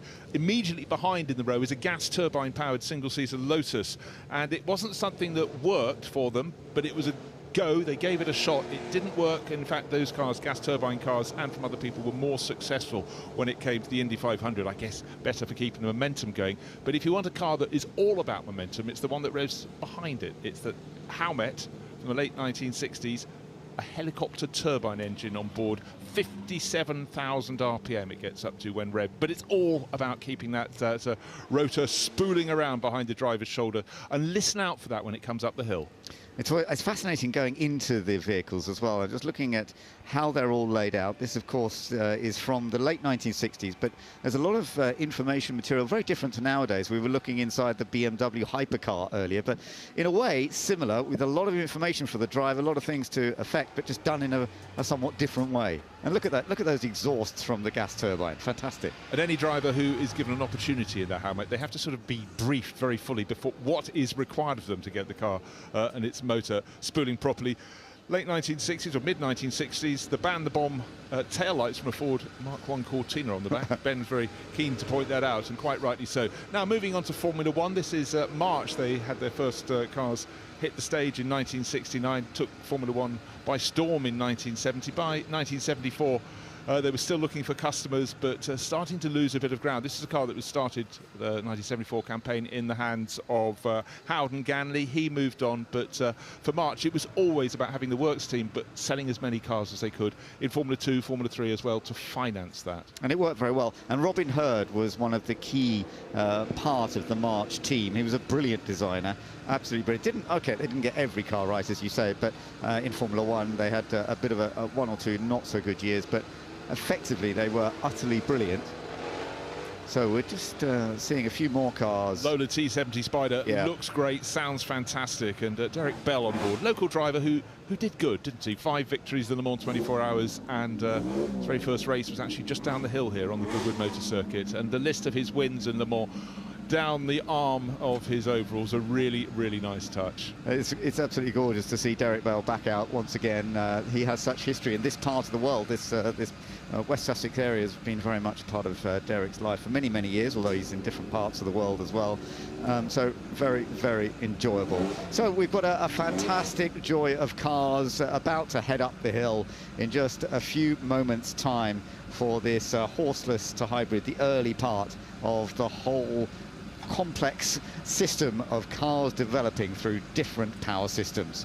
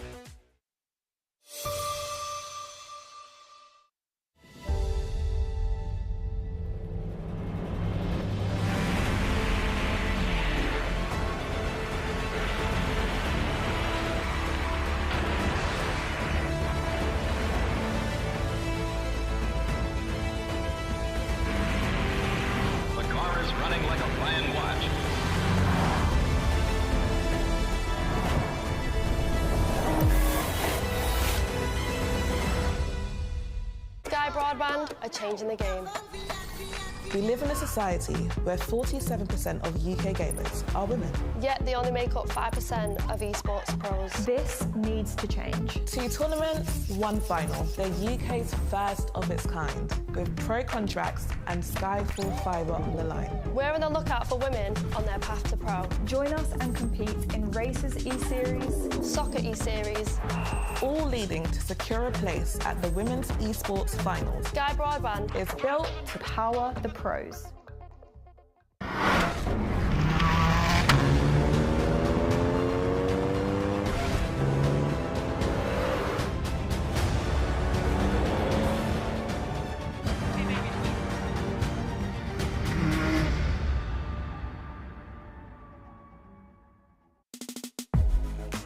We have chosen the Two Wheels for Life charity for the 2024 Festival of Speed because it not only provides essential and much needed support for people in remote areas of Africa, but also because they use motorcycles to reach those in need. I've always so enjoyed my motorcycles, and I'm delighted that we can help this charity to provide healthcare to those who are desperately in need of support.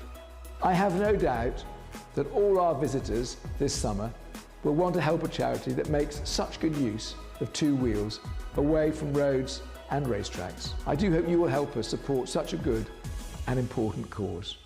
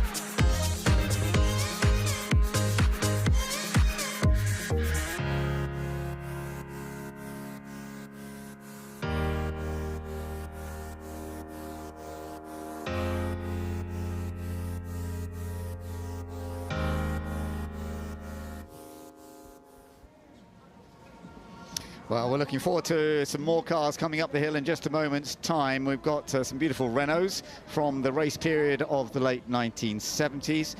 Very, very successful. Whether that's Le Mans, Formula One, or in rallying as well.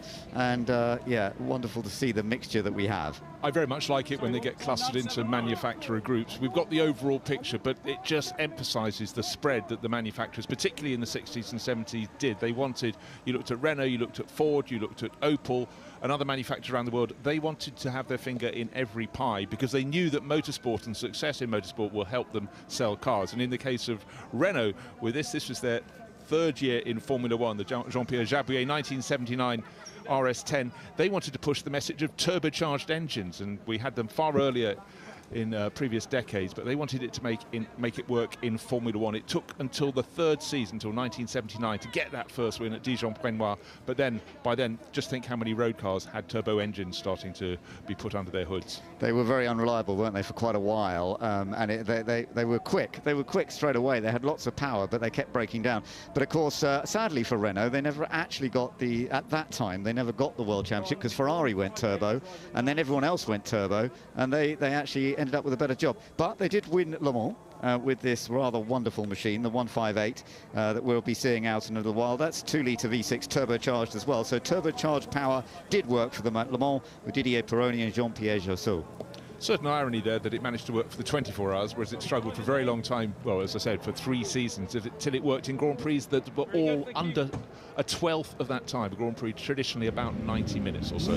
That was strange, yes. It did take a while for Renault, but it was a wonderful escapade for Renault to get into that turbocharged side of it, because the rules had been in Formula One for quite a while, that yes, you could have a 3-litre normally aspirated engine, or you could have a 1.5-litre turbo engine. And when you look back now, you think, why on earth didn't somebody come up with a turbocharged engine before that?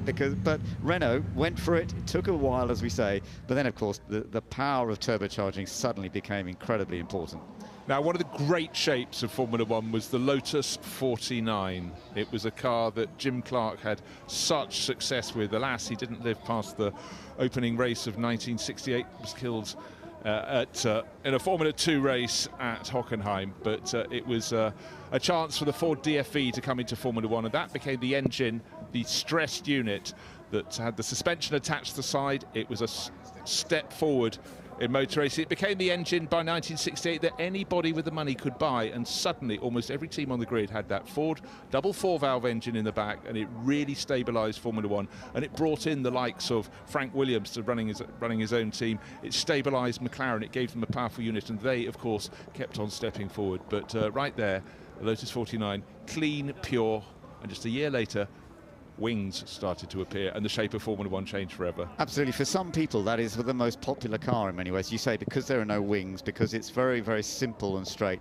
For some people, that is very much the thing. But of course, aerodynamics became an aspect, whether it was in sports cars or in Formula One. And you can see that to a certain extent as you're getting to a car that comes along just a little bit later.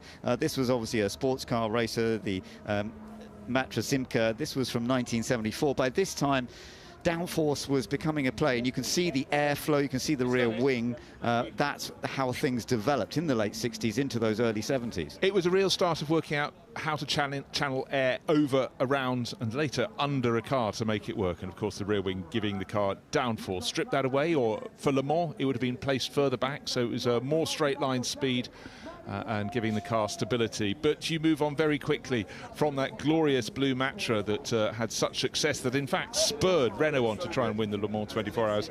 And then Lancia LC2 just a decade later. Small, nimble, taking on the larger looking, in fact larger shaped Porsche 956s at the time, when sports car racing was going through a golden period. And I tell you what, it's going through a real golden period right here and now in 2024.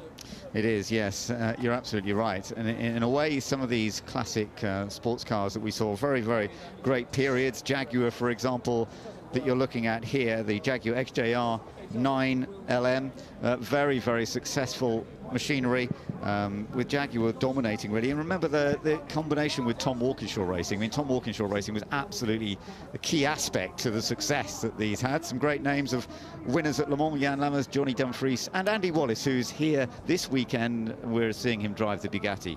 And Jan Lammers is the driver who nursed that to victory, that first Jaguar win since the 1950s. And the last 40 minutes of the race, he only had one gear. Thank goodness it was fourth gear, but he did have to come in and make a pit stop. Imagine trying to restart your engine when you've only got fourth gear. But the Dutchman weaved his magic, and the crowds were swelled for years after that. The British invasion of Le Mans became greater and greater, more people wanting more Jaguar success. The BRM V16 in the background, possibly the greatest sound in motor racing in the 1950s.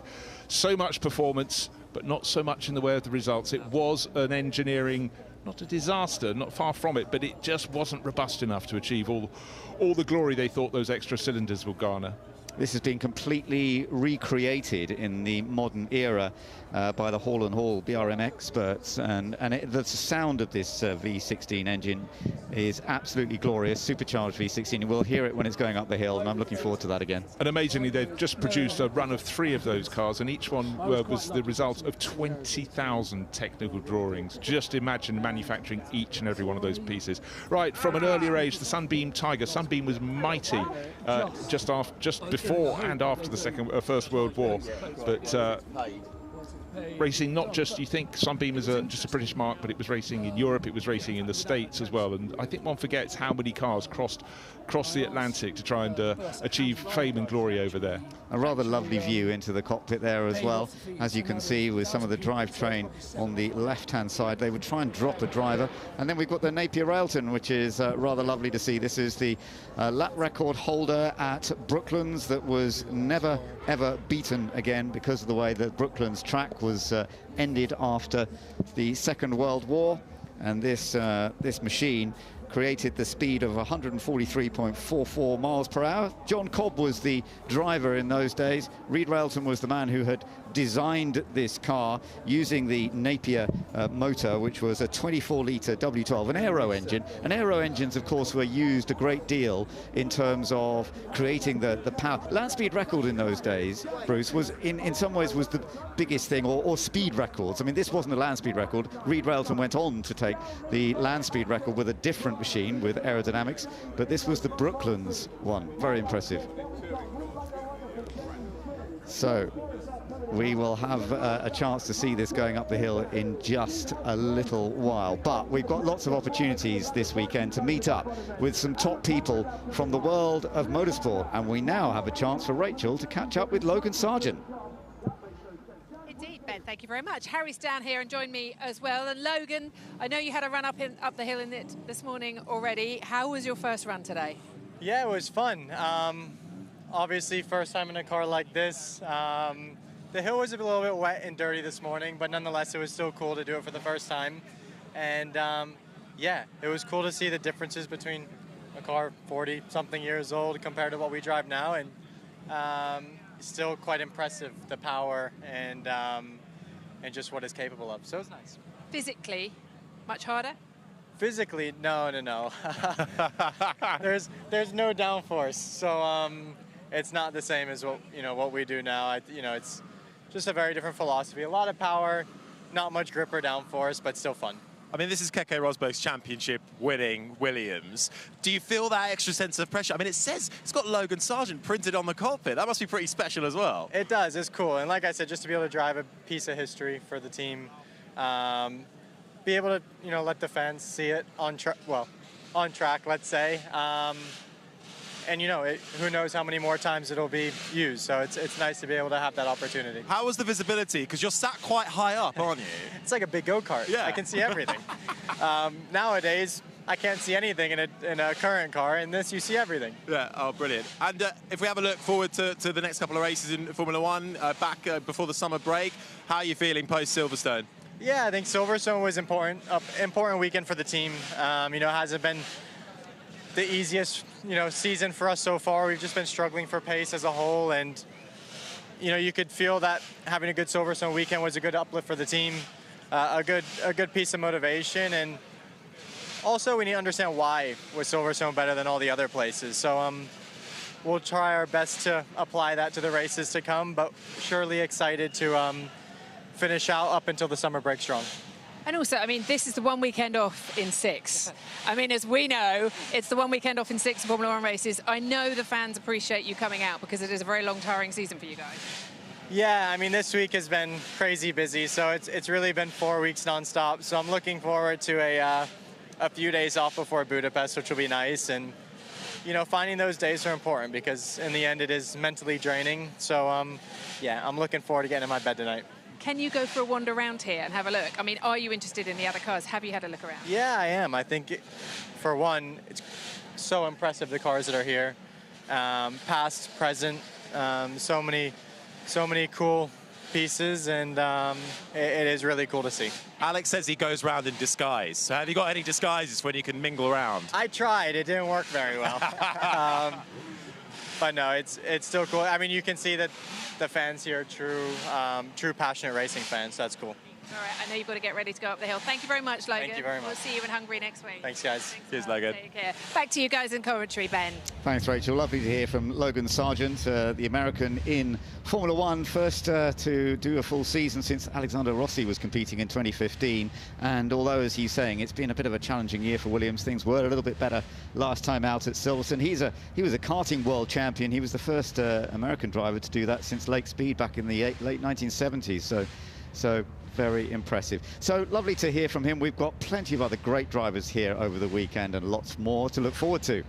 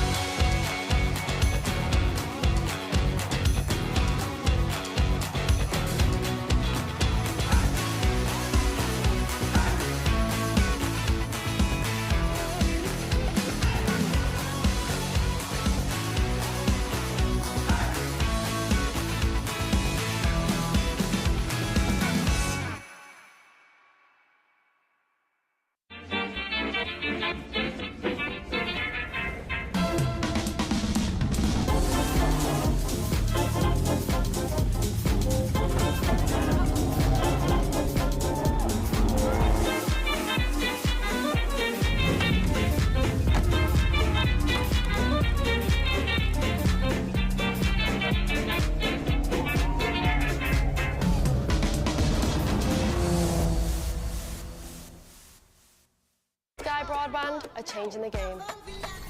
We live in a society where 47% of UK gamers are women.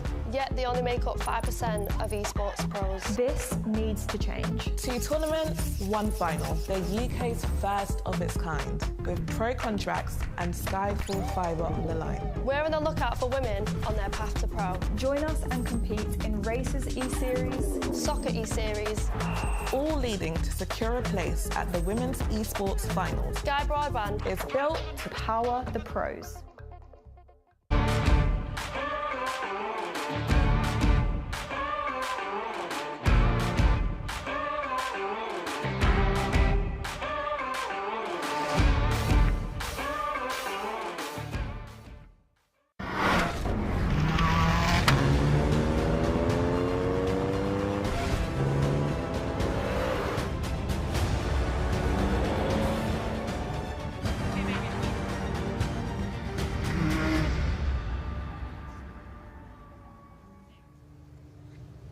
So we're still waiting for the next batch to head up the hill, coming up very soon. Batch 1, part of the main theme of cars from 1890 to 1960, and we're looking forward to them coming up. We've also got coming up in a little while another batch, and then time practice for the shootout, which of course we're looking at over the course of the weekend.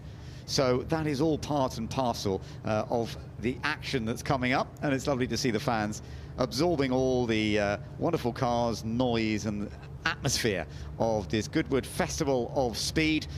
Now been going for quite a few years, of course, some 21 years, yeah, more than that now, isn't it? Yeah, 31 years. Unbelievable. It did make me laugh with Logan Sargent sort of referring to that Williams FW8 as something ancient. I was thinking, it still seems quite modern to me, but fair enough, it was 1982 when Keke Rosberg, despite not having a turbocharged engine, having a normally aspirated engine, down on power, but Williams produced a car that really worked for him, and he just squeaked that world title. Absolutely. No, that is great stuff. So now we're going to see the Layat Helica heading out there. This one built in 1921, and it's got this wonderful propeller-driven supply up front. We've got an onboard camera on this one, I believe, as well, so we might get quite an interesting view. Look at that. It's all fired up and running. So how is the vision when you've got a fan flying in front of you? Oh, it's not too bad. Get it spinning as fast as you possibly could. That would improve your visibility. But this will be a car that will go around up the avenue between the great big straw bales, round the two right-handers, come out in front of the house, and then shortly before it gets to Moulcombe will peel off as per previous runs. But it's a chance to see something different. This was 1921, so it was trying to do something differently. Was it a success? Well, how many fan cars did you ever find? Getting a little push from behind. I like that it's actually getting a little push, because off the line it is not the fastest thing, because this is not a hugely powerful motor. But once it actually starts getting going, then it does build up to a reasonable pace. You can see the valves on the engines all being on each side of the engine being flattened away, and it's being followed by the steam-powered Salvesen wagonette, which is also great fun. Twin-cylinder external combustion engine, with the team all working together to make sure they can run okay up the hill. One feature both these cars have is incredibly narrow tyres, almost like bicycle tyres, because the last thing they wanted was the loss of performance through friction. And let's face it, when these cars were new, road surfaces weren't exactly billiard table smooth. No, absolutely. And it's a bit like horse carts, the way that those wheels are just the same as they were on carts. And you get that bit of wobble, which you can see very, very typical from that period. And a rather positive camber on the front end as well. But what a lovely ride, and what a lovely view. This must be very enjoyable, sitting on that, heading up the hill, nothing in front of you, and you're getting a nice clear view of everything, and a lovely wave from all the fans as well. And a degree of warmth from behind their shoulders with that steam engine pumping away. Right, Panhard de Leversoir, the Roi des Belges. This is from 1901, owned by 10 Tenths. That's Nick Mason's incredible selection of cars and machinery that he keeps on store, but fortunately for us, keeps on bringing out. This is a car that 5-litre 4-cylinder engine, incredibly elegant. But again, one has to think back to the sort of roads on which it was performing. Yeah, the body style apparently it's accommodating the Roi des Belges. You mentioned the name of it. It means the king of the Belgians, and it's a body style feature that has this sort of separate rear seating area. I'm actually surprised they haven't got a little group of people sitting in the back of that, because it would be an absolutely wonderful place to sit and enjoy the hill climb up here, because it's been specially built, obviously, for passengers. And it's even been augmented with some woven wicker baskets, which we can see on the side, which is all good fun. As we're watching the propeller-driven Layat Helica heading a little further, that is going into the slightly shorter version, as you can see. Yes, it's entering the assembly area paddock, and will go back to its position. But going back to that Panhard de Leversoir, we saw those fantastic wicker baskets on the side. But they need that to put their sandwiches on when they do the London to Brighton run, which it has done many, many times over. So don't think these cars were just tucked away, you know, 100 years ago. The beauty, and actually particularly the United Kingdom, is these cars get taken out as much as they possibly can, and we can get to look at them and enjoy them. But just to refocus, 1901. Yeah, and you can see that gear changing going on the outside of the cockpit, and a very different style, of course, of driving. Very flat steering wheel. You don't have the steering in front of you like we are much more used to with modern vehicles. But it's in beautiful condition, I have to say, and it sounds lovely too. Yeah, more like a sort of bus driver's steering wheel position. Keep that chest open. Yes, and if you get wind and rain in front of you, then it's not going to be the most comfortable vehicle to be in. But right now, today, with a bit of sunshine now coming out in this second half of the day after we had some rain this morning, it's actually a very enjoyable experience. You know, travelling a long distance in this car, you definitely would have to have the right clothing, and a cloth cap really would help as well. But leather jackets certainly it would have been better in later years. In fact, full coats would have been advised in 1901 if you were travelling far. And actually, long distance, as you say, in those days, before, as they were still developing, long distance in many ways was a bigger test than speed, wasn't it? Entirely so. I mean, that was the very essence of the first car races. They were basically to prove you could go from city to city, and a lot of them started in Paris. They went down to Rouen. That wasn't enough. Then they started going to Barcelona. But just the nature of what they were at the time when cars were such a rarity, and to see them at speed as well. Bear in mind, just a few decades before, it was horses that were drawing everything up and down the road. That is why we have this theme this year: horseless to hybrid, going through all the technology. The next car on the line is the Auto Union V16 supercharged engine in the Type C, mid-mounted behind the driver's shoulders. This isn't just any driver. This is Tom Christensen, 9-time Le Mans winner, regular star here at Goodwood, but a driver who really appreciates the technology. He certainly does, and I think the technology of this Auto Union Type C is absolutely gorgeous. As you say, Tom Christensen has won more Le Mans than anybody else in his career, but he can drive just about anything. And imagine what it would have been like him racing this back in the 1930s. It has a wonderful view, wonderful look, and a great sound to it as well. Yeah, and don't forget, back then, as much as they had the circuit racing, it was hill climbing or mountain climbing in Central Europe that was so important for them. That was incredibly prestigious, and there was a huge impact when Hans Stuck Sr. brought one over to Shelsley Walsh in the British Midlands and really rattled the cages of everybody else. Outstanding machinery. Driver having to work really hard, but the feet, they're so far towards the front of the car. Yeah, Tom Christensen working the steering pretty hard. One of the great heroes, though, I remember reading up about it because obviously I wasn't quite old enough to enjoy 1930s racing. Ben Rosemeyer, he was an absolute star, and he came from motorbike riding, didn't he? And he went straight to Auto Union, and for some reason he adapted to this mid-engine design that some of the other drivers who were so used to front engine, they didn't adapt to it. But as a bike rider, he seemed to adapt very well. He became one of the great drivers of the 1930s. And in fact, quite a lot of the Italian racers, Achille Varzi and Tazio Nuvolari, were stars on motorbikes as well before they came over. Right, we're talking about moving through the spectrum of technology, and gas turbines were tried in sports cars with the Howmet, but also with single-seaters. Lotus gave it a stab, and I must say this car is one that always stands out for me as doing something different, but unfortunately it didn't do that thing called winning. So fairly short order, the Pratt & Whitney powered 56B was parked up.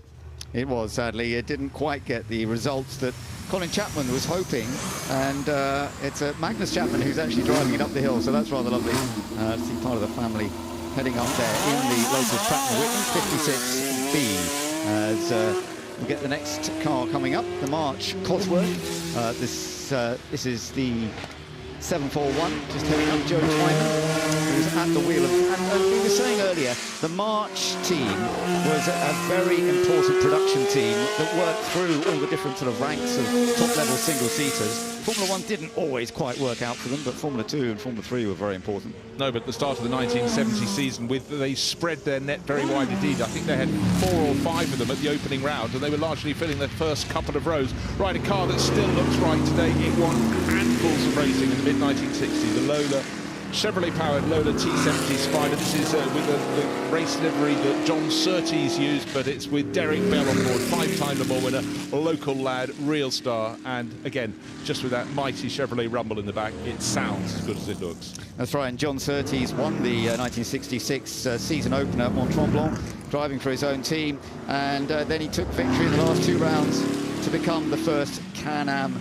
champion, which was really rather wonderful. Can-Am, of course, something we've been celebrating already this year. So here's the Ferrari, the 308 GTB Group B Micheletto, a car that was used not for racing, but for rallying. Yeah, in the mid-70s, they really were very, very nimble cars and went very well, particularly on tarmac rallies. You can understand that maybe people didn't want to throw them around quite as much on gravel, but with Michelotto, he did the development work on it, and it's still, to my eye, one of the very prettiest Ferraris of all time.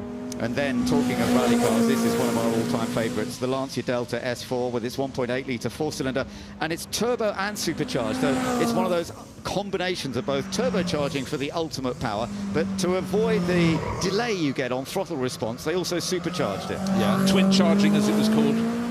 when it came to be. But this Lancia Delta S4 is just exquisite. I mean, rally cars had never been as extreme as they were when these came in. And eventually their performance was too great and they had to sort of dial it back because the roads could no longer contain them. Such a shame.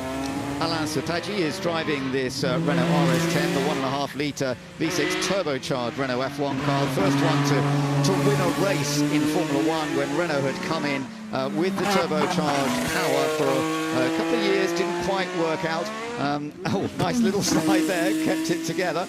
You can get an idea of just how much power there is. It was, as we were talking earlier, reliability wasn't always great, but the power fantastic. And it got everybody else into developing turbocharged engines in Formula 1. Yes, and the rate of increase of horsepower as the various manufacturers had a go was phenomenal, but a lot of them, they described it, I remember Keke Rosberg described it as like hitting a light switch. Nothing, then the whole lot it came in. It came in with a bang, and clearly if you're mid-corner, suddenly having all that power being unleashed the rear of the car would have been unsettling, but it was enticing. They wanted that power, and they had to keep working out how to make it work properly in Formula 1. Yeah, of course, Ayrton Senna joined Formula 1 when turbos had been going for a little while, but he was well known for tapping the throttle to try and get that throttle response. It was an expert style that he had. Now, we talked about the Lotus 49 earlier. It is one of the most simple yet beautiful Formula 1 cars before aerodynamics became a factor, so it was low as possible. That's what was sort of focused on, was low weight, keeping the driver quite low. It's quite a line back position actually, almost, as well. And really one of the beauties here, the introduction of the Ford Cosworth DFV, they could mount suspension off it, so it saved them having a framework around it, and it also just gave the car this rigidity that drivers really want, because then they know it's going to handle better, because before, Formula 1 cars, even the very best, could be quite loose. Absolutely right, yes. Using the engine as part of the chassis to give it that strength, very crucial in Formula 1, and this went on to such success with Jim Clark. He was an absolute superstar, of course, in the 1960s, and went on to take many, many wins with that. So here we go. This is lovely to see the Lancia LC2, 3-litre V8 turbocharged from the mid-1980s, this one. Driver at the wheel is a Pirro, but it's not Emanuele. He's in the car in front. It's Cristoforo Pirro, son of a 3-litre V8 power under his right foot, and no doubt the endorsement and the suggestions from his father, Emanuele, ringing in his ears before he left the assembly area. It's rather fun to know that this particular chassis actually made its debut at Brands Hatch in 1985. I might well have been there that day. I most certainly was. There you go.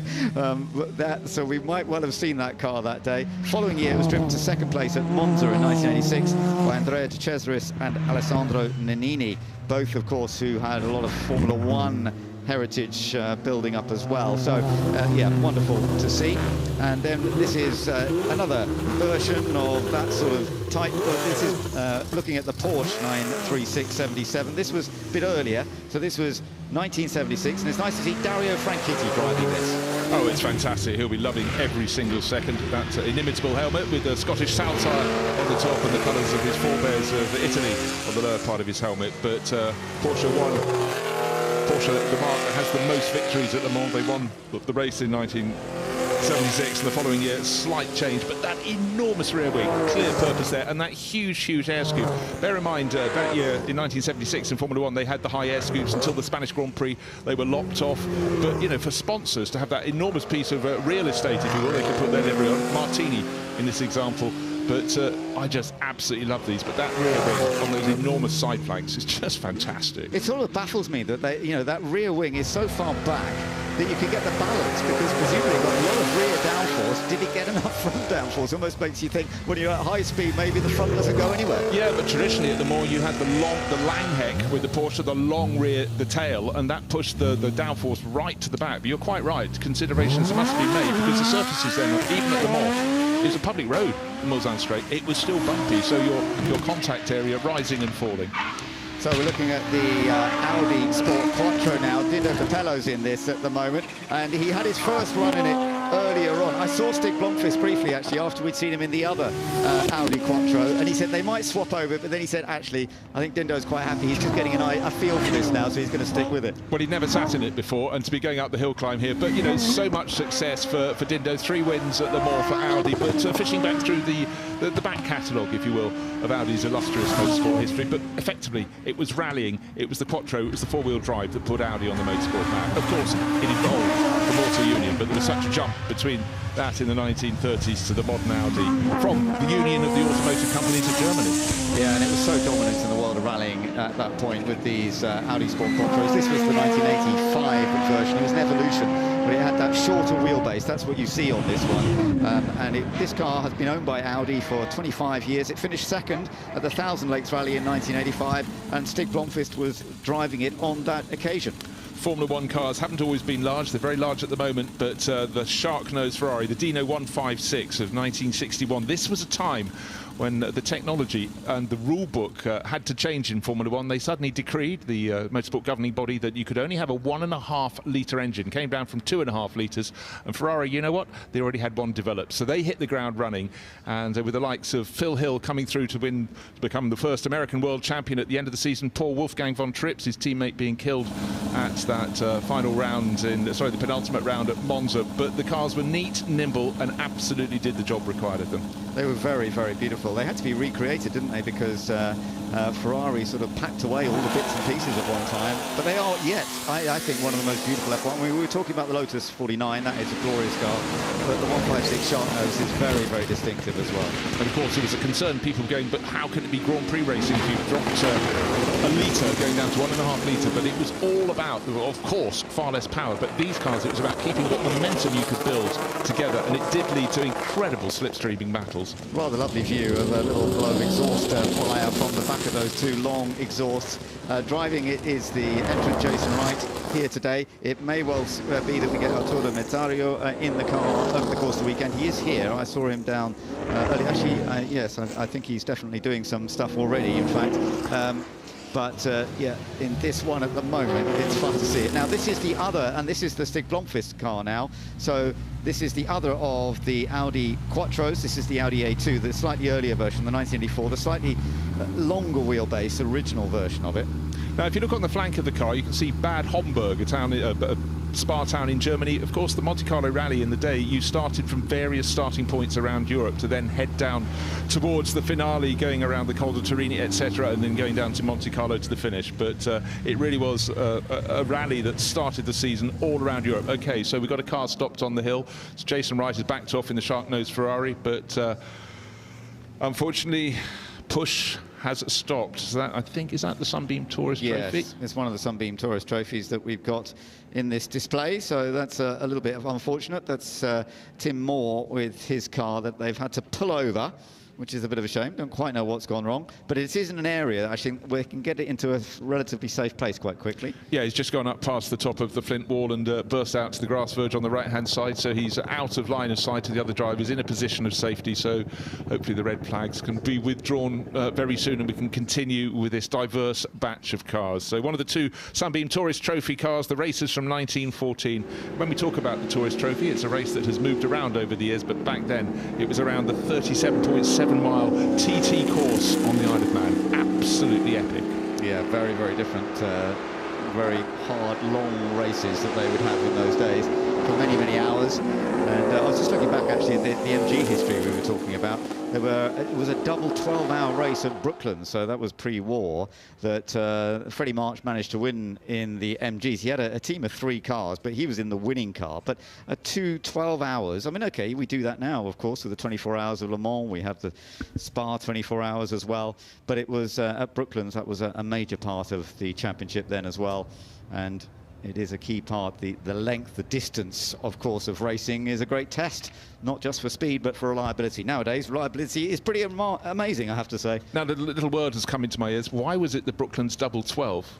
They wanted a 24-hour race, but some of the neighbours said no, they didn't want noise in the night. Isn't that great? So, well, not so great. I'd quite liked a 24-hour race. I seem to do them every 3rd weekend at the moment. You are doing a lot of them, aren't you? Yes, I know. But, yeah, that was quite a good idea, doing double 12, because so many of the 24-hour races that you've been involved in this year, Bruce, have had rain or fog or other weather issues, safety car issues, that overnight, when quite often they're okay during the daytime. I'm beginning to wonder if I've actually clocked up 24 hours talking about safety cars so far this this year. May well be, but also just looking back, having seen the Sunbeams that did the Tourist Trophy, that was 16 laps the Ironman, but likewise it was split between 8 laps on day 1 and 8 laps on day 2. So it really was a factor then, yeah, much more of a factor to split it into the daytime than we're getting nowadays. So Stig Blomqvist has had to have a little bit of a pause before he comes back out, but he's been a great rally driver himself, a multiple winner of World Rally Championship events, a one-time champion as well. But the Audi Quattro, it sort of burst into life on the World Rally Championship in 1980, and it really did take the world by storm. By the end, this was a car from 1984, but still the wings were relatively minor. We saw the car just go out before the Quattro S1 E2, and that was far more flamboyant. But what it did so well, it didn't seem to matter the surface. Didn't matter if it was gravel, if it was dirt, if it was tarmac, if it was ice, if it was snow. This car just had the balance, and of course putting the performance coming through all 4 corners of the car, it just gave it that inherent grip that other rally drivers could only dream of. So it took him to the 1984 title with Audi Quattro, and multiple winner of the Swedish Rally. He'd won it 7 times in his career. He came from the world of the Saabs, the Saab 96 when he was 18-year-old. That's when he started rallying in. But the Audi was the one that gave him the real performance delivery that he was looking for. Well, it just had so much more performance. You talk back about the Saabs and some of the cars in the very early 60s. They weren't exactly long on horsepower. No. And of course, we had the nimble little Mini Cooper suddenly starting in the hands of Paddy Hopkirk, doing great things. But before that, they were much larger cars. And then they went small, and then suddenly had all this performance coming in. With 4-wheel drive, which of course helped get that power down onto the road, which is a very, very crucial part of it as well. So, yeah, celebrating all of these vehicles that are part and parcel of this weekend here at Goodwood. This, just heading up the hill now, is the Alfa Romeo 8C2900B, the Spider, the Whale, also as it's known. Seemed very unkind. I think it's an incredibly elegant car. In Italian, they call it Balena, but it's just so smooth, super smooth. We talked about aerodynamics. This car has gone for that long tail, but it's super smooth in comparison to some of its slab-sided rivals. Beautiful. It is very beautiful. It's got a 2.9-litre straight-8 supercharged engine, and about 180 horsepower, but it's very, very elegant. It was this particular car was raced in Argentina in the late 1940s, early 1950s. It was later on discovered in pieces and then returned to Europe, and as the notes say, lovingly restored. I have to say, it is absolutely beautiful. It looks fantastic, sounds great as well. What a beautiful job they've done to recreate this Alfa Romeo. Well, that would be done by the Lauman Museum. Amazing collection of cars over in the Netherlands, and what a beautiful job they've done. But so many cars disappeared for half a century or more, then they're found, but then you need the money to put them back together. But a car that lit up the rally stages in the early 1970s and mid-1970s was the Lancia Stratos, the HF model in particular, but in the hands of Sandro Minari most particularly, it was an exquisite car, really dynamic. Short wheelbase, Ben, wide tail, narrow front, but it just had the poise and then the punch from that V6 engine. Absolutely, yes. It is very effective, and it was particularly good on tarmac, of course. Just taking a look at the MG now, the little MG that was part of the Goodwood heritage here, and it's lovely to see that about to head up the hill, the MG C-Type. So the car that became part of Goodwood's family racing, and how Freddie March put together a fantastic team and went on to take victories in various different events. That one at Brooklands we mentioned, but also what was called the Irish Grand Prix. It was a little bit of a different type of event in those days, and TT events as well, and it's lovely to see it. And again, one just has to focus on that was in the early 1930s, and yet a few years later you had the auto unions doing things in a very different way, and Mercedes likewise, as the Silver Arrows found their form and speed. They were going for V16 engines, and this was a 746cc 4-cylinder engine, so it wasn't like for like when we compared across the continent. Absolutely no, but it was seen to be a really lovely piece of kit, and they really enjoyed it, and it worked well for them. This is the 114. This is the No, it's not actually the one. This is the MG Magnet, yes. So this is the MG Magnet K3. So this one actually had great success with Tadzio Nuvolari, one of the great drivers of that period. He came along, he'd seen some good performance from MG, and he decided it was worth a go, and he won the 1933 Tourist Trophy at the Ards Circuit with this version. And the Magnet K3 was one of the sort of more souped-up racing versions of those early MGs. As we then get into what you describe as one of the squarer rally cars that we see. Look at it from above, you've got the wing top and back, but it's almost as wide as it is long. A lot of aerodynamic addenda on that, and it was alleged that certain police force tried to have some that they kept as a subterfuge car, but they took the rear wing off so it didn't look so obvious, and it didn't improve the handling not having a lot of performance from the punchy motor in the MG 6R4, the Metro, but it was a fearsome time in rally, Group B, and performance was just going off the charts. And it was great for Tony Pond. He was the British driver who did some fantastic work with the MG Metro 6R4. He took a podium finish on its debut, actually, and finished third in the 1985 RAC rally with it. But Tony was one of our brilliant rally drivers, no doubt about that. So now just heading up the hill, we've got the Delage 15S8. This was a special machine too. Oh, it absolutely was, with Bugatti pushing hard. There's lots of national pride at stake, and the French, you cannot underestimate how prodigious they were in motor racing in those early days. Circuits all around the country, but Delage, French made, but with the 1.5 litre straight 8 plus supercharging to get that extra punch. This Delage was a very, very handy tool and took victory in the British Grand Prix at Brooklands in 1926. To my eye, this is one of the purest looking cars here. I absolutely love the cars of the 90s, 20s into the early 30s with the Alfa Romeo P3, the Tipo B as well, but down, sitting lower, closer to the ground in the French racing blue Delage. It looks absolutely exquisite and being driven very nicely indeed by Ben Bessard. Yeah, no, wonderful to see. The Sunbeam Tiger. Now, this was more of a sort of land speed record type vehicle because they put together two 2-litre 6-cylinder engines to make a 4-litre combined, and they then went on to try and do some very high-speed land speed record trying and things. Henry Seagrave driving it to over 150 miles an hour at Southport in 1926, but it did race as well, so it wasn't just about straight line speed. No, and again, just the way it's being handled up the hill climb course, it's got packed blatantly edges. He has his own driving style. We've seen him over many, many years in Fraser Nash's, but he drives with real gusto. Which is lovely to see. The Napier Railton is now back out as well, the one that set the lap record at Brooklands all those years ago and held it forever because the Brooklands track was not changed after, it was never run again after the Second World War, and it was a beast, but it was very effective. The Brooklands track was not an easy place. It was more like the ovals in a way that you have in America, but with very high camber through the corners, very bumpy too. Very bumpy, and the famous shot of John Cobb, all four wheels off the ground as he goes around the banking. Think about that. Some cars did eventually pop over the top of the banking, but look for that. And also, we just talked earlier about the Ards TT circuit. Go and find a video about that. Those were tiny little Northern Irish roads, very, very fast indeed. So it was a really, really fearsome circuit up at Ards. It was indeed. Well, you're seeing Alan Wynne drive it up the hill. A lovely opportunity for him with this 24-litre W12 aero engine, but very much a part of the Brooklands heritage of motorsport. Brooklands ended, of course, during the Second World War, and it was Goodwood, the circuit at Goodwood, that came up not long after the Second World War, partly because there was no racing going on at Brooklands, and it changed. For example, the racing club that was organising things at Brooklands then started organising things at Goodwood instead. Yeah, the segue through, but always great to see the Napier Railton, and again, just do go and look at the shots of John Cobb on the banking. Now, Ferrari obviously have an enormously strong heritage in motor racing. They were there at the start of the World Championship in 1950. In fact, they were there long before. But this is a 158 Ferrari. 1.5 is the 1.5 litre. 8 is the number of cylinders. So the 158, it's got a V8 in the back. And the first Formula 1 car to use a monocoque chassis with a V8 engine. Yeah, and a good one for John Surtees, wasn't it, as well?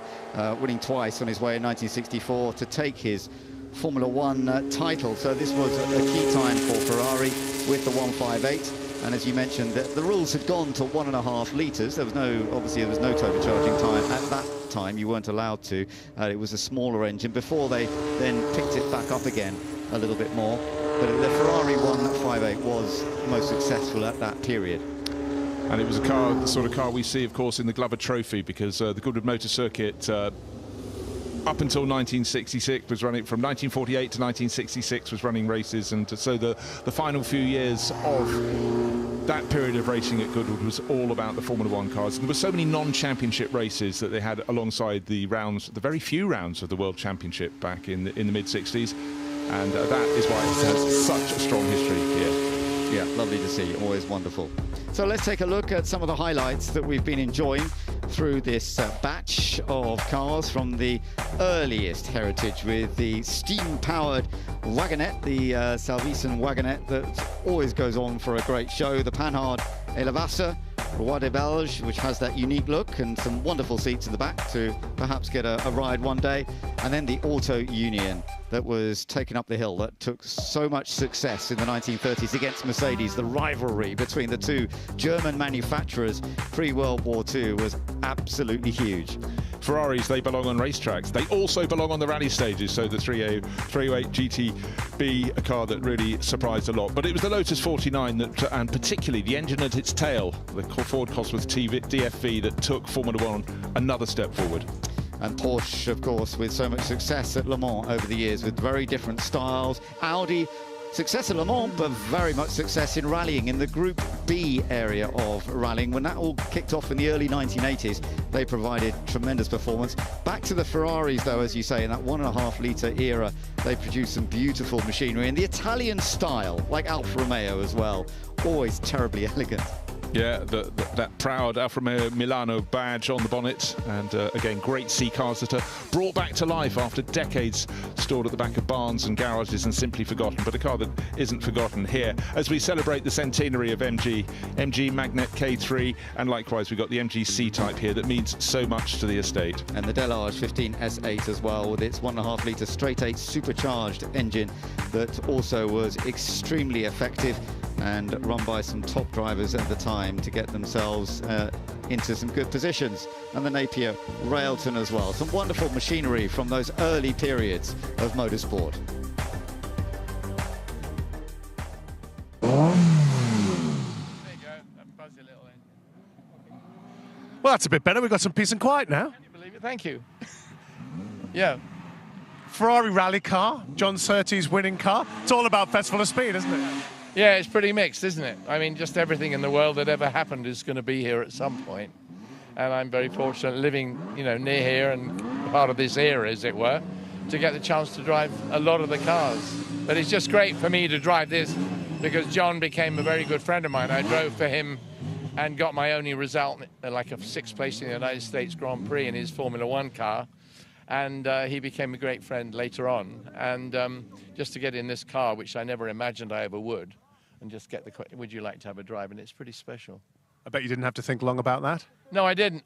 No, I didn't. No, not at all. I drive I'll drive anything if somebody said to me. I mean, I'm fairly cautious too, but at the same time, you've got to give it a bit of stick. It's just fabulous to get in something with all the power. And you don't know how old the tires are, and you don't know if the brakes ever worked. I mean, you know nothing. You just have to feel it through your body that it's going to be okay. I mean, the crowd obviously love it and love seeing it and hearing these cars, but it is rather intimidating getting up quite a narrow hill and pretty slippy conditions today. Yes, it is. And it's 12 months, of course, since we were here. And I should have gone up it really, and walked up it. I mean, when I'm in England, I live near here. And I should have come and had another look because I'm going around the wall and I'm going, is there another click before I get out to the straight bit? But, I mean, you just have to be so, gentle on the throttle because, I mean, there's 750 horsepower. And as I said, you don't know how old the tires are. And you don't know I mean, I've no idea how long ago it was that somebody put their foot on the brake pedal. Do you know what I mean?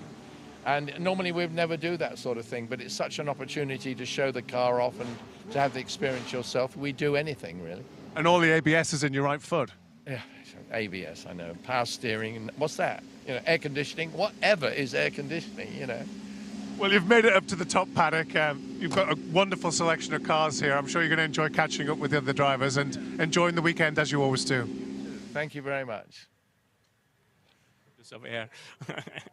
Emanuele, always a pleasure to see you here at the Festival of Speed. You brought quite a wonderful, I thought very patina to this in period, this car. Yes, exactly. It's a great privilege to be here, of course. You know, you got some cars which are well restored and they look very, very new, actually even newer than they were at period, you know, with the modern colors, and some other few cars who have the privilege to stay as they were. So this is really, really, really original. You know, it's sort of glossy, a little bit cracked, and I think this is the peculiarity of the age. So it's a very precious bodywork. Like you say, I mean, we talked to some people and they said their car was better than when they drove it 40, 50 years ago because it almost changed completely. But this thing, even just looking at the seat, it looks really brilliant. Bit of tape on the seat there to keep it together. Yes, absolutely. And actually, because this is a car made, of course, by Matra, but it was actually made by Dassault, who was, it's an aircraft, let's say an aircraft design. And if you see the way that the chassis is built, it's really aeronautic technology. So it was really state of the art at the time. And yeah, it's pretty cool to drive it. And 50 years old now. Yeah. And you know, if I think that I'm way older than the car, it's quite frightening, but, you know, that's the way it is. Well, you're shaping up well, and always pleased to see you here. Looks great. Thank you so much. Enjoyed the weekend very much.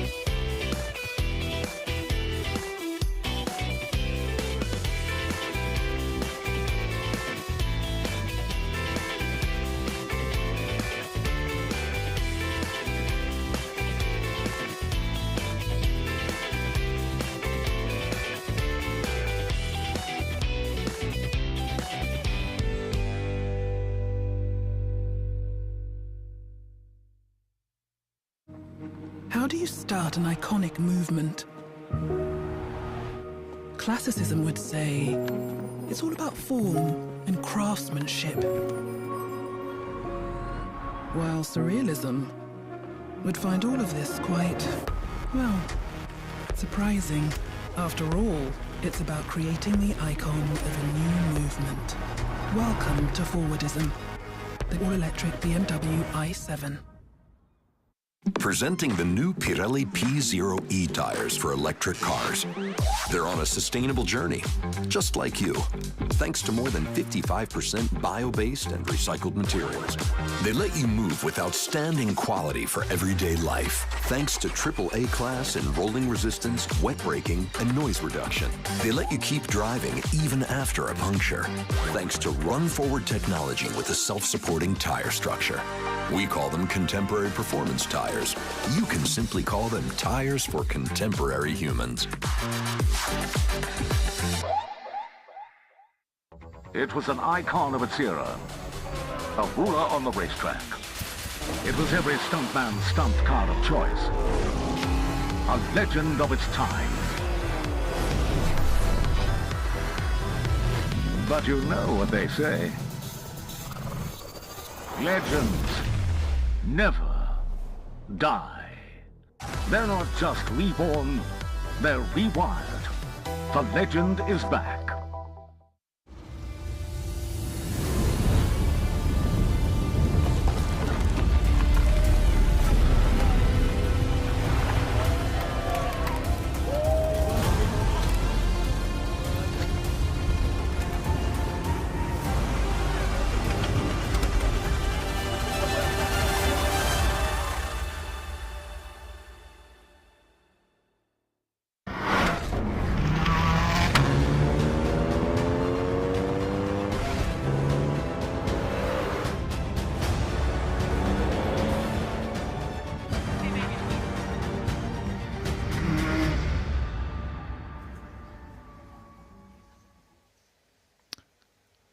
Well, we've got a lot of mileage under our wheels on the Friday at the Goodwood Festival of Speed. We're about to head into batch 4, which is Formula 1, and then a whole host of bikes, particularly those from the Isle of Man TT. Timed practice building towards the shootout on Sunday afternoon. And then a balcony moment with the King, aka Richard Petty. The gas show, the stunt bikes, absolutely phenomenal. That's going on all afternoon. And then we go back to the later part of the horseless to hybrid campaign, 1970 to 2024. That's batch 2, working on through the afternoon. First glance, the chance to see some of the greatest supercars and the brand new cars that are launched here at Goodwood, and likewise the very latest road bikes as well. Then the supercars are back on the hill, horsepower galore. If you haven't got 1,000 horsepower, you're not invited to the party. So plenty more to keep us going, but it's not the end. The end comes after batch 3. The drift cars will go up the hill one more time, sideways, forwards, maybe even backwards. Celebration of Joest Motorsport. That's 40 years in the sport and 16 wins at Le Mans. Niki Lauda, what a legend he was. We'll be celebrating him as well. But we've been busy all day, but in the morning here on Friday, the rally stage has been abuzz with action. Let's take a look at the best of it.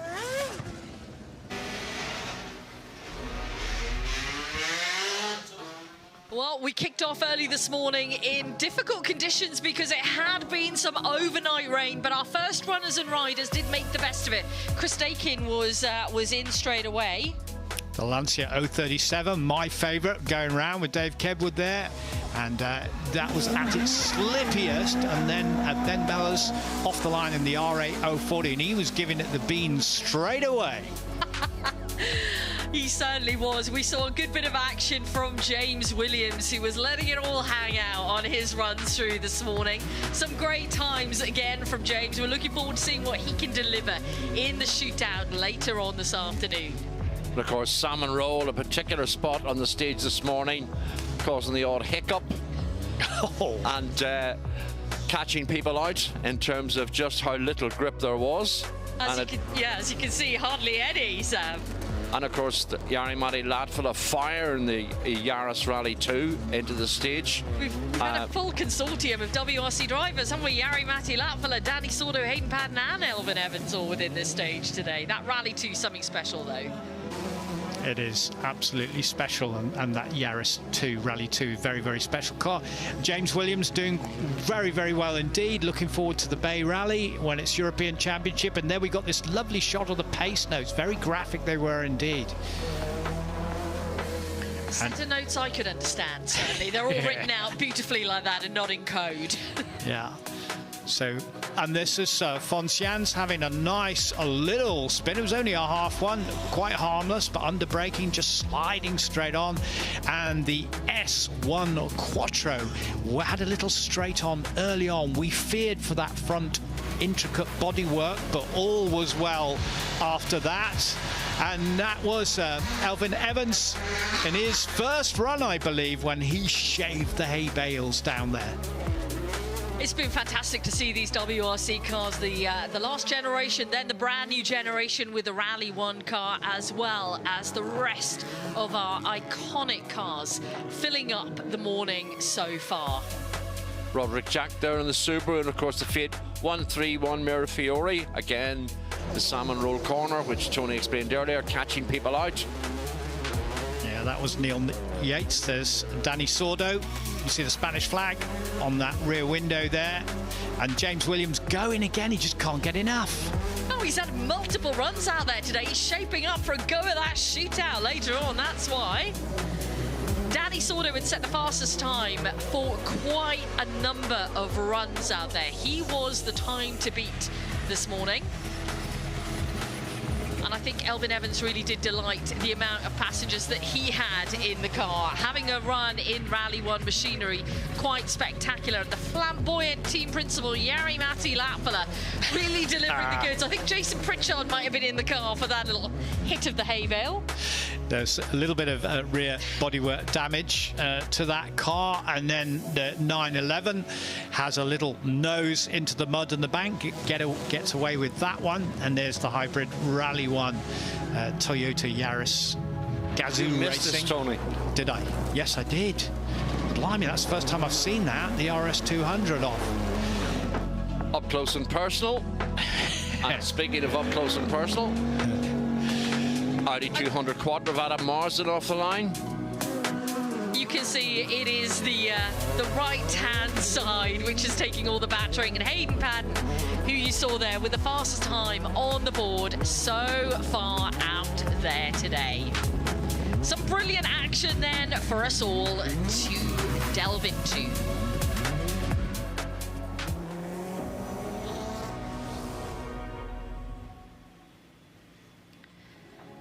Let's take a look then at the times out there, and confirmation that Hayden Paddon has set the fastest time so far today with a 2:46.9. Danny Sordo 2:48.4 with the flamboyant Jari-Matti Laufala 2:49.4. Then James Williams in the Hyundai Rally 2 2:49.8.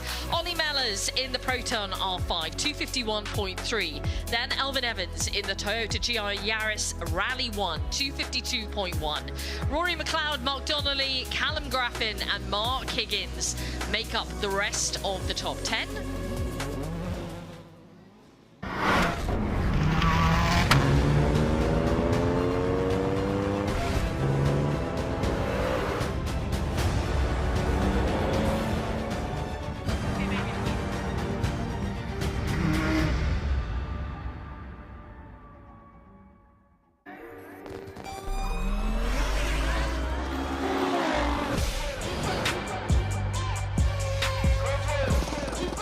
To hear them start and then every form of motorsport here, from classic side all the way through to the most modern cars. You know, I see it Goodwood just increasing and getting better each year.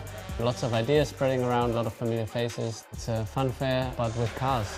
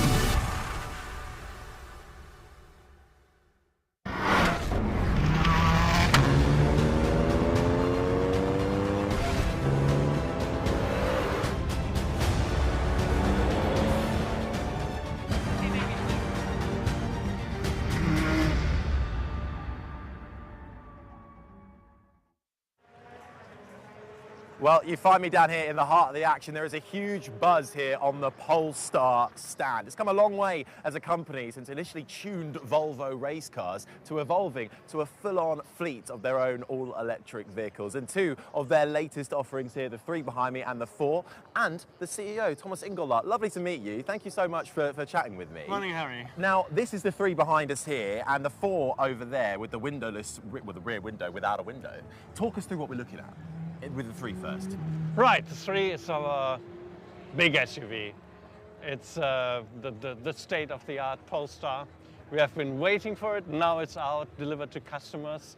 And of course, it's an incredible piece of technology. We've got air suspension, we've got NVIDIA computing in the car, and a great entertainment system with Bauer & Wilkins Dolby Atmos. So if you just cruise along and have that beautiful music around you, it's awesome.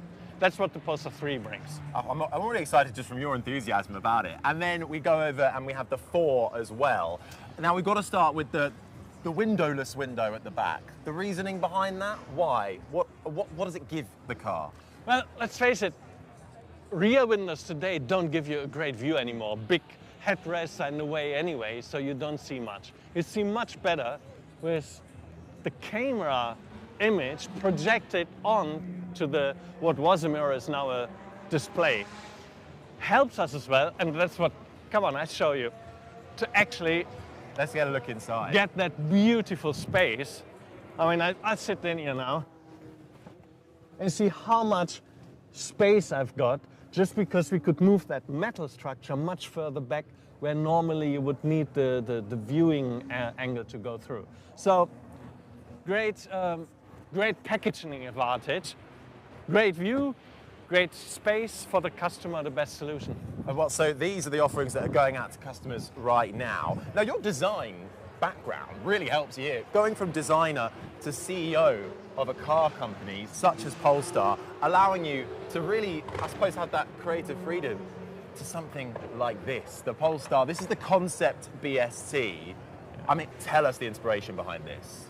It's a Scandinavian design company. I mean, when you look at Polestar, the main thing is, wow, beautiful, great design cars. It's a Scandinavian prime design company.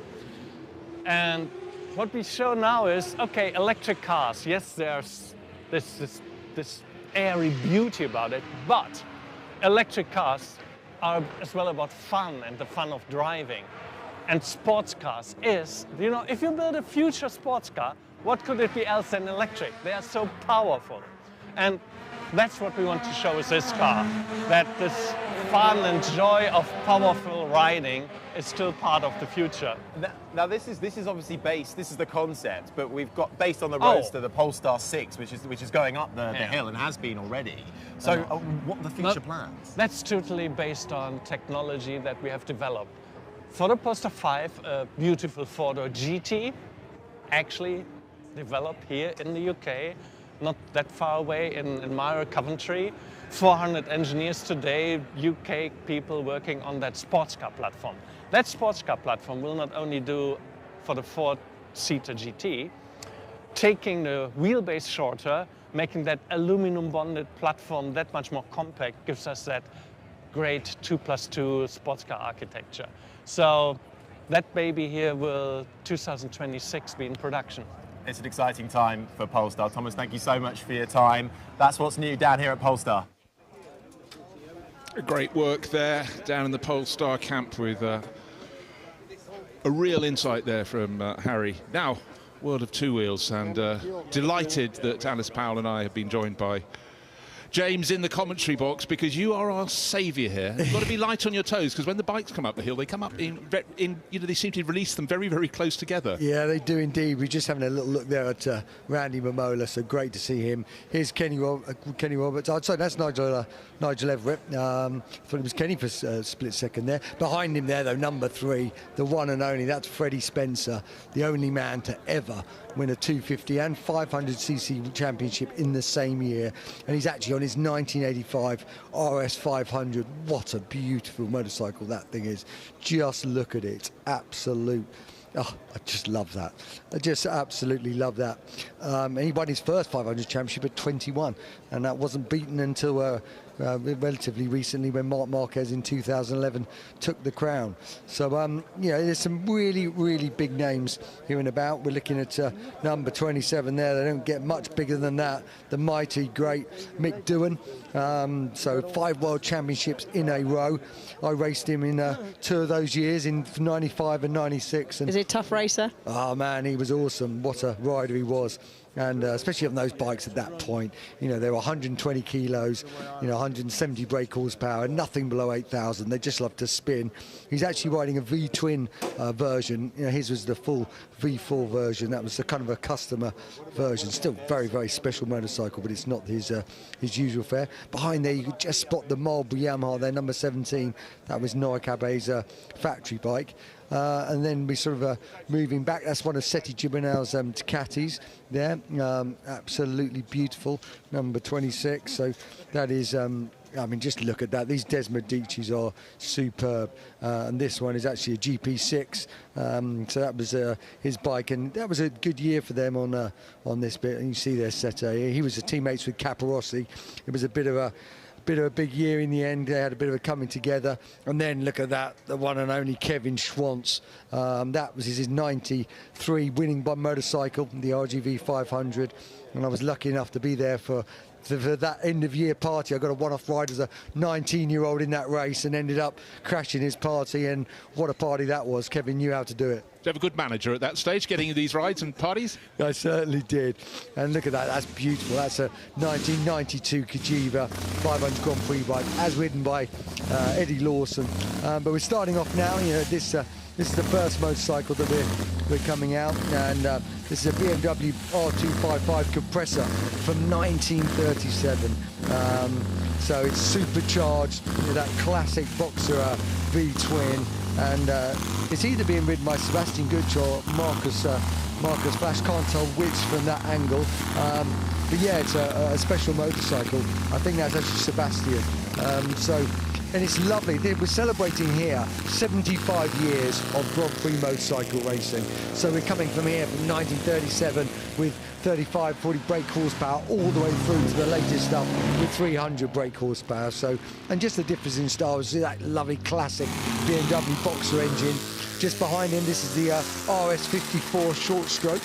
This is from 1955. So again, it's still that classic Boxer engine, but the big difference being they really changed the chassis on this. It was developed much further.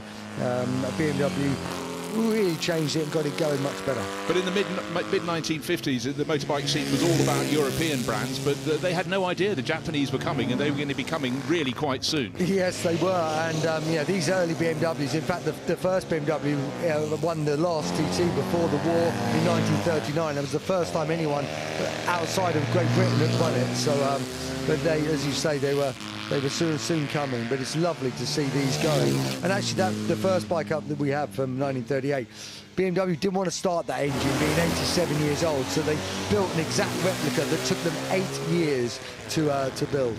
Yes, it's a real case. Where did you put those technical drawings? But then we've had that with the BRM V16. That's been reconstructed. 20,000 drawings for the pieces required for that. But great to see these BMWs. As you said, that Boxer format stayed with them forever and a day, didn't it? It did indeed. And the second rider there is actually Marcus Flash. He's the CEO of BMW Motorrad, passionate biker, used to be head of M division.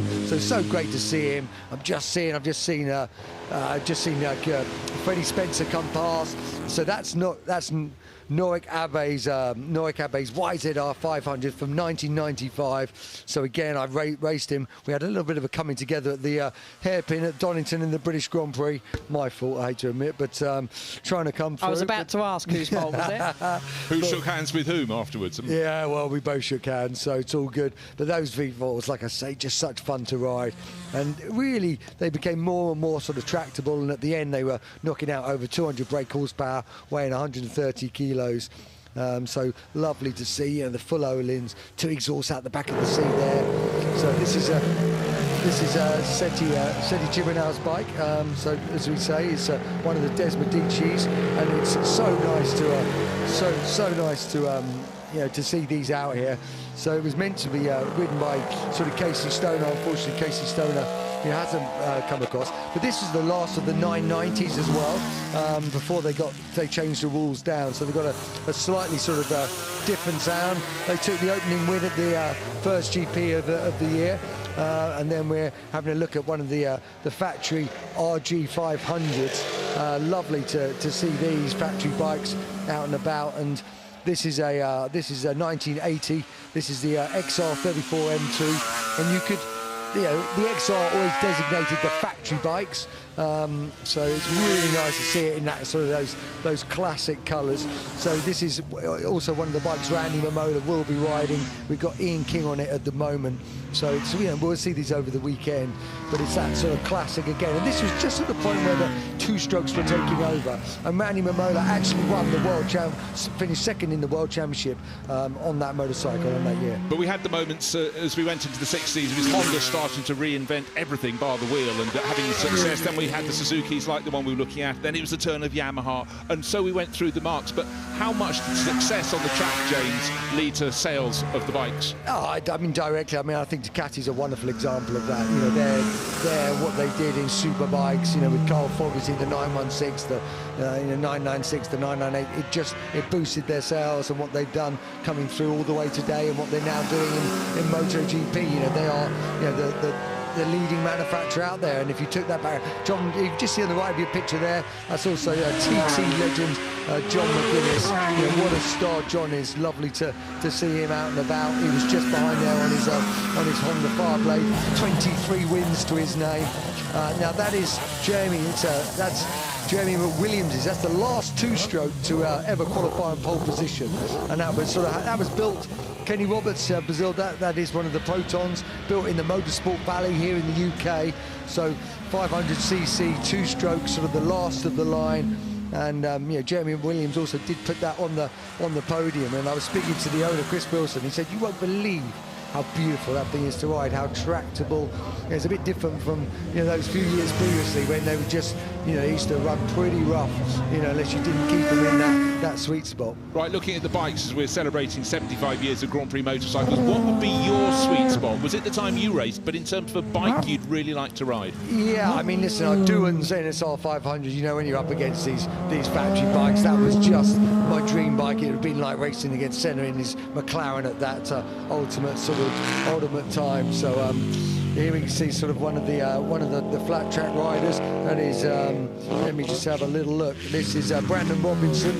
He's on the Indian. And the Indian has absolutely dominated the flat track scene. It's won every American flat track Super Twins title since 2017. So it's great to see them. Now this is Will Williams. Now these, you wouldn't think you could actually race these, but they've got a series for these in America. They do 180 miles an hour.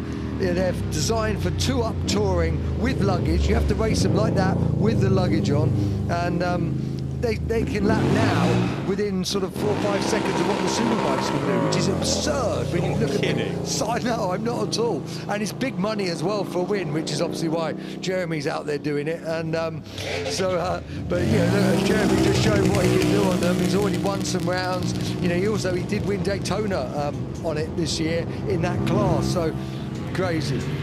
So now we've got some of the off-road team. So this is the Yamaha Rally team, and we've got some huge names here.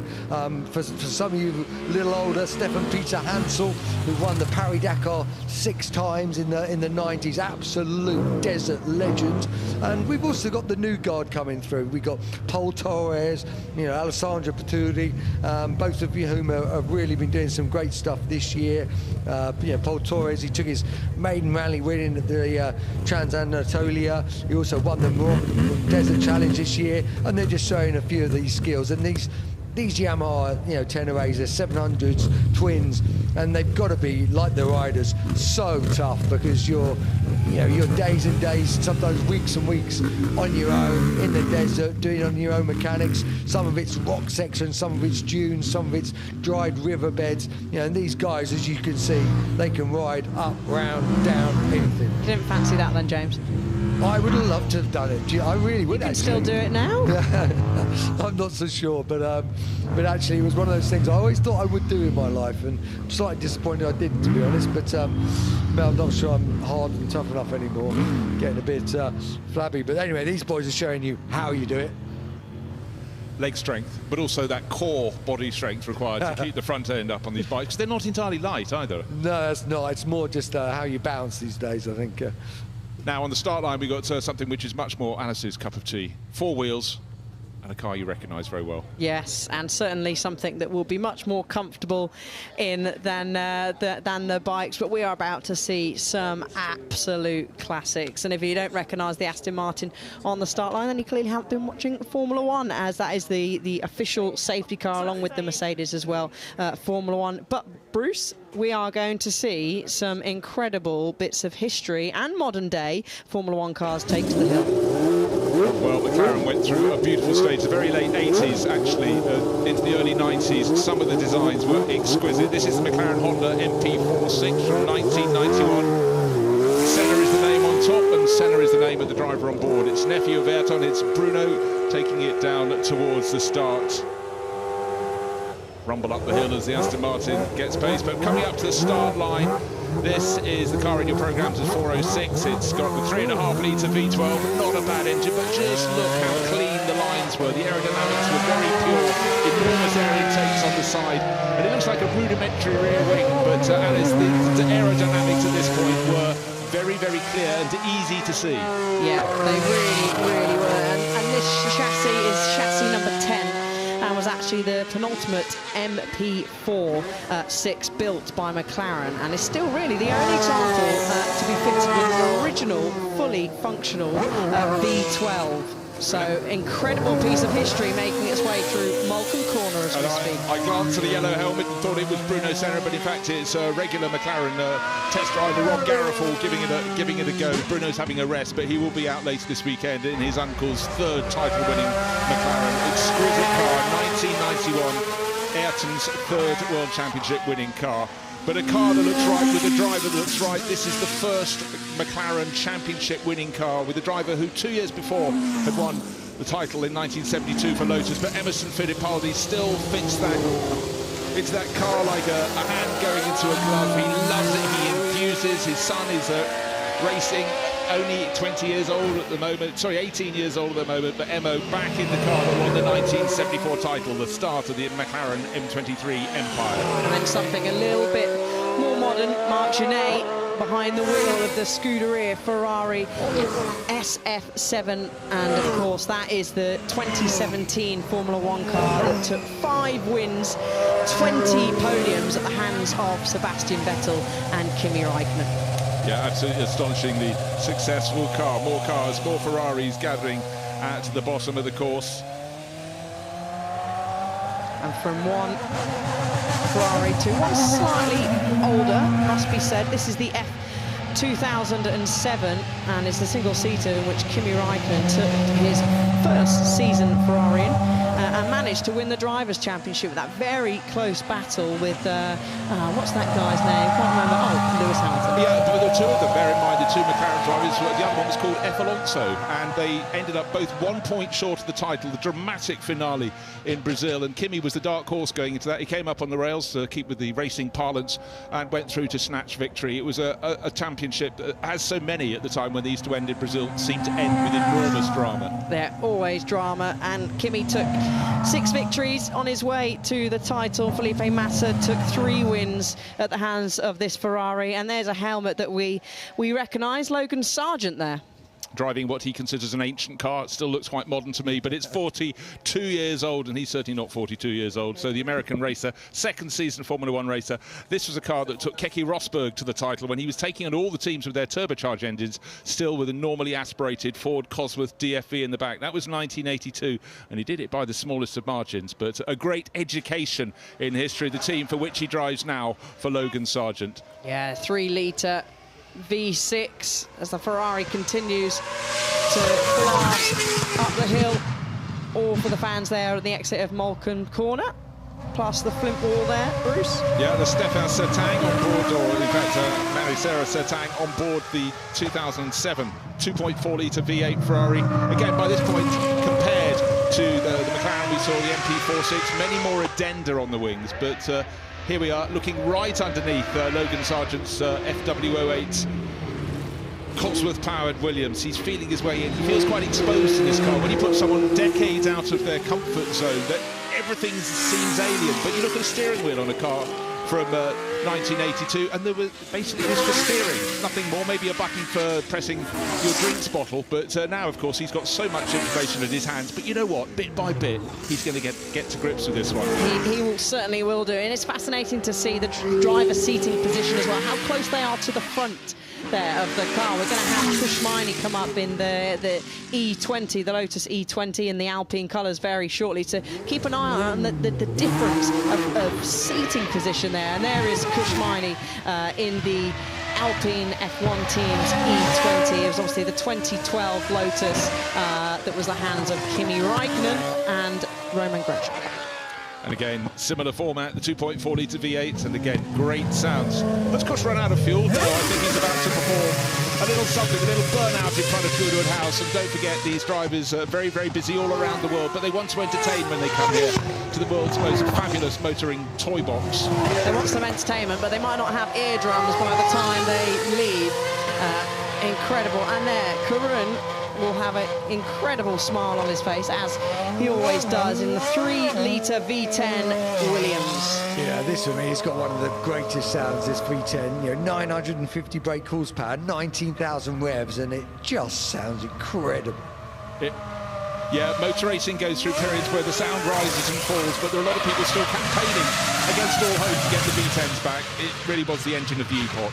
It certainly was, and I remember attending the British Grand Prix many years ago when I was small, and these are my childhood, these cars all going flat chat down the main straight at Silverstone. I did peek my little ear defenders off ever so slightly, and I think I quite quickly regretted it. They are so loud and so iconic. It's when you can hear racing cars, wind permitting, from 5 or 6 miles away, you know it's good, and certainly racing bikes as well have fun. And now Karun, I think, is about to entertain. He always entertains, or is he just trying to remember the facts and stats? I'm afraid I just heard a pop there, because he's just the other side of our commentary box. Oh, he wants to come up and join us. Yeah, see, that's very good of him. Maybe. He's having a wave. Now he's a bit stranded. He's going to have to get out and push.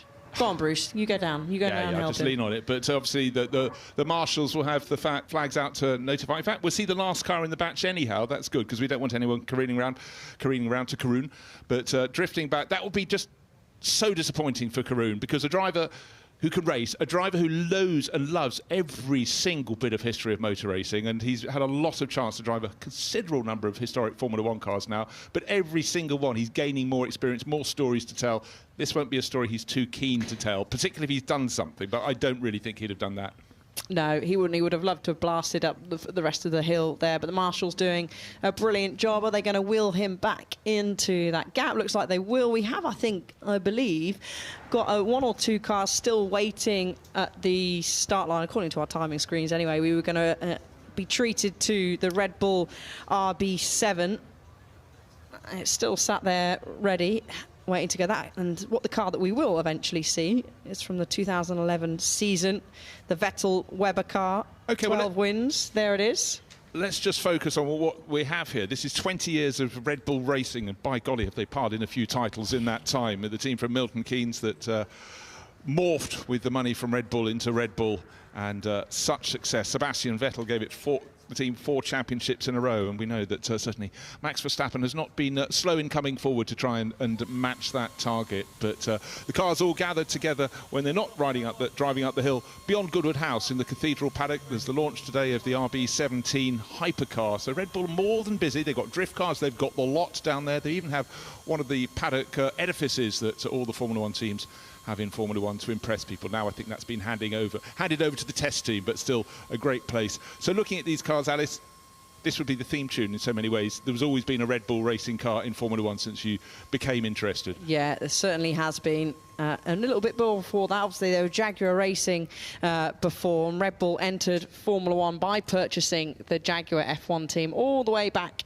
in 2004, and the rest, of course, is history. But you just touched on, Bruce, the RB17, the hypercar that's out, revealed today. Wow. I mean, I haven't been down to look at it yet, but I've certainly seen some pictures. A 4.5-litre engine produces 1,184 brake horsepower and apparently can match F1 lap times.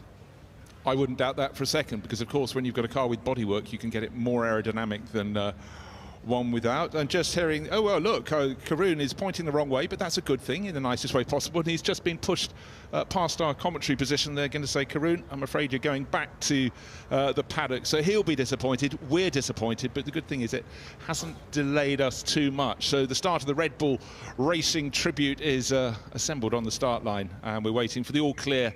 And then the blast-off procedure can commence. And of course, Alice talking about Red Bull Racing being begat from Jaguar Racing. And of course, before that, it was a Stewart Grand Prix in the late 1990s. Yeah, so the history goes back a very, very long way. And Red Bull, they have had 382 races in Formula One, 120 race victories, 277 podiums. So in their, you could say, short space of time, they've had a lot of success, and we will have both of Red Bull Racing's drivers here over the weekend. Of course, Max Verstappen and Sergio Perez will be here in the Red Bull celebration, which will be taking place on Sunday. And we will have pretty much every single Red Bull Formula One car that's been racing, that's you would have seen on the TV, maybe you would have been cheering on, they will be here at Goodwood. I always think it's extraordinary when you have a team that's largely kept one livery for its entirety, little tweak here and there. You put the cars side by side and you can just suddenly see that the evolution and then the regression as the rules change, because of course there was that period in the middle, in fact looking at this one, waiting on the start-finish line, those really high noses, then you had the step noses and then the banning of the aerodynamic addenda on the sides. It's always constantly changing, and every few years you get a new rule set. But what we have as we go towards this rule set in Formula One, we thought that's it. Red Bull Racing have got it totally under control, and this year suddenly it's become exciting. Mercedes seem to get their nose in front, McLaren likewise, and for once it's a real struggle now for Max Verstappen, but he does have that points advantage. Surely he can defend it, can't he? He can. I mean, we had, I would say, the Grand Prix of the year so far, certainly last weekend. We were really treated, weren't we, to such a brilliant British Grand Prix, as now the RB7 is fired up, engine notes rise, and some burnouts just to leave the start line there. Well, Patrick Friesacker, who's been with the team from a very, very long time, an Austrian driver, an Austrian back team, and he's always here to entertain. He actually gets through 2 sets of tyres per run, not just the one. That's great to see it driven like that, though, isn't it? A real bit of fun. Oh, listen to that. And could do it with one hand as well. Absolutely brilliant. Has anyone down there got eardrums left? Probably not. No, and in fact, when he gets up to the top paddock, he's Patrick in particular, it's not unknown to go to the bakery department and get some more donuts out. Mr. DC next up, and he is driving the RB8. 7 wins this car took, 14 podiums, 8 pole positions. It took Vettel. Brought Vettel, should I say, his 3rd title, as well as Red Bull Racing's 3rd Constructors' Championship 2. He sails on past. Any donuts there, DC? No, carries up now to the top of Malcolm Corner. And again, talking earlier about the changes in the aerodynamics of the car, this is the stage where they decided to take the rear wing, squeeze it from side to side, so narrow. You know, most of the time in Formula One, the wing has been full width across the rear of the car, but that was the time when they were just constantly trying to improve the racing. Some of the changes worked, some did not, but Red Bull kept on winning. They did, and Adrian Newey, I mean, what a factor he has played in that team. And his final project at Red Bull has been the RB17, the new hypercar that has finally been revealed and announced here at Goodwood, and he'll be leaving the team. And who knows where he's going next? Answers on a postcard. If you do know, pop up and see us in the commentary box. But yes, it's a moment that's got all the people discussing where he'll take his magic next, or will his magic still work with the next set of rules? But you know that Adrian still wanders around with his pad of paper bought from W.H. Smith's, and still analogue. I like that. So people clearly can now hear again, because the Formula One cars have departed the hill. And so just a toe in the water for the Red Bull Racing demonstration. 20 years of racing and so many victories gone. What was the figure there? 120 wins? I think it was, over 20 years. You can do the maths on that. 6 a year, but of course the rate of victories has expanded and got better as the number of races have risen as well. But good to see people having a really good day. We started, waving to the screen, well done you. Good to see people with the earpieces so they can hear what we're saying, because when those Formula 1 cars came past, particularly the V10 engine ones. Now, you need to get your beard, grow a beard like this guy. Look at that. Well, maybe not. James, you're halfway there. So let's take a look at the highlights of the latest batch of cars that took to the course. In fact, let's listen. We've got the musical overlay. Well, this is this is coming back to the bikes. We've got one of the Yamaha YZR 500s there, so lovely to see that. As we kind of come through and having a good look. Then we saw some of the American flat trackers coming through. You can see that's they've done so well. This is one of the Indians that have dominated the American flat track scene. Then we saw the Yamaha sort of the Desert Rally team, and boy, these boys just showing some of their little tricks. Nice little wheelies around in front of the house.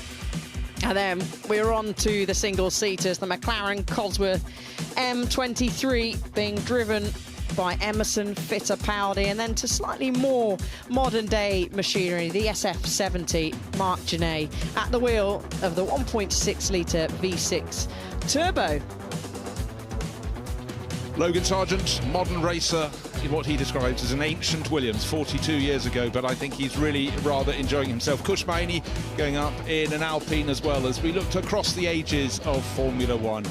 Karun Chanduk was desperate to get up the hill in the FW26 Williams. It didn't quite manifest. That came to a halt and had to be pushed back down to the paddock. But then at the end, Patrick Friesacker doing what he's been doing for seemingly decades now, taking a Red Bull Formula 1 car and rotating it. The popular Austria, a really, really good entertainer. We're looking more ahead to those cars. And we're heading now as David Coulthard completes the highlight package, reunited with the Red Bull Racing entry. Good fun for the Red Bull crew. But we're heading up to David Crean with Mick Doohan. Mr. Doohan, glad to see you back up the hill. Nice to be back. It's nice that we've got some cool weather. Well, we tried to get the sun out. Yesterday was good, but, we don't want it too easy for you guys. Well, it's not too bad in this suit anyway, but at least it's not raining for everyone here. It's good. And what have you brought up the hill for us this time? It's some gentleman, Mr. Jones owns this. It's a production bike, a production race bike from back in the 90s. So I think it's very limited. Honda made a few of them just to add numbers on the grid. So it's a Honda NSR 500V, so production version. They did make a couple of race versions, but the factory kept them for themselves. And not too bad going up this morning? Look, at my speed, it was quite easy. We were talking to the guys on the batch earlier on this morning, and they said part of the fun of being here is just catching up with old friends and having a chat in between the rides. And, you guys park the bikes up and you're straight into talking to each other. And look, that's really what it is. Sort of some of us haven't seen each other for decades, so I don't get to these events that often, so it's actually a good time to catch up, not only with bike guys, but car guys and people just in the industry as a whole. So I enjoy it. Any standout moments for you this weekend? I've actually literally only arrived, so I've sort of snuck myself into a leather suit, and that was up here, and speaking with you is a highlight. Does it get through the jet lag? Oh, no, thankfully I've only come from Europe, so it hasn't been too bad. Well, look, enjoy the rest of the weekend. I'm sure we'll catch up with you at some point as well. Look forward to it. Cheers, thanks.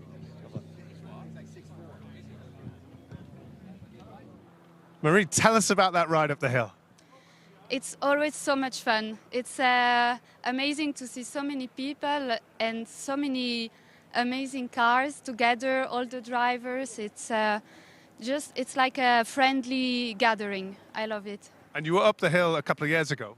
Yes, in 2021, and it was just as amazing. But it felt like the first time again this time. What were you driving back then? This one as well, the F2007. It's such a good era of Formula 1 car. Very powerful, very light. Sounds great. I love it. It's it's my favorite, of course. The car is amazing. The team is amazing. This one is special because it's the last one that won both the Manufacturer World Championship and Driver World Championship with Kimi Räikkönen. So yeah, Kimi's car, obviously, it's an iconic Ferrari, and it's great in this company here. Yes, it's amazing to drive with Mark and other friends. Makes it even more special. Are you going to be here all weekend? Yes, of course. Any other cars you're going to be bringing up the hill? No, I'm happy with this one. Thank you. I will be sharing it with my dad as well. So that's why I love being here, because it's a family thing as well. Well, yeah, I think it's a good one to keep. Don't let anybody else drive it. Thank you. Enjoy. Thanks.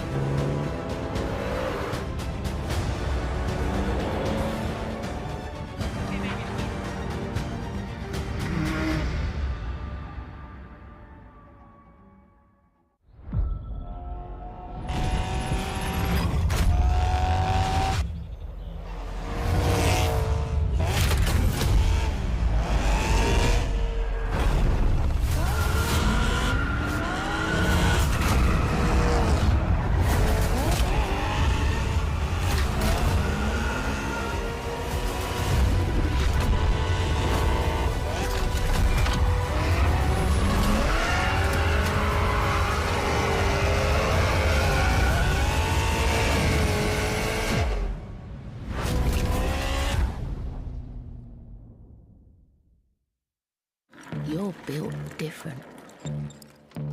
Breathing new life into broken. Taking matters into your own hands. Assembling big dreams from the small things. Never stopping until you find right part at the right price. That's the eBay way.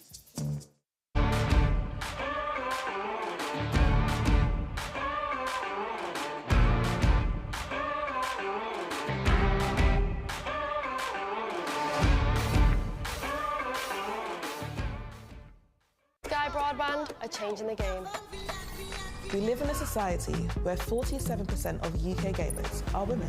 Yet they only make up 5% of esports pros. This needs to change. 2 tournaments, 1 final. They're UK's first of its kind, with pro contracts and Sky full fibre on the line. We're on the lookout for women on their path to pro. Join us and compete in Races E-Series, Soccer E-Series, all leading to secure a place at the Women's Esports Finals. Sky Broadband is built to power the pros.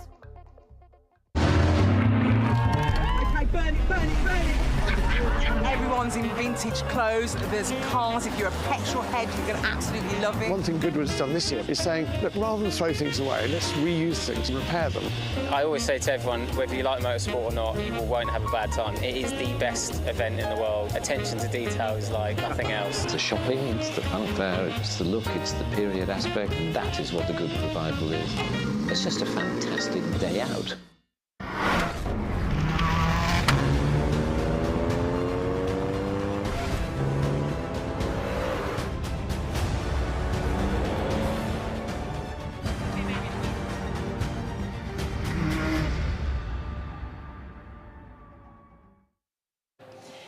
Nestled right at the centre of the Festival of Speed is Future Lab, a destination that is packed full of some of the most groundbreaking technology from the world of automotive and beyond. I'm going to check it out inside. Let's have a look.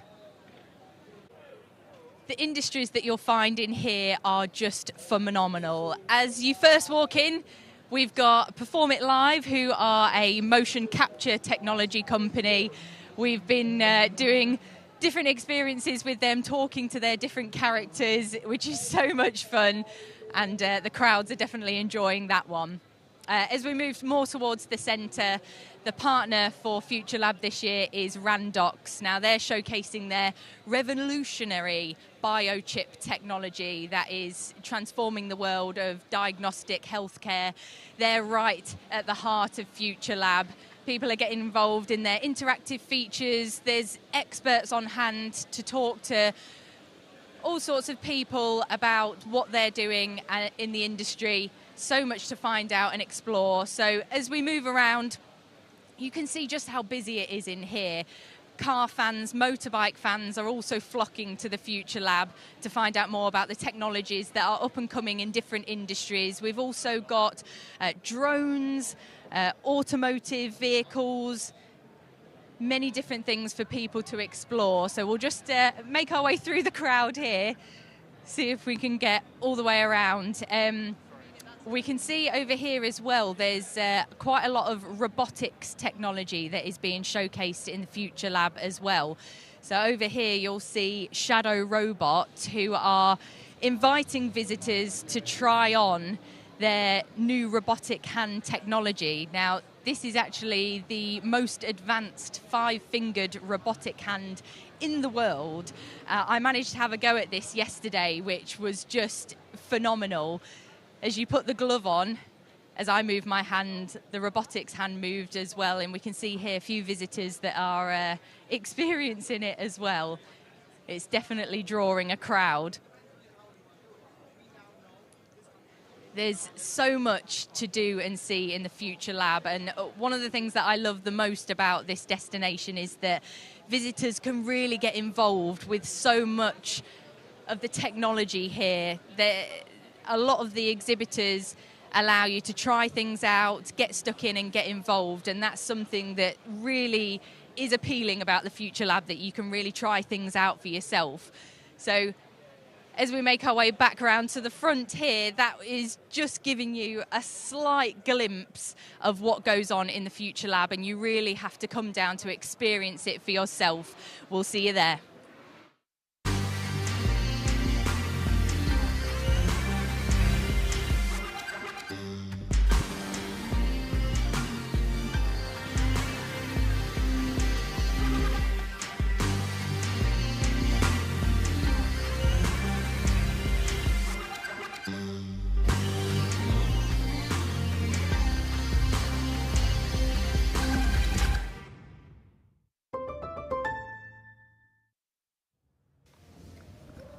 So, a wonderful afternoon here at Goodwood for the Festival of Speed, and in just a little while now we will be seeing some very rapid charges up the hill, because we're getting into the timed practice which builds up towards the shootout, which will be decided on Sunday afternoon. The shootout final is due to take place at 3 o'clock on Sunday afternoon, but in the meantime, of course, a lot of those cars and drivers need a bit of an opportunity to see just how quick they can be going up this hill, and we know it can be super quick. That's something that we'll be looking forward to in just a little while. Whether anyone's going to break the record that was reset just a couple of years ago by Max Chilton in the Mercury Spearling at 39.081 seconds seems a bit unlikely, because it was such a remarkable machine. It's not doing it again this year, but we are looking forward to some very rapid machines coming up the hill, and I think everyone's going to absorb that fun and games, because it's a part and parcel of the Festival of Speed.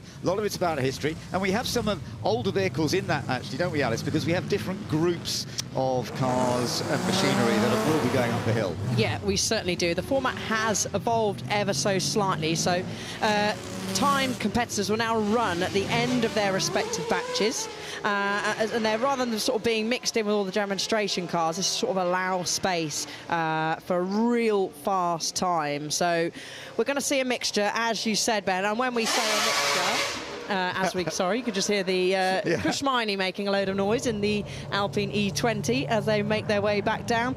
When you say a mixture, we've got cars so the oldest car in this shootout is from 1905, and that is a 25.4 litre V8 that will be taking up the hill. And then we also go all the way, fast forward to modern day. We have got the likes of the new Bentley going up the hill, the Continental, we've got the Rolls-Royce Spectre, which is the first all-electric Rolls-Royce, and of course their factory is just down the road from the house here. We've also got the Wolf Horse powertrain as well. So we've got such a variety, rally cars, single-seaters, you name it, it is in this shootout. Yeah, we're really looking forward to that. It's going to be very, very entertaining to watch those machines heading up the hill in just a little while, and some good drivers, some top drivers as well amongst them. Travis Pastrana has had some great experience here in recent years. Jake Hill is always very rapid, British touring car star, of course, and he's always usually in the same machine. Michael Lyons is very quick as well. He's going to be out in the Gurney Eagle Chevy, so a lot of things to look forward to. So Andy Wallace in a pretty remarkable Bugatti, that's going to be fun to watch as as well. And then some very special bits of equipment as well. There's the Ford van, full electric powered Ford van, which I think that's going to be a bit of a mega machine. We shall see how that goes when we get into this a little bit further on. Romain Dumas has always been quick here. He's won it a couple of times, in fact. So last won it in 2018 and 2019. So lots to look forward to. And so many, it's lovely to see so many fans here just absorbing the day, whether it is standing beside the hill climb and watching and listening to all these cars and bikes heading up the hill, or whether it's having a good wander around. There's a lot of walking to be done around this whole Goodwood area, but there is so much to absorb, whether you're looking at the supercars, whether you're going down to the Red Bull compound and seeing just how many there are there. There is so much to enjoy, and the bike's just heading down the hill now. Yeah, so much to enjoy, but of course we will see very shortly cars going up the hill that aren't just going for a leisurely drive. They are going to try and be the fastest car up the hill this weekend. We will see them in the timed practice now. The time shootout is tomorrow, and actually, you know, rather than having the final running order on the Sunday, we've now got the individual classes, and they will be determined in the individual classes tomorrow. We will have a champion's crown tomorrow, but do you know what? We've got an explainer, and here it is. Yeah, let's take a look at how the shootout will work. The Sunday afternoon shootout is the pinnacle of the Goodwood Festival of Speed, as the fastest drivers in some of the most incredible cars compete against the clock for the honour and glory of posting the best time up the hill. Winding its way through the grounds of the Goodwood estate, the 1.16 mile course is the centre of the action. The track is narrow and features tight corners, blind rises and the landmark Flint Wall, all of which provide a thrilling and adrenaline-pumping spectacle when the stopwatch comes out. For the audience, it's a wonderful conclusion to the event, as the most spectacular cars and drivers push to the very limit. In 1999, Nick Heidfeld held the outright record of 41.60 seconds in Mika Häkkinen's championship-winning McLaren MP413, a record that stood for over 2 decades. But that was finally topped in 2022, when the outrageous McMurtry-Spearling electric fan car, at the hands of Max Chilton, broke the record in an astonishing 39.08 seconds. The format for the timed shootout has changed somewhat for 2024. All timed competitors will now run in their relevant themed class in the morning, Thursday to Sunday, and this is split into 7 classes of vehicles. Pre-war races, single-seaters, tin tops, sports races, modified and all-wheel drive, production GT races, and production cars. Saturday afternoon's qualifying shootout will now determine each timed class winner, as well as the top 30 who will progress to Sunday's shootout final. It's all to play for across the weekend, and come Sunday, will Goodwood see a new record up the famous hill?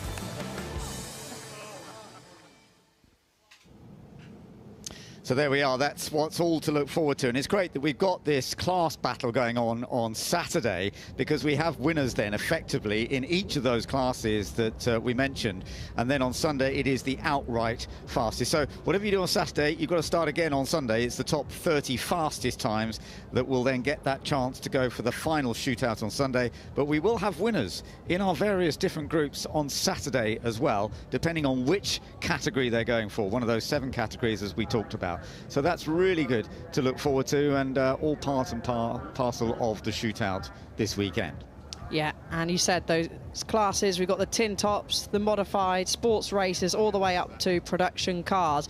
But we were just talking how impressive the record is of the McMurtry going up this hill. And we're lucky enough to see this rerun now. 1,000 horsepower. At the wheel there is Max Chilton. I mean, every time I see this lap, Ben, I am absolutely blown away. It was astonishing. I mean, and Max, he was so anxious when he was here to do this and to show what it could do. And when he did it, he did a beautiful job. And of course, he's here again this weekend. It's not being timed, but just look at the speed with which it could go through the corners. You could hear the crowd just reacting to the ultimate pace that it had as he went up through that final little section the downforce, the fans at the back chucking out the dust and blasting over the line. So it's just over a mile long, and it was under 40 seconds, setting that new record at 39.081. Absolutely incredible. I could just watch that all day. And yeah, Max not taking part in the challenge with that car this year, but we are about to hopefully get underway. But this is last year's winner. Yeah, this is the McLaren Solus GT, and this was Marvin Kirchhofer, the German racer.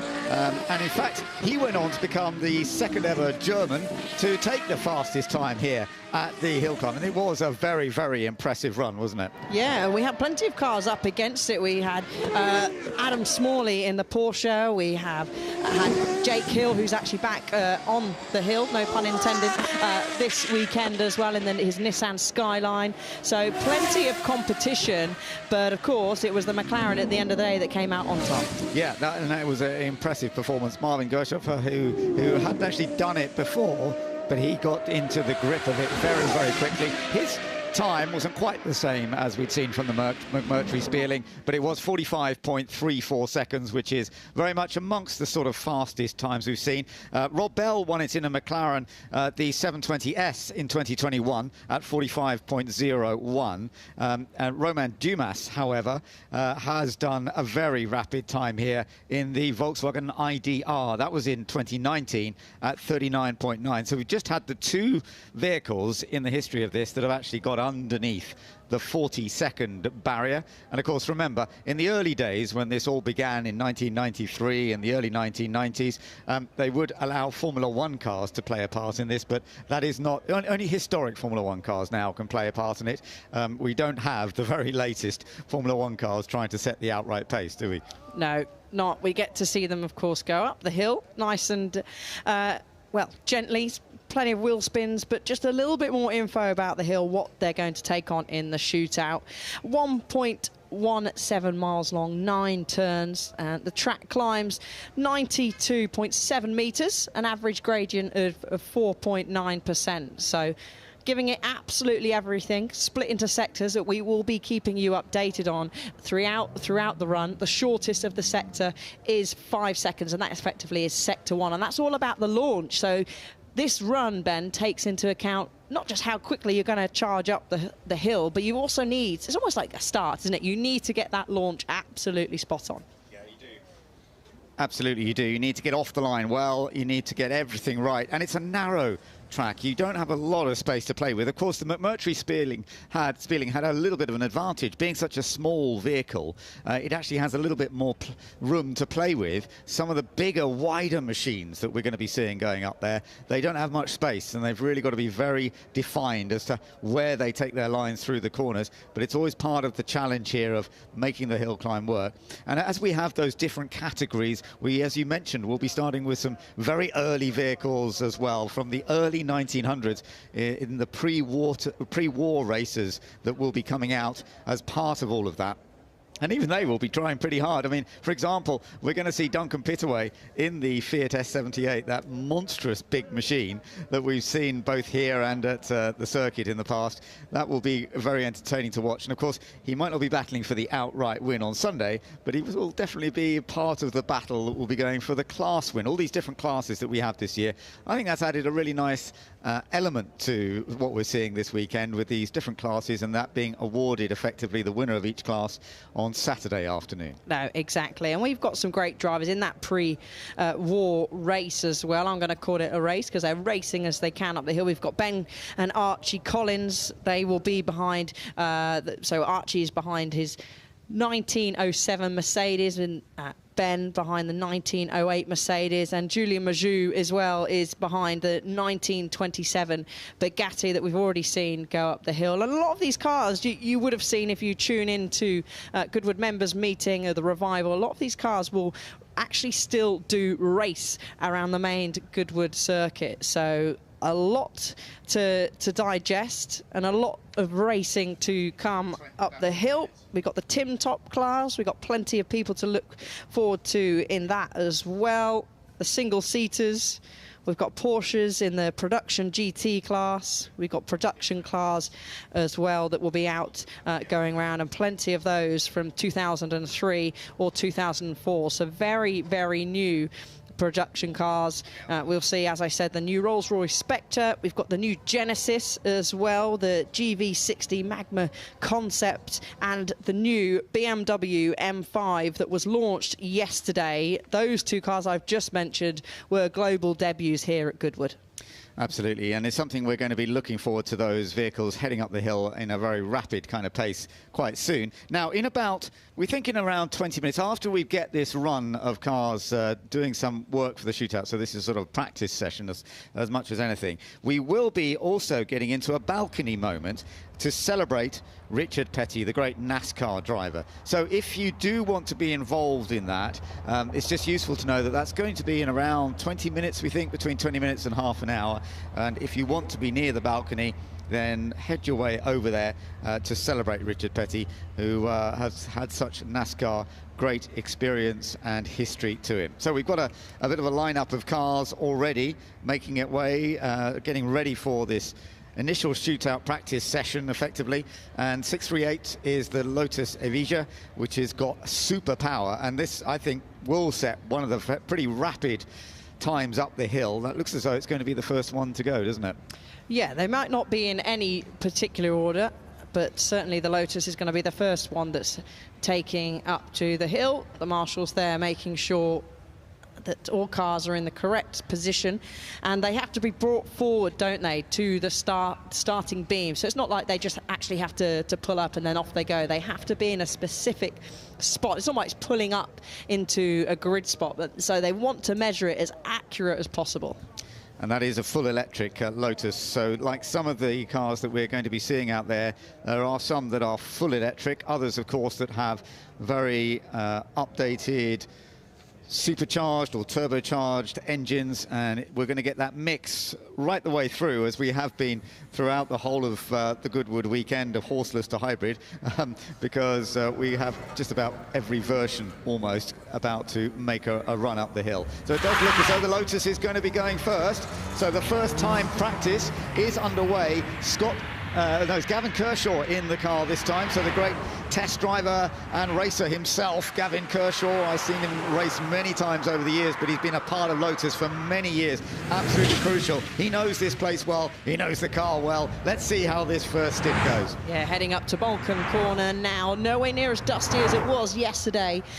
Feathers it through nicely, just clipping up a little bit of grass on the inside, and actually looked a little bit there, Ben, possibly out of shape mid-corner. Well, it's always easy to make mistakes when you're going for it, when he is always going for it. So let's see how Gavin gets on with this first run up the hill and comes over the line. And it's 30, let's have a look. No, we haven't quite seen the time. Okay, yeah, just waiting for that to cross the line. So it's in the 40s. 52.2 in the end, 52.2, I can confirm. That's just come up onto our timing screen. So that is the initial pace that we have seen. And now we've got the Rolls-Royce Spectre, Joseph Hopkins, heading up the hill. Not particularly a machine we might expect to set the outright pace, but nonetheless something fun to see. And driving it today is Joseph Hopkins. Meanwhile, this is the Chinga 21C. Now, this is a very rapid machine. Chris Ward, an experienced driver. It's a combination of V8 2.8 litre with 2 electric powers as well. It's about 1250 brake horsepower, so this is going to be a pretty rapid machine up the hill. Gavin Kershaw having set the pace so far, Alice. Yeah, Chris, as you said, such an experienced racer and fast as well. Heading up through past the flint wall, now the final stretch of his legs. Let's see as he comes up to cross the 9. Will he be jumping in front of the Lotus? We wait for the time. Yeah, we're actually not being shown it on our screens for some reason. I don't quite understand that, but we have not been given the time that Chris did. It's been put up as a demo, which is a bit odd because this is all the practice session, but nonetheless, that's the way it goes sometimes. Bentley Continental GT, this is Andy Marson, who is now out in this, and that's on demo rate as well, so I don't think we're going to see the time that this one is doing either. So not all of the times are recorded. Normally for when we get into the final shootout, of course, we will be getting all of the times. We're not getting them all of them right now, though, on our timing screens, but you can see some pretty rapid, promising performance from Andy Marson in the Bentley Continental. This is another super powerful machine. It's over 700 horsepower. Yeah, and it makes it the most powerful Bentley road car in the company's 105-year history. So we get to see it right here first, going all the way up the hill. We've got the Genesis just flown past the commentary box window now. That will be following up closely behind the Bentley that has dual electric motors. There we go on the screen now. That is the GV60 Magma, the new high-performance sub-brand of the Korean luxury manufacturer. Absolutely right, and driving it right now is Gethin Jones, and Gethin just trying to get as much as he can. It is very much a high-performance car, as you say. Unlikely to be the ultimate time setter, done 55.90. That has put it third of the ones we've actually got a time of so far, but we will see. Now, we're going back. This is a different class, of course. As we mentioned, we've got all these different classes. We're into pre-war racers now. About to head out is Archie Collins with the Mercedes 120 horsepower. And Archie, part of the Collins family, of course, that are used to running these elderly vehicles that had great success in their days. This made its debut at a French Grand Prix in the 1907 period. Had wins at Brooklands as well. Now, you're not going to see the sort of time from this machinery that we're seeing from some of the others, but remember, we've got this class battle tomorrow to try and be fastest, and this will be to try and win the pre-war racers category. Yeah, Archie's not going to be going slow, I can tell you that now. Heading up, about to go past our commentary box window into Moulcombe Corner. You can see his passenger using some of the body weight just to try and get it turned in nicely. The Mercedes there, the 13.6 litre four-cylinder, produces 120 horsepower. Had plenty of victories, though, hasn't it, back in its day? And you could see the passenger doing exactly what a mechanic would have done in the day. There's a pump on the back that he's actually pumping away. You could just see right hand on that to make sure that the fuel system is all working as it continues up the hill. In those days, you did need two in the vehicle to make it work. So Ben Collins just going over the line, or about to come over the line now, and Archie, sorry, first. Ben is behind him. Archie doing a decent job to do that time. He is a little bit further down the order, of course, than some we have seen. Meanwhile, coming out now is the Alfa Romeo P3, the Tipo B, which is now onto the track. So it's 80.7 seconds for Archie Collins. Ben Collins is still heading up the hill right now as a sort of comparison in that category. So we've got the Alfa now here, the 3.2 litre straight 8. Goes past through Moulcombe Corner, and we're just having a look at the times to see where Archie and Ben, so Archie and Ben across the line. Ben slightly faster, but very close, only just by a second. The Alfa making its way up the hill, past the Flint wall there. It might well be a father versus son battle in the pre-war races, but of course this is also in that category, the pre-war races. And this is Annette Wiesmann who's driving it currently. This one a later vehicle, of course. This is from 1933 as opposed to 1907 or 1908 from those two Mercedes we were looking at a moment ago. And this is not a particularly quick run, as we can see, but good experience for going into tomorrow. So getting the flag up at the top end, and that one a little slower than the Mercedes. Annette does 90.5 seconds. We've got a few more heading up the hill right now, and we shall see. So yeah, here we are, the Mercedes. This is lovely, the W125, and this is going up now. We'll see, this belongs to that pre-war category, of course, and we shall see how well it does. The 1930s Mercedes was dominant force at that period, and we'll just have to wait and see whether it's going to be putting in a slightly more rapid time than those early Mercedes where we were seeing with the Ben and Archie Collins. I would imagine this one will be a little bit quicker than how cautious with it as well, just coming across the line, Martinida. And yeah, just that bit quick, he does 74.16. Yeah, Patrick Blakeney Edwards, there we go. Right on cue in a BMW 3CSL Batmobile. This is a 3.5 litre straight six. And actually one of Lauder's, Lauder would have raced this car. One of his lesser known victories were to come at the hand of the Batmobile. And then after that, we've got another of one of the sports cars. Again, these are all in separate categories compared to those classics that you have just seen. Ferrari heading up the hill. That's the 6 we saw, the 160, the Ferrari 512 BB. And Johnny Cecotto now heading up the road as well. And Johnny, very, very experienced racer on 2 wheels and then on 4 wheels. In the BMW 318 IS, that actually, this was a car that he competed in at the time. He was 2 times a Super Tourenwagen champion in 1994 and 1998. And it was effectively this car that took him to those titles. So it's lovely to see him back out in it after all these years. And Johnny Cecotto heading up.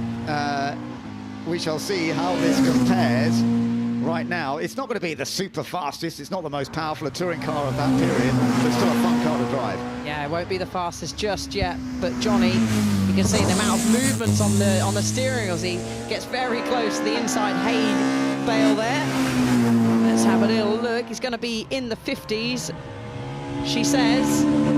Just about a 56.8. Yeah, 56.8. So the fastest at the moment is still the Chinga 21C 51.2 that has set the pace so far. Whether anybody's going to go any quicker than that, we shall wait and see. Now, next up the hill is going to be the SCG 004C, the Glickenhaus machine. This was a machine created, they were thinking of maybe doing the Le Mans this year. It didn't actually happen for them. Ran at the Nürburgring 24 hours, 6.2 litre V8. And Piero Longhi, who is taking it up the hill. It's got a really deep grumble to it, sounding good as it heads up. Let's see whether this is going to be able to compete. Fastest time, actually we've just seen a quicker time, haven't we? The Porsche 911 has gone up. James Willis driving it has done a 48.88, so that's just set a new target. Yeah, so good targets there for everyone else behind to try and follow. And a few other cars waiting at the start. We've got Karen Gillard, who's going to be in the Iron Dames Lamborghini Huracan. Philip Eng as well. Yeah, good stuff. And we shall see if this is going to be onto the challenge. Let's just see as they... I think this one's not going to be that quick on this particular run, but may have a little bit more to play with. Yeah, 65.13. Now here's a famous car. Hey Ben, this is the BMW M4 GT3. Philip N at the wheel, 3 litre straight 6 turbocharge that we did just have on our screens, heading quite fast up the hill. We've got a Ferrari, so these are our sports car category now that we are moving into. Remember, they are all in different categories. Absolutely right, yeah, and it's good to have these different categories that will be giving us an opportunity to have different winners in each of these categories as we go through. So heading up now, the Ferrari 296 Challenge, Andrew Morrow. Let's see what sort of time Andrew's able to do. Decent, pretty good sector times so far. Whether it's going to quite be up there with the pace of the Porsche 911 GT3 Cup car that has set the pace at 48.8. It's not quite at that level, 52.6. Now Robert Reeves is just behind in another Ferrari, the Ferrari 488 Challenge Evo. Just gone through the first sector. Now we've got Michael Lyons, who is a well-known historic racer, success in historics and in modern-day single-seaters. You often see Michael behind the machines, the wheel of many old machines, and I'm just seeing out the commentary box window, getting it really loose on the exit of Moulcombe Corner, Ben. This is someone who we could watch out for the overall shootout. He was certainly there in the top 5 last year. Absolutely right. We're going to keep an eye on Michael Lyons. This is a Formula 5000 Gurney Eagle Chevrolet from 1974, so you can hear the power of that V8. And And he comes across the line, 49.1. My goodness, that's close, isn't it? That is so close. Jumps in to second place, leading his class, of course. We're looking at this bizarre machine, the Oil Stain Lab Half 11 it's called. It's a real mix of machinery. It's got a 5.9 litre V8 in it. It's pretty light, very lightweight machine. Gabriel Aubrey, oh, that was a big lockup, wasn't it? Oh, yeah, very big. And I tell you what, those hay bales can come at you very, very quickly. Just having a look at the sector times here, not quite close enough to those that have posted a time in the top 3. Now, this is a regular that we see very often at touring car star Jake Hill in his Nissan Skyline. And we're riding on board. Let's just listen in as we listen to the Nissan flying, because this is a super powerful Nissan. We talked about it earlier, and it is very, very rapid. And Jake's done some very quick runs up here on board. Let's listen in.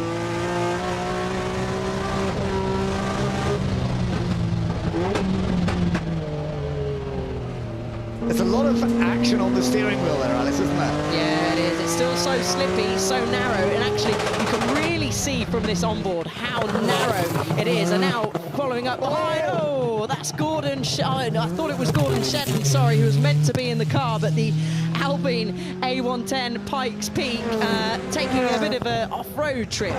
Need to stay on the tarmac for this one, guys. Yeah, absolutely. And this is a potential challenger, I believe, for the outright fastest run up this hill. We'll have to wait and see if that is the case as we go over the course of the weekend. Rafael Asia, who did Pikes Peak in this Alpine. Now, we'll see whether that does change or not.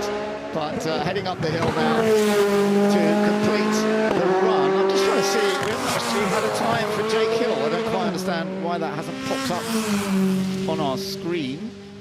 But it has up on the other screen. Okay, 51.19. So 51.19 for Jake Hill. So in the pace, but not quite as quick. Yeah, we got the Project Midnight now, the Subaru out there. It's a modified version of the Nitro Rallycross car that versatile racer Scott Speed campaigned back in 2021. Again, could be potentially one to look out for outright pace. We wait for it to cross the line now. Yeah, Scott Speed actually, let's just have a look. That's quick. That was quick, 47.05. So that's the fastest we've seen so far. Fantastic. Now, this is another one to keep an eye on as well, because this is the all-electric powered Ford van with Romain Dumas driving it. And this has had a class win at Pikes Peak as well. Super, super powerful. Let's see how it's going. Oh, it's on our screens as demo, so we're not actually getting... We may see if we get the time card. We've got the clock running on the right. Let's see if we actually get this time come up. 47.05, the fastest at the moment for the Subaru. Oh, that would have been close, Ben. We're not getting an overall time on our timing screens. It still says demo. And then Travis Pastrana in the Subaru, getting so out of shape at the exit of Moulton Corner, Ben. And again, this is going to be another car that we could see pinch top spot. Maybe not so much with this lap, but certainly one that will be up there for the final points position at the end of the weekend. The fastest time position, should I say, 48.52. And I think without that little off there on the exit of Moulton, that probably would have pinched the fastest overall time.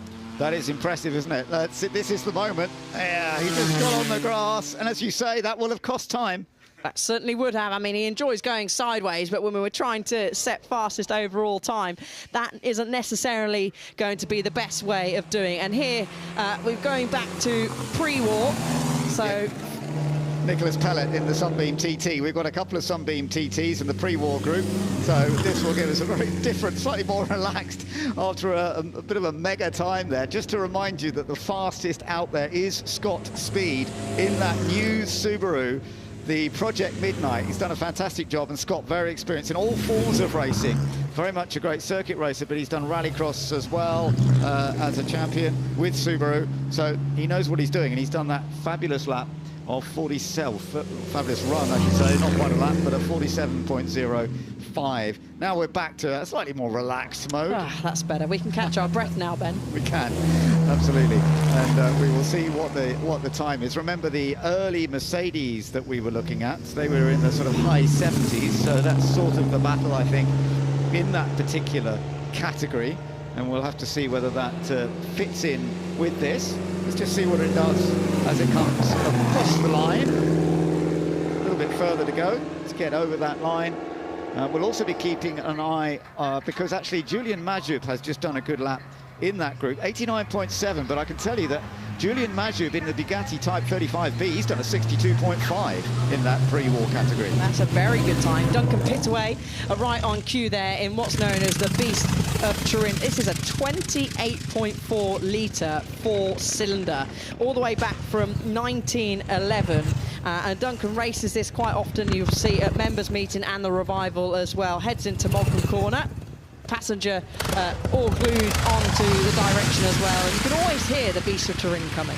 And it was never designed, actually, for being the fastest thing around a racetrack. It was designed and built by Fiat to be the fastest thing in a straight line. So it's not really, wasn't organised for something like this so many years ago. But it's lovely to see Duncan running this machine, a car he has completely rebuilt, always has this unique character to it. The chain drive onto the rear wheels, which we can see very clearly as that huge, huge motor powers him up the hill. And I think this one, yeah, it's going to be, the pace-wise, not definitely at the top end of the pre-war category. It's going to be into the 80s by the looks of things as it comes across the line. Yeah, 81.50, but lovely to see it go up there.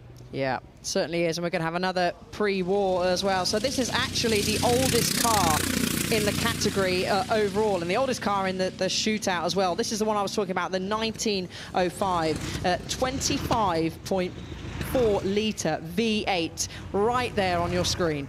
Yeah, and we've seen this win at the members meeting, haven't we? But again, it is a land speed record machine, no bodywork at all, and it's always a bit slow off the line, as we know. But once he gets it onto the line, he can make some really impressive speed with it. Yeah, a man on a mission, as you can tell by the driving style there, heading all the way up the hill. Passenger holding on very tightly. I'd be holding on even tighter if I was sat there in the passenger seat. But just looking at the times, not really going to be able to match, I would say, certainly in the first sector, Julian Majoub, who will be heading up quite closely the top of the timesheets for the pre-war category. He's sort of battling more with Duncan Pittaway, and actually he's ended up, yeah, a bit quicker than Duncan. He's done a 74.8.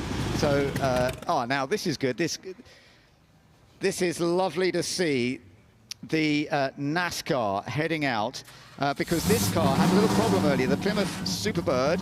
And of course, what we are also celebrating is the man who raced this in his period, and that is Richard Petty. But right now it's, I think it's Kyle again, once again, his son who is taking it up the hill. And this was one of the key NASCARs. This is not being about time. We've done the timed run effectively, but just to finish off and get ready for what is going to be the celebration of Richard Petty. This car is heading up part of the hill. I wonder if it's going to be then heading over towards the Goodwood house. Yes, I think it is, because it is the time that we are now going to get ready for this big celebration. It's lovely to see a great turnout of fans, and it's coming into position. So we've had our timed run. So just to remind you, it was Scott Speed that set the pace in the Subaru WRX Project Midnight at 47.05 seconds. That was the fastest. Remember, today's times don't actually mean anything in terms of results, because it was a pure practice run, and they will be going out again tomorrow, when it will begin to make a difference, because there'll be winners for each category that will be competing for the top fastest pace over on Sunday. But let's get ready now to celebrate a very important time as we celebrate the career of Richard Petty. This makes it number 3 in the 500, doesn't it? Yeah, this is probably the biggest win, though. I mean, you know, the last one's always the best. Richard Lee Petty is more than a driver, more than a team owner, more than an icon of his sport. He is nothing less than the undisputed king of NASCAR. Born on July 2, 1937, in Level Cross, North Carolina, Richard's father, Lee, was, himself, a successful NASCAR driver. A three-time Grand National champion and winner of the inaugural Daytona 500 in 1959. Richard's own driving career ran from 1958 to 1992, almost exclusively for the family's Petty Enterprises team. Driving the famous number 43, he racked up 7 Cup Series championships and 7 victories in NASCAR's flagship race, the Daytona 500. And averaging just under 145 miles per hour.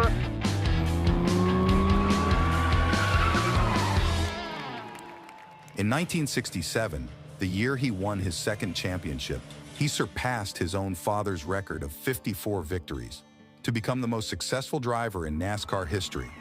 And he just kept winning.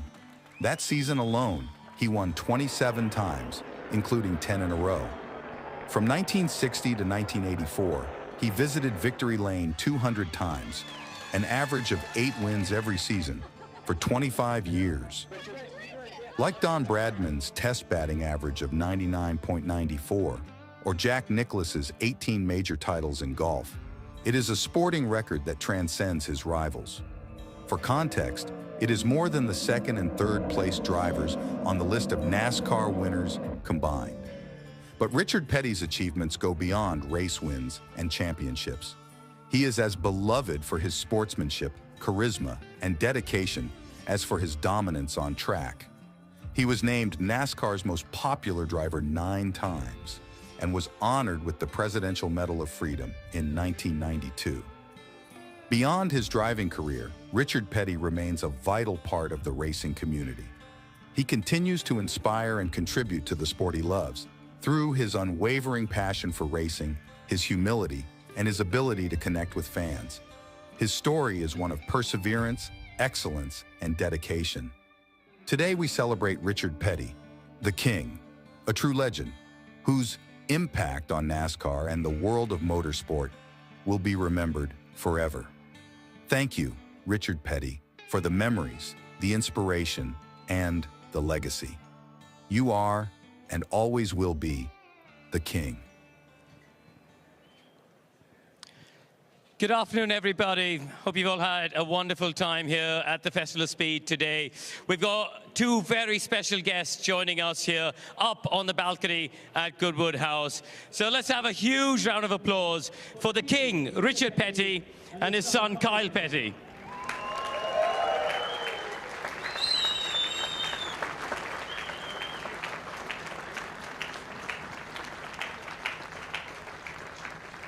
Gentlemen, lovely to have you back at Goodwood at the Festival of Speed.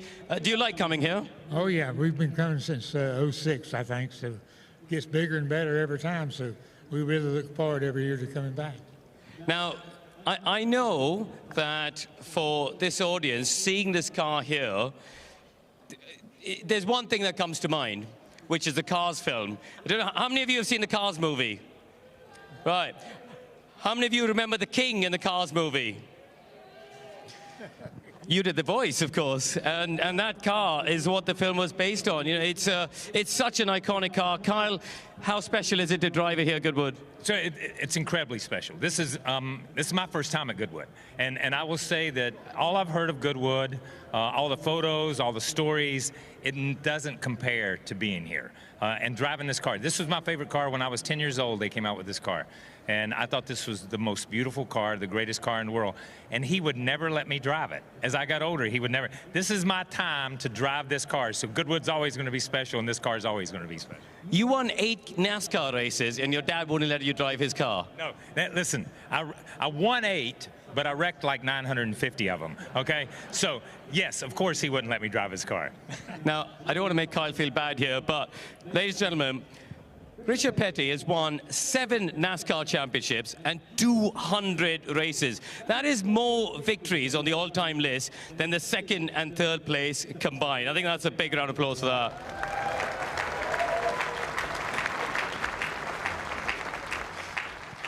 Richard, when you look back at your career, and you know, obviously Kyle had his time in NASCAR as well. Any standout memories that you could share with a few friends out here today? No, you know, it's just an idea that I went to the very first Cup race that NASCAR ever had, and been going ever since. And to watch the way things have changed over the years, and grow up with the sport. And I guess that's my looking back at no really special deal, even though we was fortunate enough to win our 200th race on July the 4th in front of the President of the United States. So I guess that probably ended everything from there. Everything we'd done before was a build-up for that. And just to being able to be here and be having many good people around. And I just drove the race car, okay? You know, you had all the people around that done all the work and stuff. And I got maybe some of the glory or some of the bad things when I wrecked. But overall, just took a zillion people to put me here, put Kyle here, put that car on the road. And, you know, we just appreciate all that. Now, we're here this weekend, all of us really, as guests of the Duke of Richmond. It's very much a family business, his family up here on the balcony. Kyle, it's been 75 years of the Petty family being involved in NASCAR. Your grandfather, of course, was a driver himself. How special is it to have such a long history in the sport? So I think that's the most fascinating part. We can talk the wins, you can talk the championships, but this is our family business, and it's been passed on from my grandfather to my father to myself. I had a son that came along and raced, and so it's fascinating to think that one family, and I tell people this all the time, it's fascinating for me to believe that one family could make a living riding around in circles for 75 years. And every time I tell people that, they laugh, but then I say, well, you bought tickets and watched us do it. So that's the thing. But it's just fascinating, and it's a huge honor to be here. But we're here, as my dad said, we're here because of the fans that come out and buy tickets and watch us do it, that watch on TV. That's just our job. And do you get to follow European racing? Do you follow Formula One? Do you watch what's happening on this side of the pond at all? Oh, yeah, we watch any kind of racing. Motorcycle racing, boat racing, doesn't make any difference. Racing people kind of stick together no matter what kind of car or what kind of airplane or whatever. The racing people are racing people. They get in their blood, so they follow everything. I think there's a few racing people out here. This is definitely an event for purists. Kyle, you said it was your first time here. Have you had a chance to wander around the paddock? And I don't know, is there anything else fancy that you fancy jumping in? Oh, everything. Everything. Anything else? I saw all Niki Lauda's cars. So that's amazing to me. That's when I first started to follow Formula One and stuff. Got to talk to Jackie Ickx. Got to spend some time with Kenny Roberts, the great motorcycle race. It's been fascinating for me, and we talk about it. You know, you talk about racing people. Racing people love racing people. They just want to talk to racing people about racing, whether it's motorcycles, Formula One, drag racing, cars, whatever. That has been the fun part, and to mingle with the fans, sign autographs, have photos taken. It's fascinating to me that we did everything we did on that side of the pond, and they know who he is over here. That's just fascinating. Listen, there are a lot of racing fans who definitely know who he is here. Richard, last word from you. What's your plan over the weekend? Are you gonna get behind the wheel of something, or is this a social weekend for you? Well, it's a social weekend. After my last race, I think I crashed, and that was the end of my career. So we turned it over to Kyle. So again, this was Kyle's first time here. He wanted to come. We wanted to bring the Superbird, and I couldn't think of any better time to do it because of our 75th anniversary. So all that stuff wrapped again made a good weekend for us. All right, listen. I think we'll leave it at that. Thank you very much for joining us up here. Ladies and gentlemen, Richard and Kyle Petty.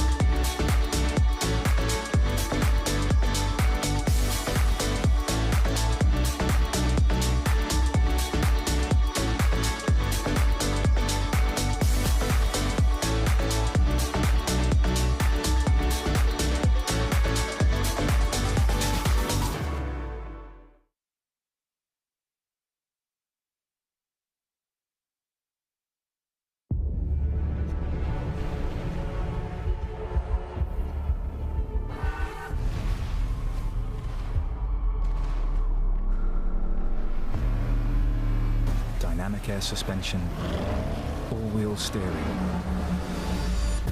configurable terrain response, effortless in the extreme.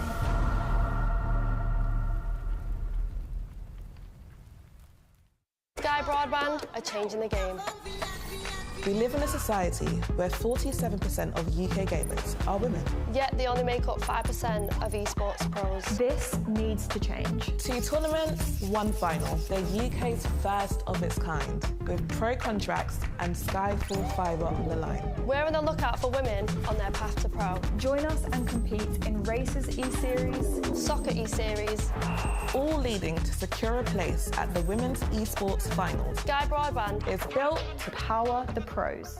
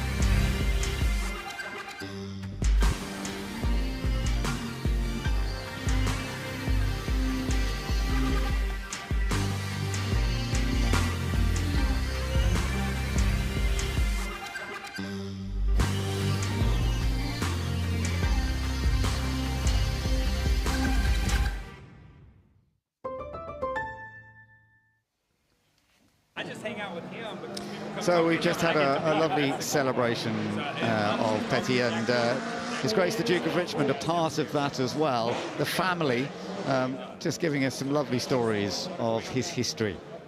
Just such a legendary racer, and Kyle, such a gentleman as well. And I love the fact, as a very, very American family, particularly with Kyle, they've always had a really strong European touch. And I loved his little comments about the Formula One cars he got into were Niki Lauda's cars when he was of a certain age. But great to have the cross-pollination.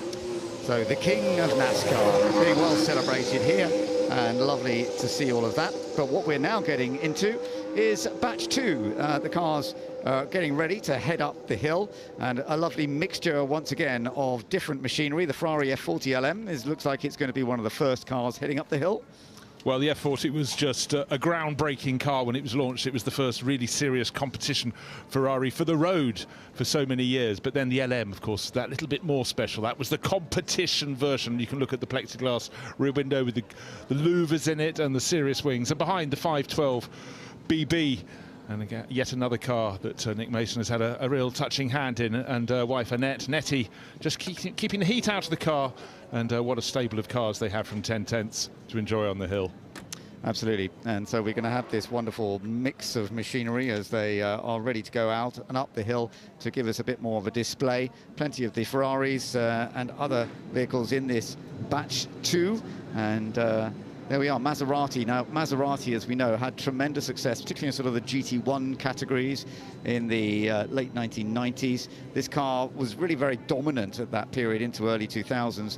6-litre V12, and there were no other manufacturers who could quite keep up with the MC12. No, there weren't, because basically it was a racing car that was sort of almost back-developed to be a GT car, whereas a lot of the other manufacturers, in fact all the other manufacturers at the time, started with the road car and worked towards a racing version. But particularly in the hands of Michael Bartel, scored considerable success in the Spa 24 Hours And again, but an exquisite car to look at. BMW back at Le Mans now, but this was the car that gave them victory in 1999. We're talking in horseless to hybrid about innovation, and V12 racing engines have always had a place in the sport, and that's what's nestling behind the shoulders of the driver in this very, very sleek, good-looking machine. Yeah, it is a beautiful machine, there's no doubt about it. Taking the victory, as you can see with the names there, Pierluigi Martini, Yannick Dalmas and Joachim Winkelhock, who took the victory in 1999, the last BMW full win at Le Mans, and it's Franciscus Van Meel who's actually driving that car, but the entrant is the BMW Group, Classic Group. Now, we're seeing the Audi, which of course is very much more of an off-road machine. This is the RSQ e-tron E2, fully electric, and that is a pretty amazing beast as well. And it was interesting to see earlier on with Carlos Sainz in the Ford version of effectively what this is. There's a big battle between the manufacturers moving forward at this level now of these off-road vehicles. And you may notice the spare tyres have to be taken for off-road rallying, and they have to have a place to store them. They've got them stashed at this, and this was a car that won the Dakar this year. And you look at the names on the door, C. Sainz, we know next year he's going to be doing it in the Ford Raptor, but the Q e-tron E2, when it comes past you, it's still, I look at it, I listen as it comes past, and I'm still constantly surprised because I'm a bit slow on the uptake. EV power, you get the whistle, you get the tyre roar, and off it goes. And here's another one with EV power, but not only does it power the machine up the hill, this little McMurtry Spearling, but it also provides the downforce with the fans at the back, giving it a sort of a real suck down onto the road, which is what we've seen now set the ultimate record of the pace up this hill climb. I don't think we're going to see that beaten again this weekend. No, I think not. When it made that record 2 years ago, it toppled the time that Romain Dumas had set in the Super Pikes Peak VW. But before that, it was a time set by Nick Heidfeld when he was a junior McLaren driver who knocked out a 31.6 second climb. It stayed forever. But cars made for purpose like the McMurtry Spearling clearly were made for the purpose of setting the time. And the Spearling is a car that was truly, truly phenomenal. Well, it is a fascinating machine and a fascinating company that has put this together. Let's take a little bit of a look back at the history of the McMurtry Spearling.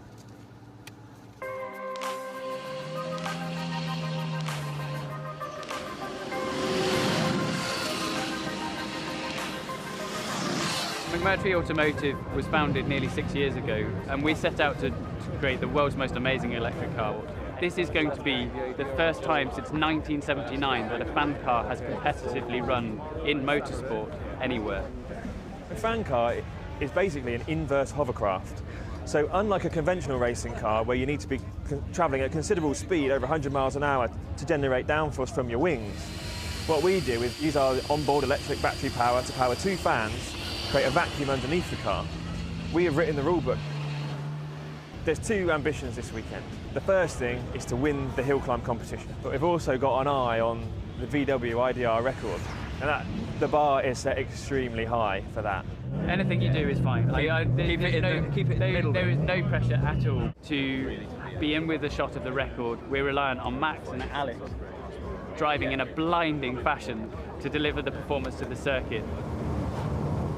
Today's going to be an eye-opener, coming to Goodwood where it's basically someone's garden, bumpy sort of surface, and we've got Formula One performance. I'll go fairly steady on the first run, just sort of work my way into it, and then we'll come back Friday and hopefully have a couple of runs to just get a little bit closer, turn up the power, and see what it can do. Hey buddy, you all right? It's a bit of a unique looking thing. It's very small, it's a single seater. A lot of people think it looks like a Batmobile. It would eat the Batmobile alive. When we did a 0 to 60 launch the other day in sub 1.4 seconds, I've never experienced anything like it. The anticipation's building, obviously the first run of the week. We're not running full power yet, and we'll see how it goes. This is the McMurtry machine that Max Chilton is in. And that absolutely launched. We definitely need more power, like easily can take it, easily can take more power. Shame we only get one run today. I was desperate to have another go, but it's always good to come back wanting more. yesterday. It was a 49-second run. We took the decision to turn everything up to 10, so we're up to 1,000 horsepower on the full system. We're running the fans flat out, so full 2 tons of downforce. The car's come a long way. I'm sure there's a little bit more in it. So, yeah, I'll just try and get as clean a run as I can.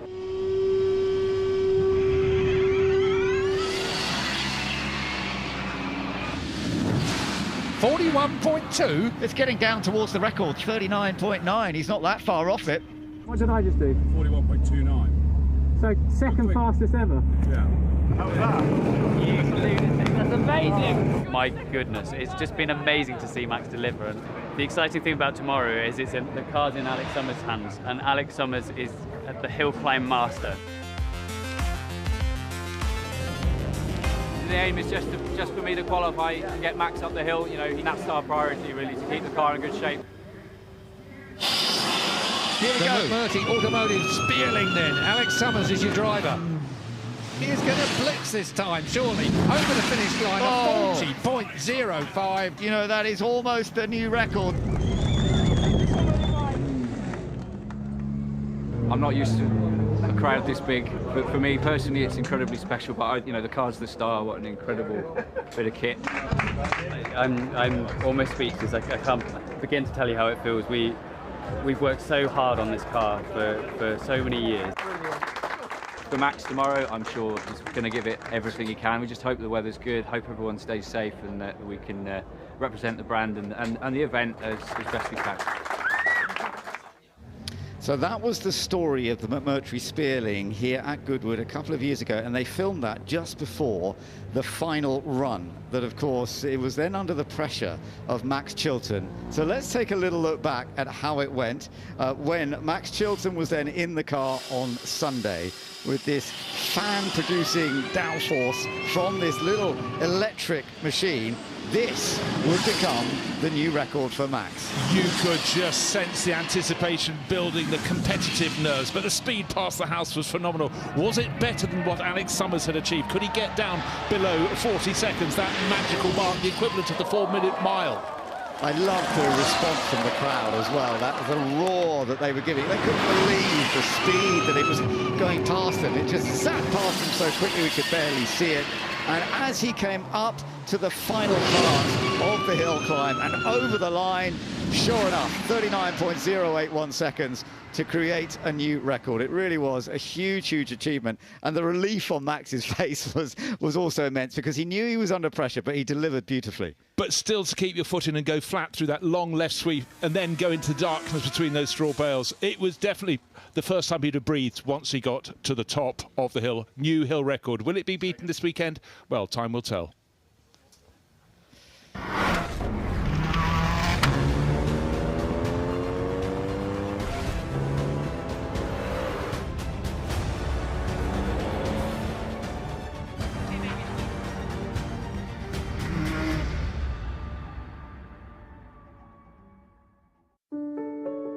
Good gut health affects every single aspect of your body, from your brain wiring to your energy output to your hormone regulation to how clever your immune system is. Everybody benefits from better gut health because it makes your body work better.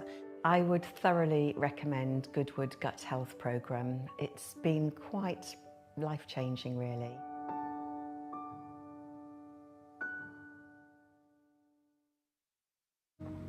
How do you start an iconic movement? Classicism would say it's all about form and craftsmanship, while surrealism would find all of this quite, well, surprising. After all, it's about creating the icon of a new movement. Welcome to Forwardism, the all-electric BMW i7. Right, now, first of all, going to go up the hill, like, once again, is the Indy Autonomous. So this is the vehicle that will take itself up the hill. The opportunity for us to see this for the second time over these 4 days. So the Indy Autonomous Challenge, of course, was created a couple of years ago to get them racing without people in them, but just all on automatic systems. And we saw it do a decent run up the hill yesterday, I have to say. Yeah, the car is a modified Indy Lights racer, single-seater, the sort of second level of American racing. But already this car is a record breaker. Hit a speed of 192.2 miles an hour at the Kennedy Space Center, almost rather suitable setting there back in 2022. But that's the big wide open spaces. Here we do not have wide open spaces. We have a tight, narrow course from the moment the car will leave the line with no driver on board all the way to the top of the hill. Yep, does it all automatically with its assortment of equipment that picks up all the information that needs to be done and then just takes its own way up there. So I can't give you a driver name for this one. There isn't one for a change. And we will see how it gets on. So hard to equate. Waiting for the signal. How does it know when it's being told to get started? That's right, absolutely. But somebody is in control of the system, and it's just a question. The power on it is nothing terribly modern in a way. It's a 4-cylinder turbocharged 2-litre engine, isn't it? And you can hear it as it takes off now. The Indy Autonomous up the hill, and take a look as it comes past, but the driver certainly won't be waving at you because there's no driver on board. So let's see how well it can go. First corner, tick, negotiated. Second corner coming up, turning right, and then they'll be sweeping past the house. And it's giving a little margin of error towards the grass at the edge, because, of course, we all know, even if it's been dry, you put a racing car on grass, and it doesn't go where you want it to go. But right now, very much the central course as it comes up the little rise. There's a little crest just before Moulcombe. That has been passed, and this is the corner that even drivers who can see struggle with. Moulcombe. Yes, sometimes we've seen drivers in trouble hitting the straw bales up on the outside. And then heading up this next little stage as well, always an easy one to make a little mistake, but yeah, it has a bit more of an angle, makes sure that it keeps well clear of the flint wall. Yes, cornering actually with a consistent application of the steering wheel, almost going in chunks around the flint wall, but right now as it works its way out past the trees, of course can't see the trees, but it's reacting to them being there, and the bales around the outside of the circuit marking like the equivalent of a solid version of the white lines that mark the racing edge of any racing circuit. And then coming onto the brakes, slowing down as it comes into the final area where it will then be gathered together. So that's fun to watch, isn't it? The Indy Autonomous Challenge machine, the AC24, and we will now be seeing some more cars about to head up the hill with also the drivers on board, and some of them famous drivers, of course, some with plenty of experience of competing in all forms of motorsport. But it was fun to see that do that. I can't give you a time, we're not timing now, so that last section we were enjoying was a timing section, but we're now back into the demonstration part of these cars going up the hill. It's just at the final point of this batch that comes up. We may have a few cars that will be in the shootout, and sometimes they will be given a time, but basically this is about demo time. Absolutely so, and the driving theme among the many themes here, we're celebrating the centenary of MG, but it's horseless to hybrid. We're looking at the leaps forward of technology that have happened over the 125 years or so since those very first cars went out and went racing. In fact, it's over 130 years now, the oldest car, 131 years old. And that's the steam car, and I love the fact that Duncan Pittaway is only the 4th owner in that car's 131 years on this planet. That's amazing. 4th owner, really, of all those years on the planet. That's remarkable that the car has been owned by so few people. Of course, some cars in life get swapped over very, very quickly, and some of us have all had cars that we want to swap off as quickly as we can. Others we hang on to for a long time. Just depends on how life is going. So we'll be seeing a few more of those heading out. We're going for some of the fully electric vehicles, hybrid powertrains, all sorts in the top end of this scale, as we saw, because the McMurtry Spearling is lined up to be doing another run up here, but we're also starting off with some of the advanced electronics and driver assistance systems and paddle shift gearboxes. They were the sort of things that came into play in the 1980s, 1990s, and that is also a part of this batch of cars. One thing that constantly surprises me, Ben, is when you look back over the history of Formula One, you realise it wasn't that many years ago that paddle shifts did not exist. And the arrival through Ferrari, the semi-automatic gearbox, really started to change things. But in many ways, people used to say that if you had a driver changing gear, there was an opportunity for them to miss one, and that did give a chasing driver a chance to pounce. Momentum lost. Now, of course, it's very, very unlikely that will happen. Absolutely, yeah. Gear changes are nearly always very, very smoothly done. As you say, that semi-automatic system that Ferrari brought in, initially it didn't work quite as well as they had hoped. They had to delay it a year, didn't they? I think when they first brought it in. John Barnard was a big part of that, wasn't he?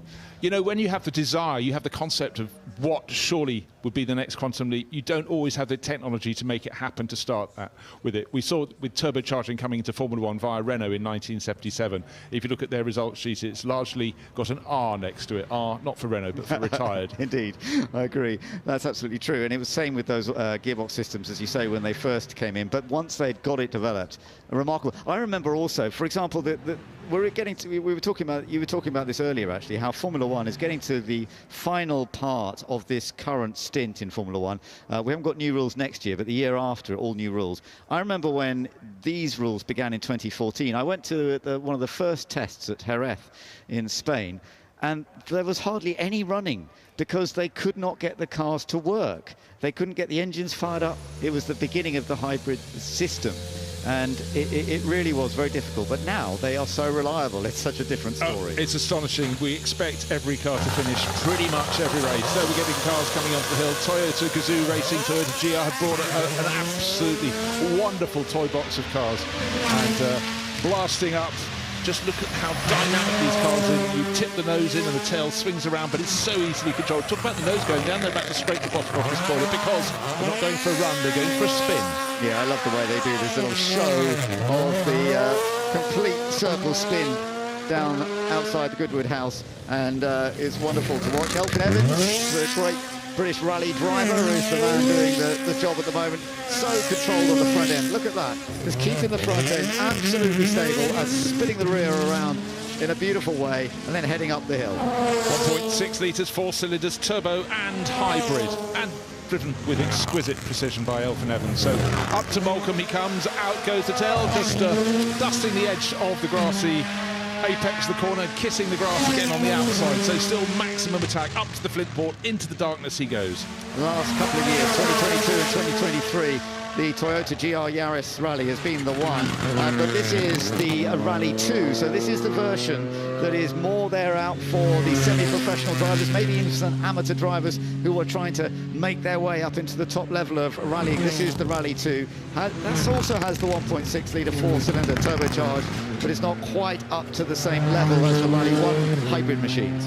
Yeah, so not hybrid. Who knows, in years to come, maybe 2 or 3 years, that will be hybrid as well. But of course, you put your development in the cars at the very top of the pile. And talking of piles of sand, they're the normal home for the Toyota GR DKR Hilux T1 Plus, to give it its full nomenclature. Described as indestructible by Top Gear. That's a challenge for the drivers, isn't it, Ben? It is indeed. Dennis Entz is driving it for this one. And this is, of course, a vehicle that's had huge amount of success with Nasser Al Attiyah, who's won multiple world titles, and 3 times Toyota have won the Dakar Rally event. And of course the Dakar Rally is the major part. It's a bit like different events going on, but how Le Mans 24 Hours is the big one to win, and Dakar is the big one to win with this type of machinery. Yes, and IndyCar racing, of course, it's the Indy 500. But these vehicles have just become more and more extreme. You can look at all the ground clearance, but it's really the super clever suspension that makes the difference, plus the sheer level of output from the 3.4 litre turbo V6. Toyota right on top of their game in off-road racing. And that wonderful transition, lots of suspension movement. I love the way that it's all very well controlled, and of course when it's off-road it can do just as amazing things in areas that most cars would just sink, completely sink into the sand or into the dirt, but these things can go anywhere. Yeah, and it's about having the balance of the cars as well. Right, back to the world of sports cars, celebrating an awful lot of success for Audi under Reinhold Jost's management. In fact, of his 16 wins at Le Mans, a lot have been gathered. This is the R8C, the car that pretty much led towards the Bentley that won just a few years later. And Dido Capello, he's back out of the Audi Quattro. They prized his fingers away from the steering wheel. He's back in the sort of sports car that he knows so very well. Yeah, he's had a lot of success, of course, at Le Mans, and a great opportunity to be back out in the Audi R8. This was 1999 with the 3.6-litre V8 turbocharged engine, and Audi really managed to get it together very, very effectively at this level. They only produced 2 R8Cs, but it didn't quite achieve what they had planned to do for Le Mans. What was so experienced was it turned into the Bentley Speed 8, didn't it? It was the same basically structure as the Bentley Speed 8, which did then go on to win. Yeah, and again, so many cars that you think you know who made them, and then find there was a bit of horse trading. One of the very greatest engine notes, and I adore the looks of this car, the Ferrari 333 SP. Successful both sides of the Atlantic. This is the Ferrari F40 LM, and Luca Drudi is currently driving it. Ferrari didn't really have a lot of motorsport ambitions at this kind of level when this was created in the early 1990s. But the first F40 LM was entered into the IMSA series in the United States in the 1989 period, and they managed to get quite a few of these sold out to competition people in the United States, and it was a big part of Ferrari sort of coming back into that level of competition in the GT category. Yeah, and John Alesi kept alongside his Formula One, got into them and won an awful lot of races. The Italian Championship was a very happy hunting ground for the great Roman racer. Absolutely. I wonder if we're going to see him here this weekend. There is a possibility we might be seeing John Alesi here, but Luca Drudi in the car for this run and taking it fairly carefully, not giving it the full push. But the F40 LM for many people was a very key Ferrari of that period. I know a lot of people got very excited about it. Well, just before they launched the LM, they had the original version, which was just the straight F40. People looked and went, wow, they stripped an awful lot out of this. That means more performance.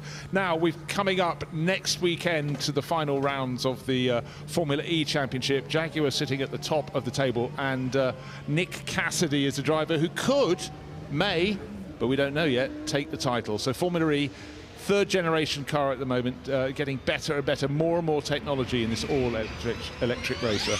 Yeah, here we go. And Nick Cassidy actually in the car, the man who is currently leading the championship in Formula E, and he's giving you a lot of wheel spin.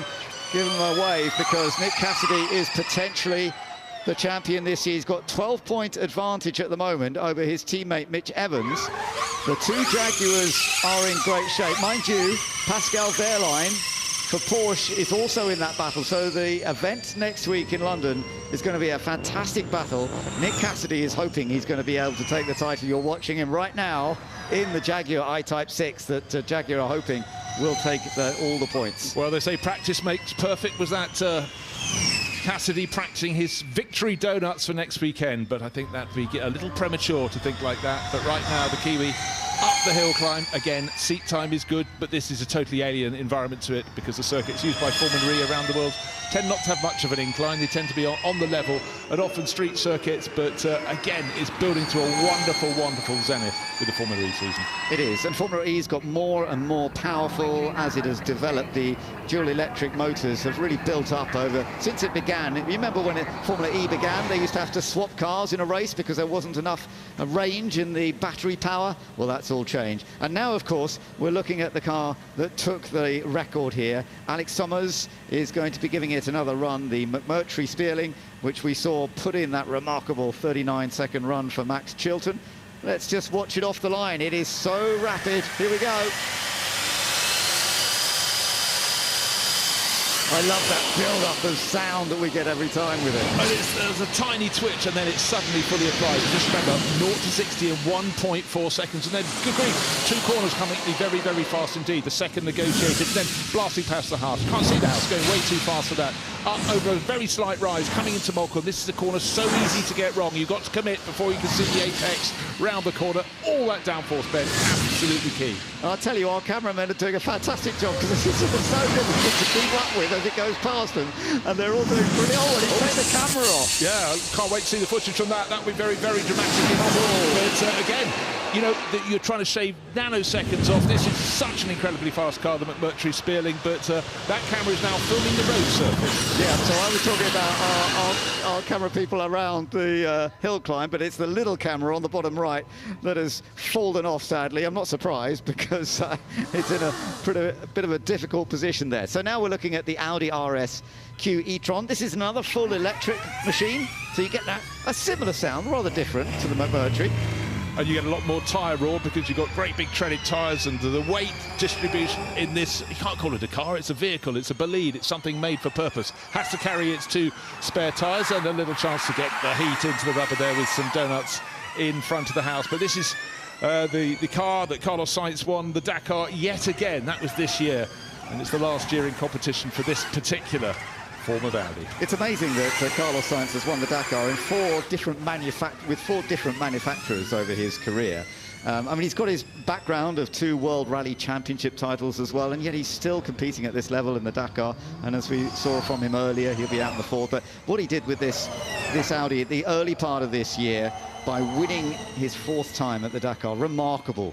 Really good. Truly extraordinary. You know, you stay with the manufacturer, you can't always be sure they're the one that's going to keep winning. It's a bit like Fangio in the 1950s. He sort of moved between the various manufacturers and had a habit of taking a title with each and every one of them. So what does that mean, you think, where Max is going next then? Is that Max Verstappen? Answers on a postcard. Indeed. By the end of the weekend. Indeed, we shall see. We're going to be seeing Max Verstappen here, of course, part of Red Bull very much at the moment, but will he be there forever and ever? We will wait and find out in the next few years. The Audi comes over the line then. Remarkable machine that has had great success with Carlos Sainz earlier this year. And sitting at such a lofty perch, Carlos Sainz is one of the few drivers who gets to the top of the hill climb, actually see over the straw bales on either side. A lot of the other drivers sitting down lone field, funneled in the slow down stretch up towards the little kink into the top paddock. But again, Carlos Sainz, to be honest, I reckon he could do it blind. He's one of those drivers that has the muscle memory, the sense of balance that comes through his feet, his hands, his seats, the pants. And GoPro, go no more. That has been shed on the hill. So just a little close. That will be on the right hand. You've gone right and left past the ball, and it's just going out of the next right-hander where he just kissed the straw on the outside. Always the risk that can easily be taken. Now this is Gwyndaf Evans going out to say at the Ibiza kit car, heading up the hill, and that's a car that we haven't actually seen put onto the entry list, but this is lovely to see the Seat Ibiza kit car up the hill, and Gwyndaf Evans, of course, with lots of experience. Yeah, well, I think he just didn't want son Elvin to have all the fun here, so he procured a car from the top of the hill from the rally stage and brought it up. The kit car time in rallying, but again, time moves on. That actually now is starting to look quite dated, but each time you go back through history, you just have to understand what was the technology available at the time, what was the cost level that was available at the time, because we know that in motorsport, the manufacturers, they come and they go. Good times are when they're all there, but other times you just got to keep moving between, and you have to have a competition element that is right for the economic market of the time. Absolutely right. Seat had been a part of that over the years, and we shall see whether they're going to continue with more of that sort of action. Just had a nice little whistle of a car going past us just a moment ago. I can also mention that, actually interesting, Gary Ailes, I saw him earlier. He's just been going up the hill in McLaren BMW F1 GTR, which is rather fun. He was invited by the owner. There we go, I think, isn't it? That's the one. Yeah, that's the long-tail version. Of course, Gary raced that in period along other British drivers at the time driving. Those included Chris Goodwin. They had a fantastic run together at Silverstone in the wet. Now, going back from cars that are low to the surface to those that are not, and this is the Ford Raptor that Carlos Sainz Sr. will be driving next year. He's already done a fantastic run in that, just getting to grips with it. But again, like the Toyota, he sits up high. Look at that ground clearance, Ben. It is remarkable. Oh. Picking up a bit of the grass there. That wasn't quite the plan, was it? The bill's in the post. Well, the Ford Dakar Raptor, this is going to be fascinating to see how it goes in 2025. We're getting some very useful first experience with it, which is all part and parcel of it. And yeah, it is Carlos who's in it, I believe, at the moment. Great sound from it as well. Fun machine to hear. Yeah, it's got quite a visceral engine note there. Of course, with so many EVs, including the Audi that we saw a short while ago, you get a totally different sporting feeling from that. But looking at the super slow-mo, the nose is going down, the grass is going, oh, there's the evidence. Yeah, little bit of lock on that side. That was interesting. Of course, easy to lock up one wheel when it's on grass and not the other one when it is on the tarmac. The BMW M Hybrid V8 you're looking at now, the hypercar of the BMW series. Nick Yellerly, who is currently driving it, taking on the World Endurance Championship with the two cars run by Team WRT. They didn't have a great time at Le Mans. Didn't quite work for them this time, but they have got a car that is competitive. Yeah, but the real key is the fact this is the effective first season of the World Endurance Championship for the BMW crews, whereas Ferrari have already one season in advance, the Porsche likewise. Next year we're getting Aston Martin coming to join. So it takes time to get to the very top, but I tell you what, the margins are really, really tiny. I'm just going to reiterate the point. This year, at the end of the Le Mans 24 Hours, we had 9 cars finishing in the top, in the lead lap. The best before that, since the start of the 21st century, which is just 2, is getting ever more competitive. And what I like too about the hypercars, with the performance system which is adapted, they can make the cars look as though they belong to the manufacturer, and they certainly do. So David Coulthard is now out in the Panos G-Force Toyota, and this is in tribute to a large extent to Gilles de Ferran, who we are making a contribution to a celebration of. So sadly we lost him at the end of last year. That's going to be taking part tomorrow.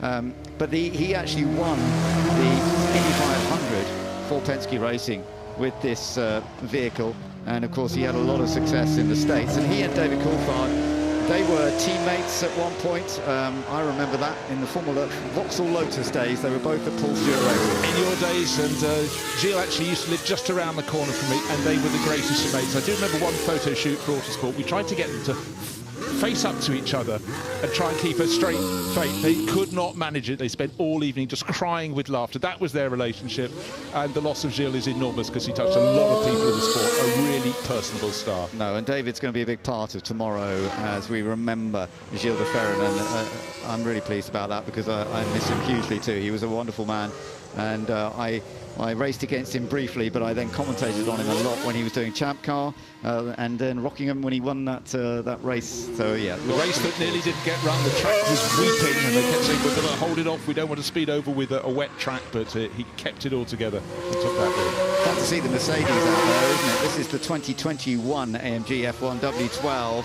and this is putting on a wonderful bit of a display, which is great to see. Of course, Mercedes, superb performance at this level until the last couple of years, and then last week, after a long gap, yes, George Russell had a victory, of course, the week before, but that was a little bit because of what had happened between Max Verstappen and Lando Norris. But last week it was a very genuine win for Lewis Hamilton for Mercedes again after quite a gap. Well, it was 2 years in which whatever they did to their design just was not getting them anywhere close to Red Bull. Now they seem to have really got the front end of the car to work aerodynamically.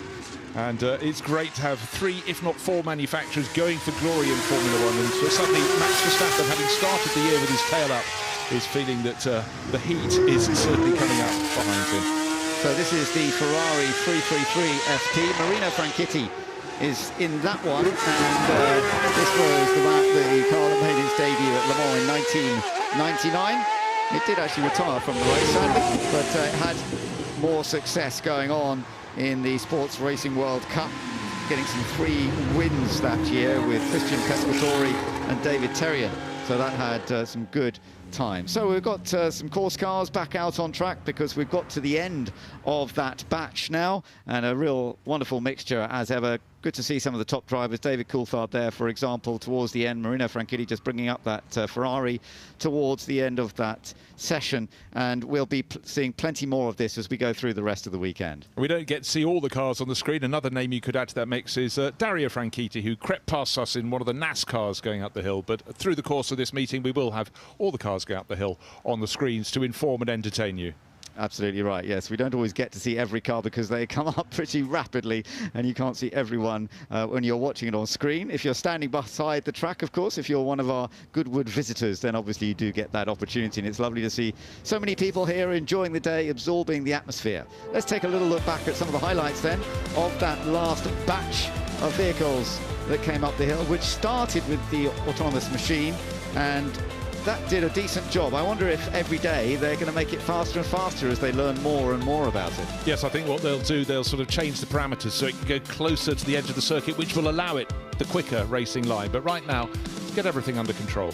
We've got this real contrast in that group as well, from vehicles that are very low, high downforce, and built, of course, for circuit speed, up against some of the big four-wheel drive, tall machines that are capable of running on any kind of surface at all. And in between, we've got the sort of modified GTs that were built as road cars, yet also turned into very effective racing cars. Yes, some periods in which Ferrari was very, very happy indeed to sell cars to customers. Of course, that's what Enzo Ferrari wanted originally, to get his racing to finance the his road cars to finance the racing. This way they mixed it together. But the Ferrari F40 LM, a great looking car. Formula E here as well, and unusual to see them doing a donut, but maybe, as I said, it's in preparation for the shootout next weekend in London. Yeah, but great to see the very latest Formula E car here from Jaguar, which has a very good chance of taking that title next week in London. We've got the most modern electric machinery here. We've been looking at some of the oldest vehicles, as we showed you in the earlier batch. And then, of course, we had a rather fun moment with the camera coming off on the bottom right of the McMurtry Spearling.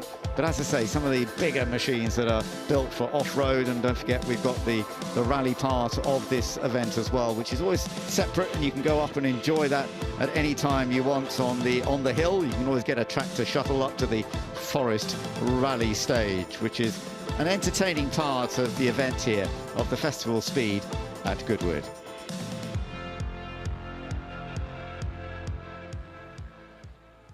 Nick, sneaking in a little bit of extra practice before next weekend, hey? Yeah, exactly. No, it's fantastic to be in Goodwood. Really special to drive up the hill, and obviously coming into a big weekend next weekend.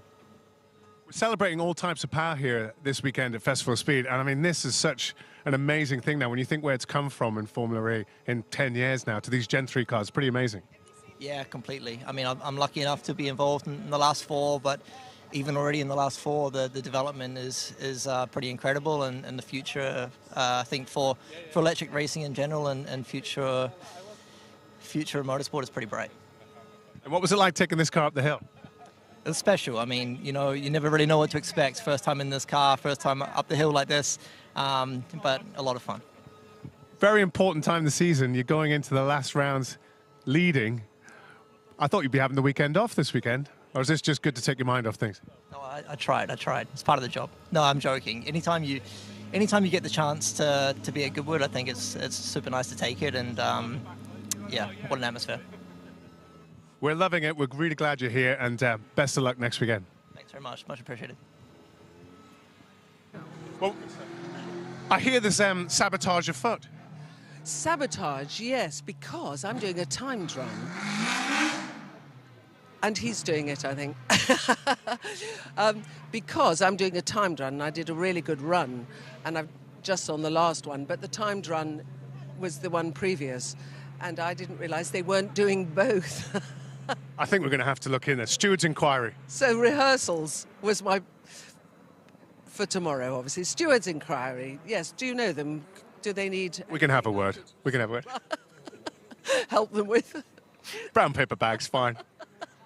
You caught up with the car in front of you, so you were going pretty quickly, so it'll be good to see how quick you were. Well, actually, I did that, but I also did it last year in the same car and pushed him across the line because it was raining so much, and he's called Nick, and he's here as well doing the timed runs. So he said, do you remember me? But luckily, he doesn't blame me. But it was raining so bad, and it was so foggy, and I thought, is that a car in front of me? Oh, well, he's going over the line. He wasn't. Anyway, slammed on the brakes, but because it was so wet, I helped him get a quicker time. Well, yeah, you can give you credit for that. Yes. Foul play aside, you seem to be having fun, and this is a wonderful car. It's wonderful. It's my husband's car, but I won't say Nick Mason's name because otherwise everybody doesn't think I'm important. Well, you're driving it, so you're important in my books. Yeah, thank you. It's the only way I can get attention. Well, we look forward to you when you actually properly get time tomorrow and see how you do. Wonderful, and he's playing in Montreux tonight, so I'm representing him here. Well, you're doing very well. Thank you. Enjoy. Thank you very much. Do you see a very quick word before you go? You're a busy boy. This is the third time I've seen you today. Yeah, well, this is particularly poignant for me. This is Gilles de Ferran's IndyCar, IRL car, excuse me, from when we won the 500. So family got here in time to be able to see the car go up the hill, which is brilliant. So Anna, Luke and Anna were there. And yeah, look, for me, it's an honor to pay tribute to a great friend and a great champion. Yes, we've been obviously in our thoughts all weekend, Gilles, and to see this car out there, it must be fantastic driving it. Look, I can only imagine how scary this would be in an oval, but you know, it's a big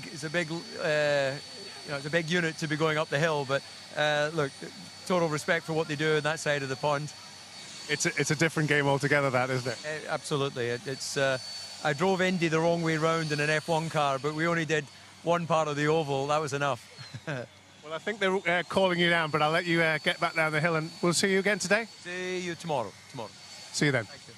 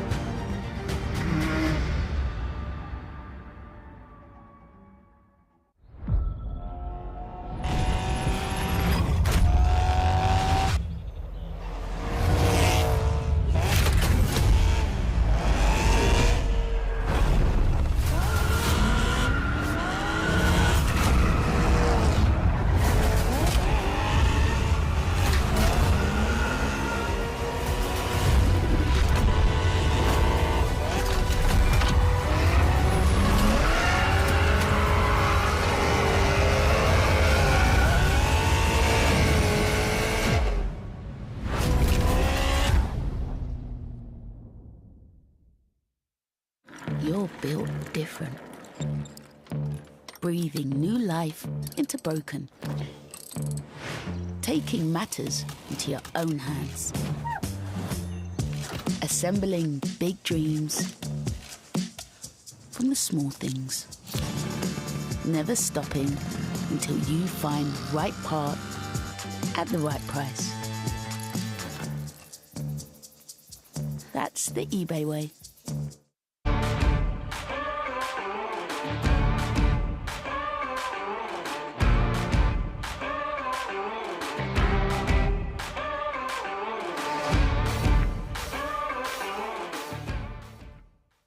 Broadband are changing the game.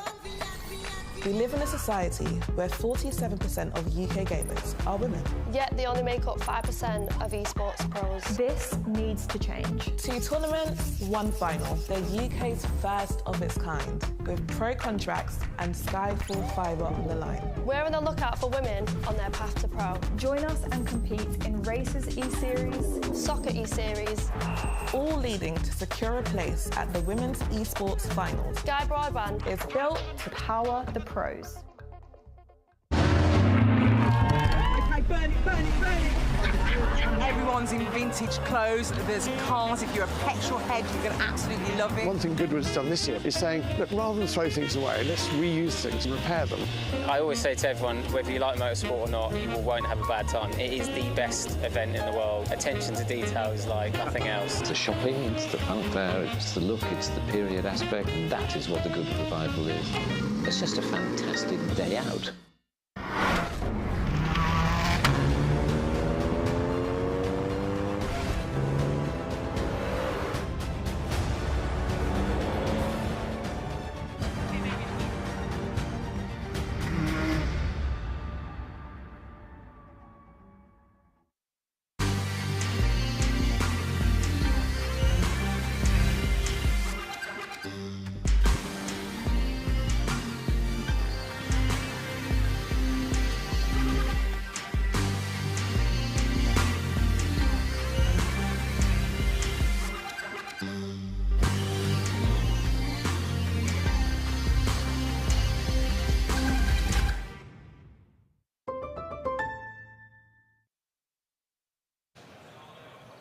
Since 2021, Electric Avenue has been the festival's go-to place for innovation in electric cars. And what better man to speak to than Dan McLaren from BP Pulse. Now, Dan, BP Pulse have partnered with Electric Avenue for a few years now. So what presence do they have here and what are they doing in Electric Avenue? So really, we're here myth-busting more than anything, just breaking and dispelling some of the mistruths you hear across the industry. So we're talking about charging, what mainly we're involved in, but we're supporting guys with anything to do with the EVs in general. So like today we're showcasing what an EV battery can do. So we've got an EV battery powering our DJ booth, and we know that can do that for 14 days straight. We're only here for 4. But yeah, just trying to break it all down for people. Yeah. So this can power the DJ booth for 14 days. That's quite a surprising fact, actually. Yeah. Has it drawn many crowds in? I've heard the music from afar. The DJ booth has gone down really well. It's been amazing. I think a lot of people don't believe it really is. They think it's a bit of a gimmick. When they look at it, they go, oh, yeah, no, it actually is. And I mean, and that's the thing, we need to really break it down for people. What these batteries can do in the future for us, these can power our houses for a couple of days. It's such an amazing resource we can use. So I think that's probably the big thing. People just presume that, you know, after a day we charge it again. No, we haven't charged this and we can't charge it, but it will power us for 4 days quite comfortably. Yeah, well, I think it's definitely doing the job of myth busting because it's got me. But have you had many people come up to you? Because electric cars do hold some stigma and people do have a lot of questions about it. Are you getting a lot of the visitors come to talk to you guys? Yeah, we've had quite a few over the last sort of day and a half, 2 days. Mainly it is from what they've heard. There's not enough power on the grid.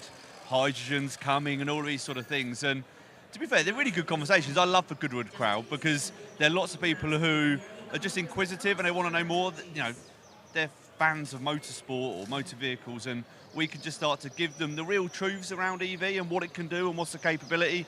There's enough room for lots of different ways we're going to drive in the future, and we're just able to give them the good stuff on EV. Yeah. So what are BP Pulse doing across the country to support electric cars? So our main focus is ultra-fast charging. So chargers that have the ability of charging your car in sub half an hour.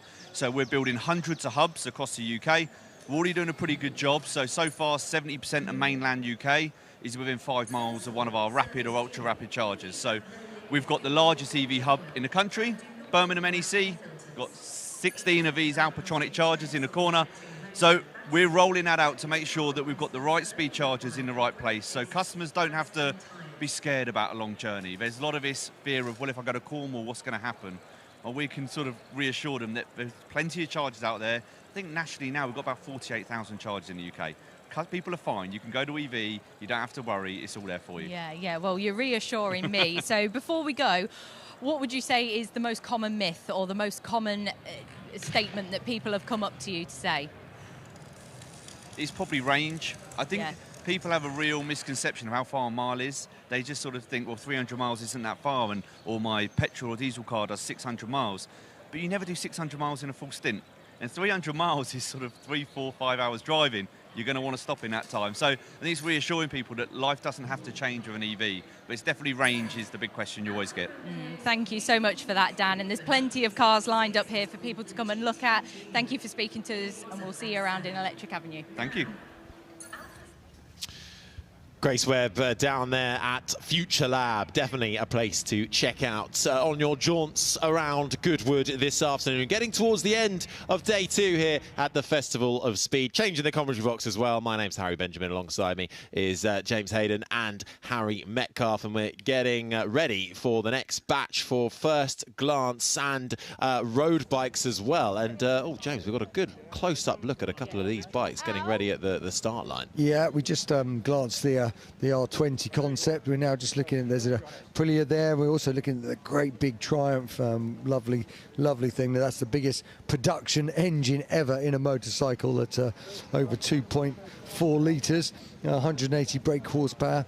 And then we got the lovely, that Norton 1 of 1, which is the nod back to the wonderful battle in '92 between Steve Hislop and Carl Fogarty.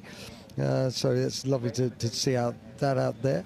And then we've looking back, we've got the Triumph Thruxton there, and then behind that we've got this super cool sidecar outfit, the Royal Enfield Super Meteor 650, a real one-off special, all hand-built by the legendary Tokyo-based Cherries company.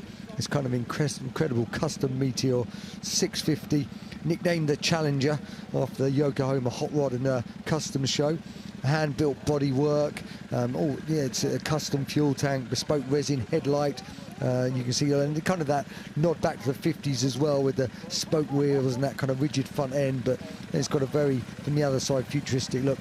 And that number 47 there, that's also a Royal Enfield. That's actually that's come out they did a movie on Netflix called The Kitchen, and it was kind of a special bike that they made for the film itself, and it caught me out on the first day.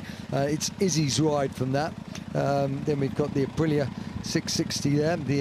So nice to see sort of that out there. We've got some proper superbike riders coming. We've got Lewis Rollo coming at the weekend, so tomorrow and Saturday they'll be coming to ride those bikes up the hill, which should be good.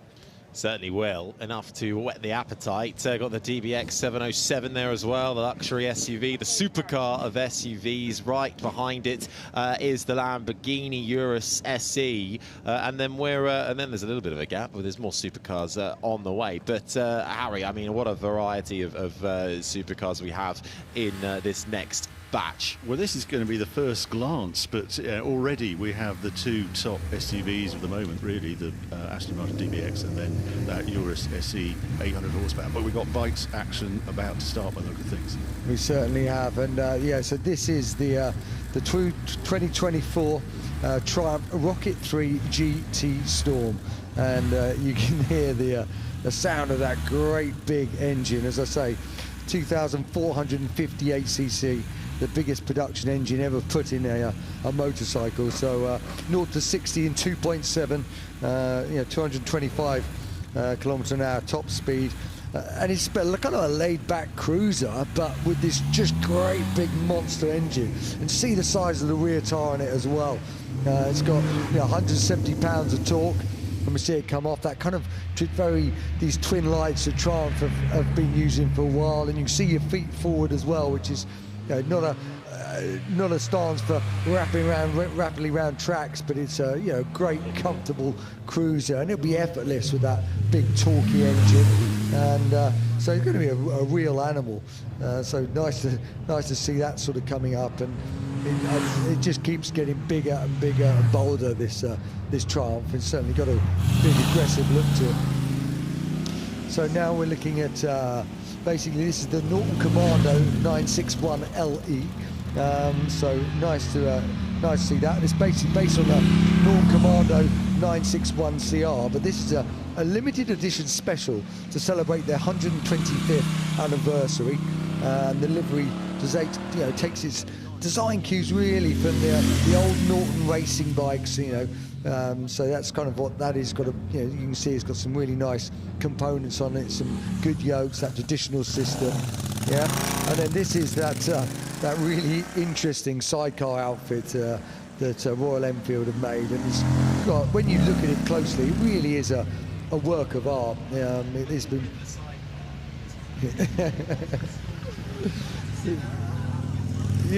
well, I wouldn't really know too much. I like to be you're on the other seat. But we'll give it a go, and you can tell me. No, I mean, it's, well, traditionally it was a great mode of transport, and you just cruise around and have some fun. Certainly you can see it's been very cleverly sort of set up to take the sidecar, and I love that kind of slam look the actual bike itself's got. They're obviously really enjoying it. That looks like the Aprilia RS 660. Yeah, it is. So that's coming up. So yeah, this is their sort of mid-range, right? They've started a new series in British Superbike this year, actually, called Sports Bike, and this bike is leading the championship in the hands of the young Italian Edoardo Colombi, who it looks really good on it. It's been a great series. It's a lovely sort of mid-range sports bike. It's lightweight, it's not too intimidating, hasn't got too much power, but it's compact and it's sleek, and it's all about that sort of fun riding experience. And I think all of Aprilia's, they're beautifully styled. You can see it's got Öhlins forks, Brembo brakes, Akrapovic exhaust, and a really sort of nice styling, and a very nice sort of mid-range motorcycle. Well, just a little glimpse from the road bikes, but first glance at the Lamborghini Urus SE screeching the wheels on its way up the hill. Great to see as well. Yeah, he's really using that power, the 800 horsepower, the hybrid version, and with the battery in the back, you've got this rear weight bias, so they can put more power to the rear wheels, there's more grip, and it just makes it behave like a two-wheel drive car. But anyway, we've got the BMW now on the line, the M4 CS is a new version just out, 550 horsepower, four-wheel drive, the ultimate M4. Yeah, this is the latest special model from BMW and the M4 CS. It's been going up and down the hill, but this is the first time we get a proper look at it on the big screen. Strong BMW M Motorsport heritage. This is really exciting coupe from BMW. It's already impressed at the Nürburgring, I hear, so it's one to definitely get excited about. And I just love that they added that yellow tints on this, the daylight running lights. It's to hark back to that French cars they used to have that yellow light. Yeah. It just looks cool, and it's, yeah, BMW have added it. It sounds for that great reason. as well, doesn't it? It does sound great. The straight six twin turbo engine, and they can really get the power out of the engine. The tuners actually love this engine because it is so robust, and there's lots of tuning packs on this car, carbon roof, and he's caught the Bentley continuation Speed 6 up. That shows you the Slam difference. on the brakes. Yes.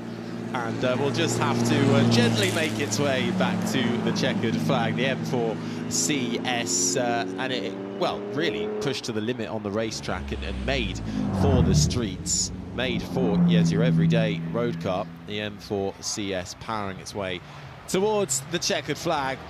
One of the many latest offerings from BMW that they are launching here. We had the XM as well as the new M5 as well. Now we're seeing a big influx of cars from the, well, Genesis in particular. This is the GB60. This is the premium brand of Hyundai. It is, and as I said earlier, that they have Luc Donckerville looking over their design of their cars now. He came from Lamborghini and from Seat, and you're going to see a really fresh look. I think he's...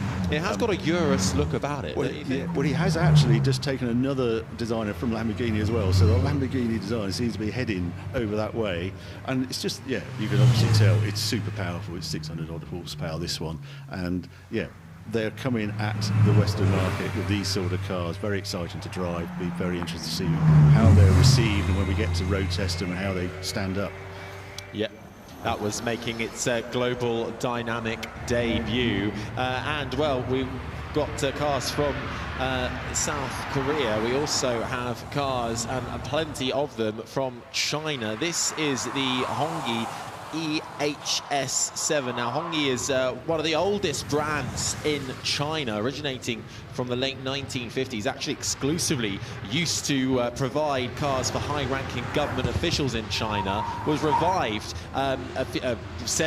many years ago now, and kind of trying to come back, especially into the European market, with a range of electric vehicles. This, the EHS7, the SUV, 570-kilometer range, charging speed 20 minutes, super fast charging in this as well. Charging time will take about 38 minutes if it's a little bit cooler, below temperature. So working constantly trying to improve those charging times for electric vehicles. And they're also trying to grow the range on these cars. So this is what it fights. The smaller engine one of this one is 435 mile range, which is huge, 111 kilowatt hour battery.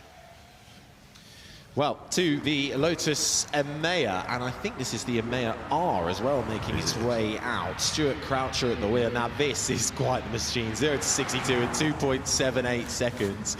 Maximum speed 159 miles per hour. Yeah, 905 horsepower these put out. There's Electra R and Emea R. So the Emea R is the four-door saloon-esque one. The Electra is the SUV version. But bit of smoke as well. Just looking at that, yeah, I wonder what's happened. I think it's from the paddock. I wonder if someone's done a bit of a donut or indeed something from the paddock. But we'll focus on the Emea R making its way up the hill. Active aero in this motorsport-inspired grille, diffuser, and rear wing as well. And it's a really fresh design, you know. Lotus have got to reinvent themselves for the modern age, and this is the car they're doing it. They're doing it with Geely money. This is the new look, and I do like the fresh look. You also see it's got cameras for rear view mirrors, wing mirrors, as you can see on that car. Yeah, seeing that more and more. Using a 800-volt battery technology, it can do London to Newcastle in one charge. Now, celebrating 100 years of MG, its origins in the West to its new beginnings in the East, and this is certainly showcasing some of the future designs from MG. This is the MG MG4 EV X Power at the start line, ready to be sent up the hill, fully electric hatchback. And I think this gets my thumbs up for the design. I think this is a super way of celebrating 100 years of MG. It looks fresh, looks modern. It looks as though you want to buy it, you know. I've got to agree with you there. I think it's a really lovely modern look. Screeching away, Daniel Rowbottom, the touring car driver at the wheel, up to 323 miles of electric range. And you know what? It's just so nice to see. We know it's different. We know it's not the same MG that was the origins of it, but it's so nice to see the MG brand, the MG label back on so many cool, exciting cars.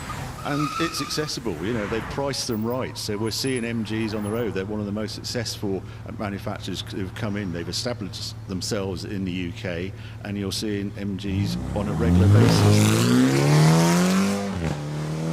Couple of Mini Coopers being debuted and shown here at the Festival of Speed as well. This is the Mini Cooper John Cooper Works prototype. Yes, well, we know it's coming at the end of this year as well, but this is obviously the petrol version. I think hiding behind it is the electric version. This is the one they're making in Oxford, and it will be competing with, well, Golf GTI, that sort of thing too. We expect, they haven't announced figures yet, about 240 horsepower we expect. Now continuing with showcasing the very best vehicles coming out from China at the moment. This is Aggreko, new Chinese brand's first plug-in hybrid, that's making its way up the hill. Now this is the Aggreko 7 in quite a promising range that they're delivering. This has a range of 740 miles on a full tank for full and with full battery charge together. It's an interesting brand, this one, because we're not sure how to differentiate. I spoke to Richard Atwood this morning. He said, I'm driving the petrol version. So I don't know, there's several versions here, but they cannot differentiate them from the outside. But they are very good value and coming to the UK very soon. Polestar showcasing the new Polestar 4 as well. That is being delivered to customers at the moment. That's just made its way up the hill. That's the electric SUV, but this is the Polestar 6 concept. This is a really exciting development from Polestar.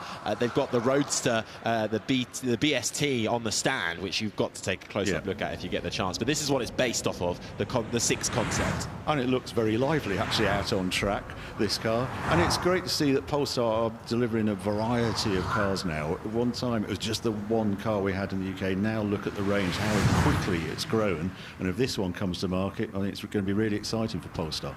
It's so fascinating now that obviously there was quite a strong link between them and Volvo. That is decreasing. Indeed, Polestar used to be called a different company, and that was the tuning company for Volvo race cars. But now the chief designer of Volvo is now the CEO of Polestar. I mean, what a career move for a start. But there's a lot of carryover and influences in the Swedish designing. Yeah, every time we come to Goodwood each year, it's incredible the progression when you see their stand and what they've got to show. Oh my goodness, look what we got now.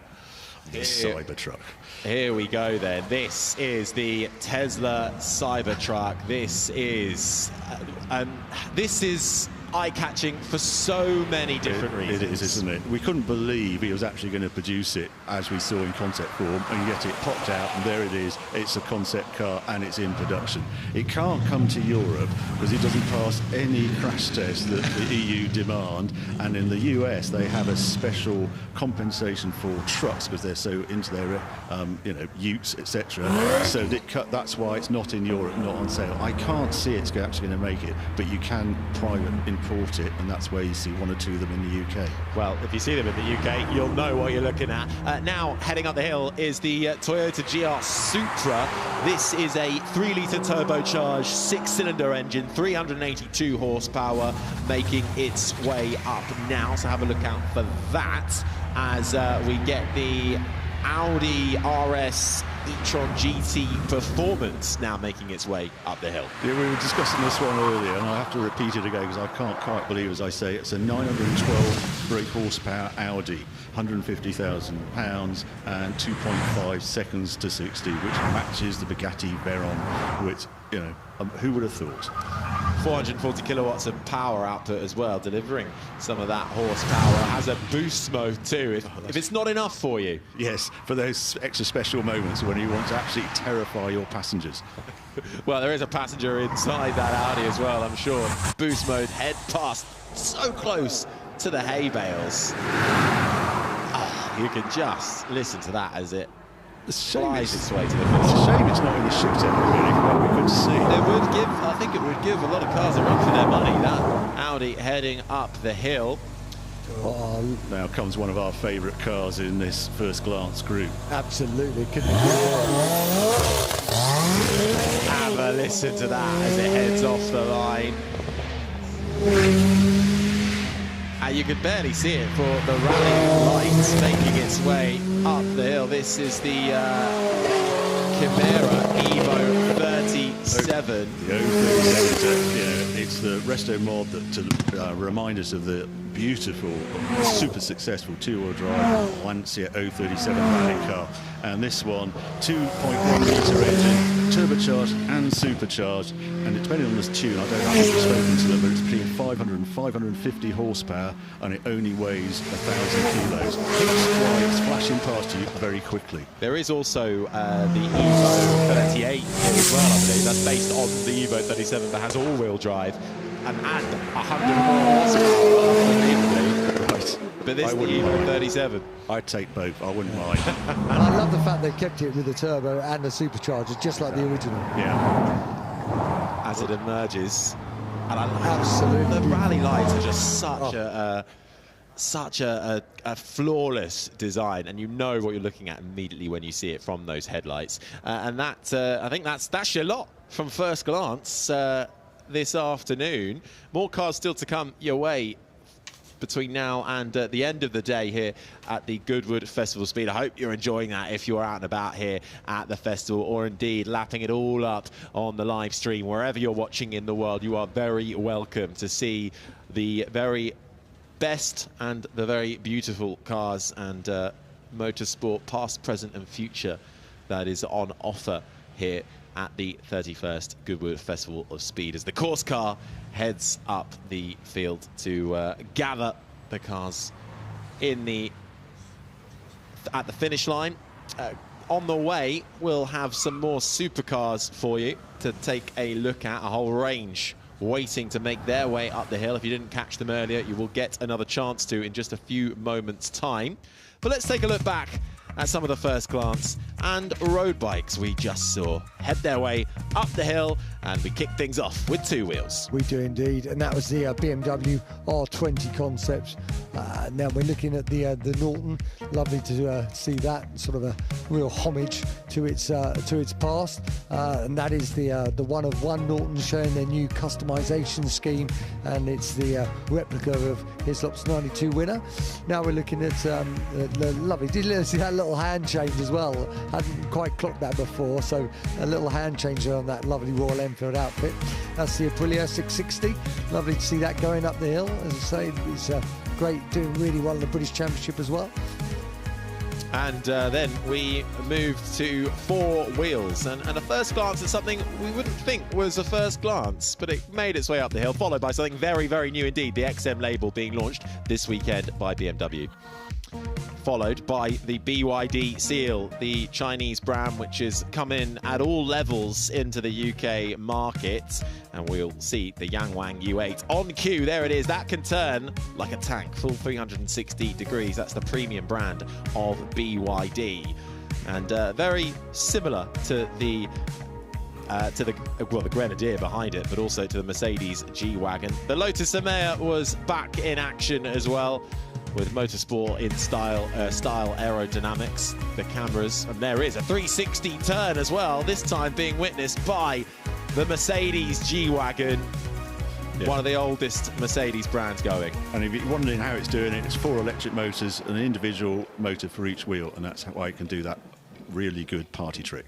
And it really is a party trick, isn't it? And the Aggreko demonstrating more of China's offering into the UK and the European market with their electric vehicles. And a homage to the past with some of the more modern vehicles being produced. And those were just some of the first glance and road bikes that we have on offer here at the Goodwood Festival of Speed. I hope you enjoyed them today. There'll be more across the weekend.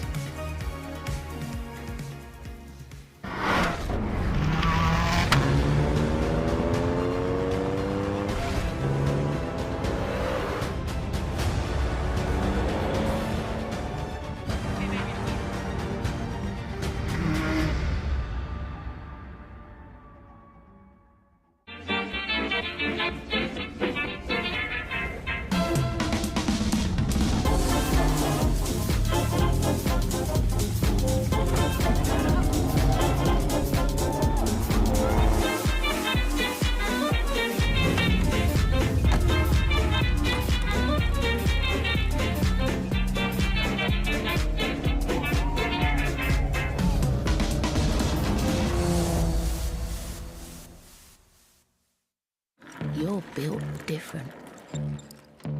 Breathing new life into broken. Taking matters into your own hands. Assembling big dreams from the small things. Never stopping until you find right part at the right price. That's the eBay way.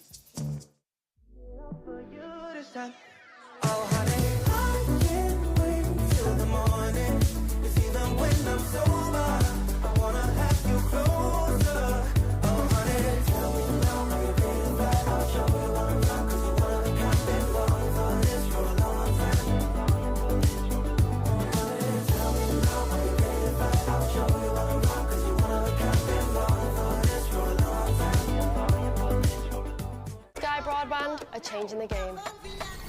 We live in a society where 47% of UK gamers are women. Yet they only make up 5% of esports pros. This needs to change. 2 tournaments, 1 final. They're UK's first of its kind, with pro contracts and Skyfall fibre on the line. We're on the lookout for women on their path to pro. Join us and compete in Races E-Series, Soccer E-Series, all leading to secure a place at the Women's Esports Finals. Sky Broadband is built to power the pros.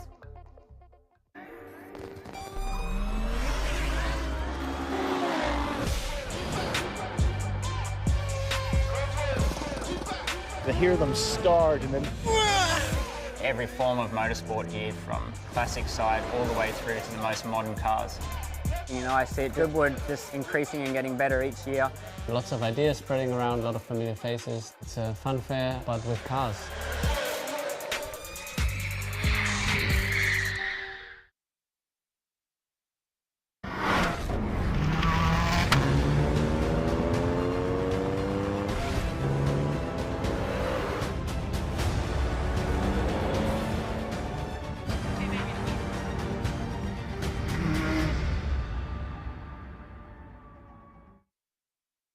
Well, I've come down to Elegance par excellence. This is the Cartier lawn, and this is one of the most stunning places to be at the Festival of Speed. I'm joined by Jonathan right now, who has brought several cars down to this lawn, to the competition that's going on this weekend, where they will be judged. There'll be a winner in each class, and then there will be one overall Style a Lux winner this weekend. So, which cars have you brought to this? So, this is a 1912 Silver Ghost, which we've brought down.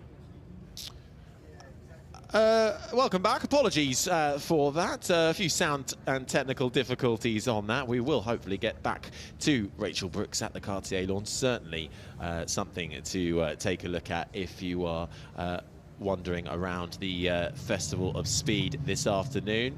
Now, we did see some umbrellas go up from our commentary box, but they've been put down again. So I am hoping that it is not raining, but we are undercover here at the moment. Harry Benjamin and Harry Metcalf still with you, and we are gearing up for some more supercar runs up the hill. They're just gearing up, though. They're just actually taking the first glance cars back down the hill, so we'll get ready for some supercars soon. And Harry, I mean, you are almost, I mean, you're Mr. Automotive, but you are Mr. Supercar, really. I'm not sure about that. If you could take one home with you today, supercar that we've seen, what would it be? I'm taking the Gordon Murray T33, which isn't quite ready, but I suppose I'll do with the T50. Oh, you'll settle. Yeah, I would. But at least there's some options for you. Yeah. Well, there is so much on offer here. Do make sure you get to have a look around the supercar paddock. Nowhere else, really. You can get so up close and personal to these cars, and everybody's more than willing to tell you about them. Those there from the brands and manufacturers are so happy to give you information on these cars. Yeah, what's going to be interesting is also a new supercar, hypercar, being born today, which was in the... sorry. And we'll come back to that supercar chat as well as we keep moving.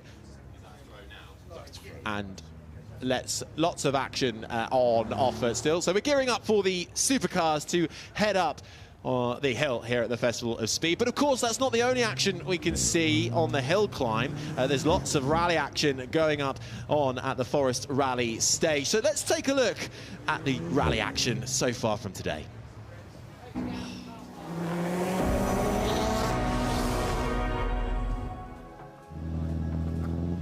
Under cloudy skies then this afternoon, we have been motoring through. Wheel in the dirt right from the off there for Ben Mellors as he went off the line, careering off the line, it has to be said. Oh, and the Subaru then, the Kankanen Juha Reppo Subaru clouting the bales there. Yeah, salmon roll catching out the drivers this morning and this afternoon as well. No one seems to have escaped the problems of that slippy corner. Group A, Audi Quattro 200 there, and this was Mark Higgins in the ex-Colin McRae Ford Focus. You will see that Mark is struggling to get stopped, and of course our intrepid co-commentator Tony Johnning pointed out that risky area earlier today. Same mistake in the morning, same mistake in the afternoon for the Fiat 131.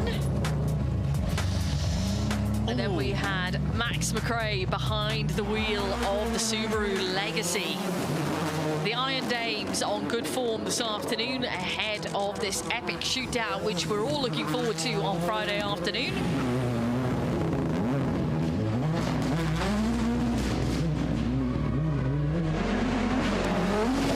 Yeah, great job from the Iron Dames and their teammates fresh from success in Imola in the 4-hour race.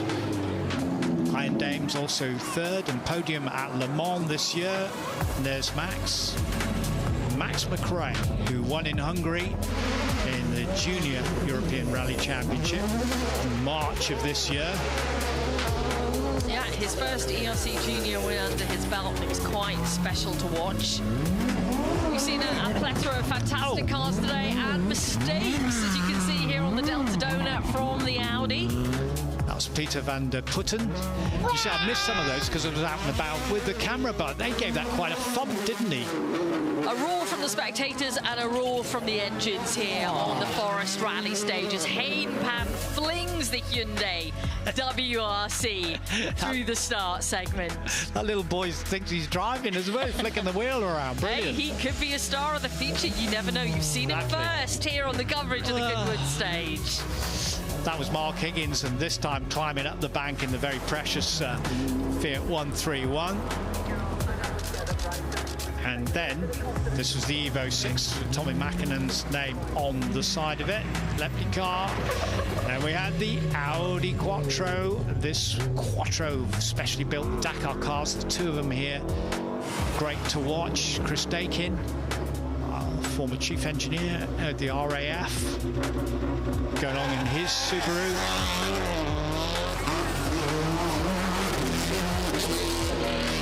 We've seen plenty of action. There's plenty more to follow this afternoon. It has been a brilliant run so far, and the shootout is next for everyone's delectation here at Goodwood.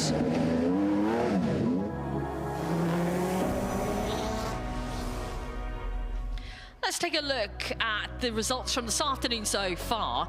Hayden Padden has been the man with the fastest time on the board of 2:28. James Williams in the Rally 2 Hyundai, 2:32.6. Ollie Mellors in the Proton R5 was a 2:39.9. Sarah Rameau, one of the Iron Dames, 2:42.7 in that Ford Fiesta Rally 2. Then Roger Duckworth in the Subaru Impreza S6 is a 2:45.3. Callum Graffin in the Fiesta R5, 2:47.8. Then we've got Max McRae, 7th. Jason Lepley, 8th. Callum McLeod, 9th. And John Saunders in the MG Metro 6R4 completes the top 10 for us.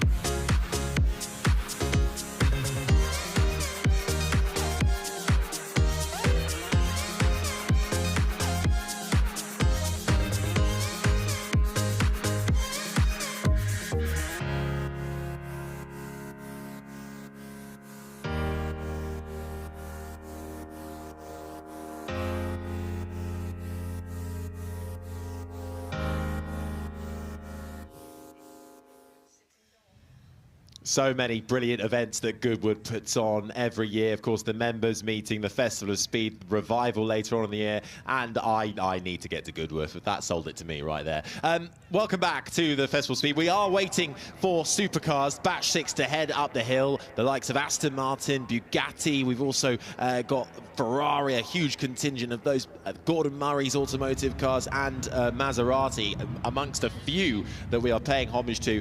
That is all coming up in just a few moments' time. But right now, we can have a little look back at some brilliant action up in the skies, courtesy of the Red Arrows.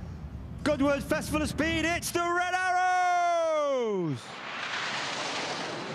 It's great to be here at Goodwood Festival of Speed as we arrive in our world-famous Diamond 9 formation, trailing our famous red, white and blue.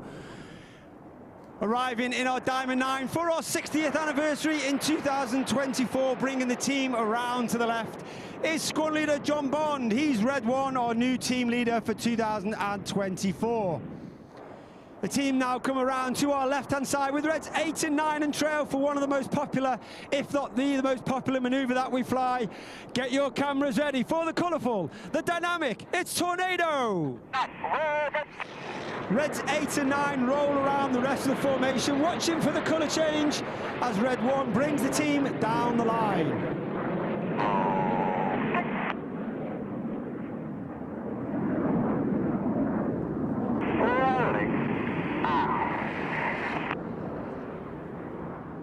The Red Arrows were formed in 1964 and our first display was in 1965. We were actually formed from 3 different display teams. We had the Red Pelicans, the Black Arrows and the Yellow Jacks. We took the red from the Red Pelicans, the arrows from the Black Arrows to give us our name, and we took the aircraft from the Yellow Jacks.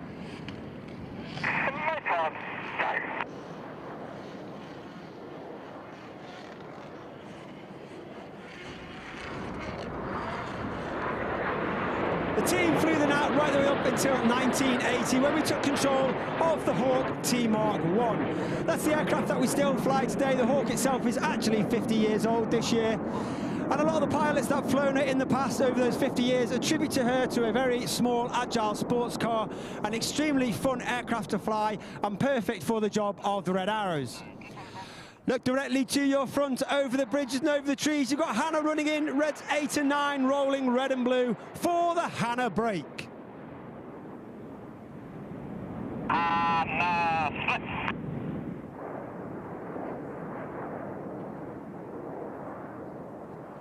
Red 7 and 8 off to the left-hand side, red 6 and 9 off to the right-hand side.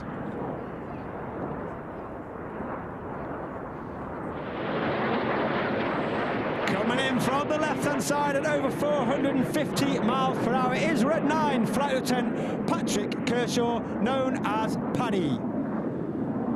Paddy is in his third and final year on the team.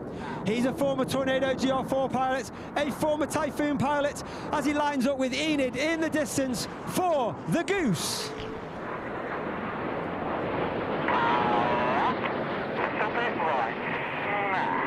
And you see red 9 climbing up, streaming his red, white and blue, as Enid also stream our world famous red, white and blue off to our left-hand side. Once again, they'll dive down to only about 200, 300 feet. They'll be looking to pass each other in the middle at only 30 metres. That's 100 feet at a closing speed of over 800 miles per hour. They'll go unsighted at the very last minute in a manoeuvre called the opposition barrel rolls.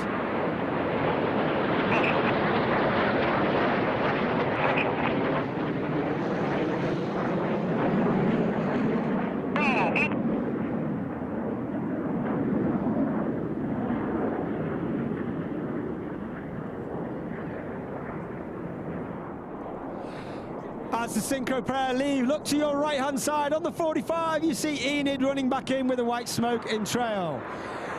The colour comes on, 4 and 5 perform a roll back to create the hood of the Cobra in a manoeuvre we like to call the Serpent.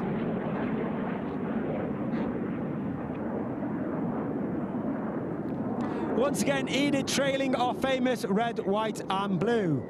That red, white and blue is only capable due to the smoke pod, which is the small tank under the belly of the aeroplane. As I said earlier, 2024. How brilliant was that earlier in the day from the Red Arrows. But the Duke of Richmond joining us on the hill once again, and we are being treated to a rather delightful Mercedes as it gets ready to take the start line. And we'll head up the hill to kick-start this next batch, which we are expecting to be supercars. And just heading his way up the hill shortly, getting ready on the start line. Mercedes-Benz Classic, of course. Mercedes-Benz celebrating 130 years of motorsport here at the Goodwood Festival of Speed, and the Duke of Richmond putting on a brilliant display once again this year. Of course, it was that Paris to Rouen race back in 1894 which marked the birth of motor racing, and well, the elaborately restored original Mercedes Targa Florio racing car of 1924 here as well, trying to pay homage to the early days of Mercedes with a strong presence from Mercedes AMG. If you have a look at the Mercedes stand here at the Goodwood Festival of Speed, you'll find the W25. That's the first Mercedes-Benz Silver Arrow that debuted at the 1934 Eiffel race. The W196R from 1954 and the 1955. That's the Mercedes F1 car where they won their championships with Juan Manuel Fangio. There's the Express Racing Car Transporter, which is epic, the C11 Group C car from 1990, 730 horsepower, and that the CLK LMGT racing car from 1998, which won all the FIA GT championship races in which it competed in. And the SLS AMG GT3 from 2012 is here as well. 1, 2, 3 in the 2012 Dubai 24-hour race. But kicking things off for us for the supercar batch, the Duke of Richmond in the passenger seat in the Mercedes-Benz 2-litre Targa Florio racing car, restored from 1924 and looking absolutely resplendent up there, heading up the hill. And what a treat as well to get that kind of opportunity to restore such a fantastic car, but also to get a close-up look at it. Celebrating 130 years of Mercedes motorsport. And this, the Mercedes-Benz 2-litre, taken to that epic race at the Targa Florio. Past the Flint Wall, where this car took victory all those years ago. On that 27th of April 1924, Mercedes winning the prestigious Targa Florio in Sicily, clinched a triple class victory as part of that sensational triumph. The racing cars were painted red to avoid any possible obstructions from the Italian fans, of course, dedicated to their scarlet red Ferraris. Mercedes then painting their cars in red, of course known as the Silver Arrows. This looked like silver. Christian Werner drove that supercharged 2-litre racing car on a narrow, winding, demanding road, and after 8 hours, 17 minutes and 3 seconds, he crossed the finish line in first place. And now, well, 130 years later, Mercedes-Benz Classic presenting this original vehicle from that time, being restored to the highest standard of authenticity. Paintwork is also as it was back in 1924, right down to the brush marks left by hand painting it. As we get back to modern day with some supercars. Yes, indeed, and a proper supercar kick us all off. And here is the Pagani Huayra. Glorious car. The Huayra was always a twin-turbo V12 in it, and then he said, you know what, if we do a track-only version of the Huayra, and we call it the Art, we can tote the turbos off and just let the engine scream, and you can hear this car is the best-sounding car you could ever wish for.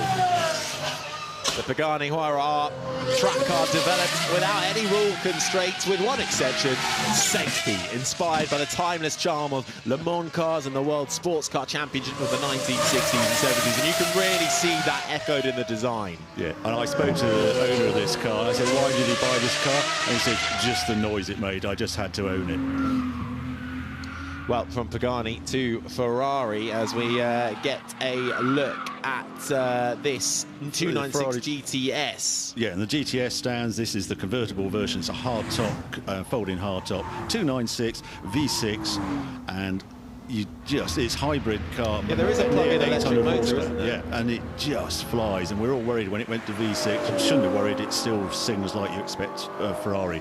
And now we've got the Ferrari 812 Competizione Aperta convertible again, and very limited car, and people are paying a huge amount of money to own that car. Yeah, 830 horsepower in that. And this, the Ferrari Daytona SP3 rear-wheel V8.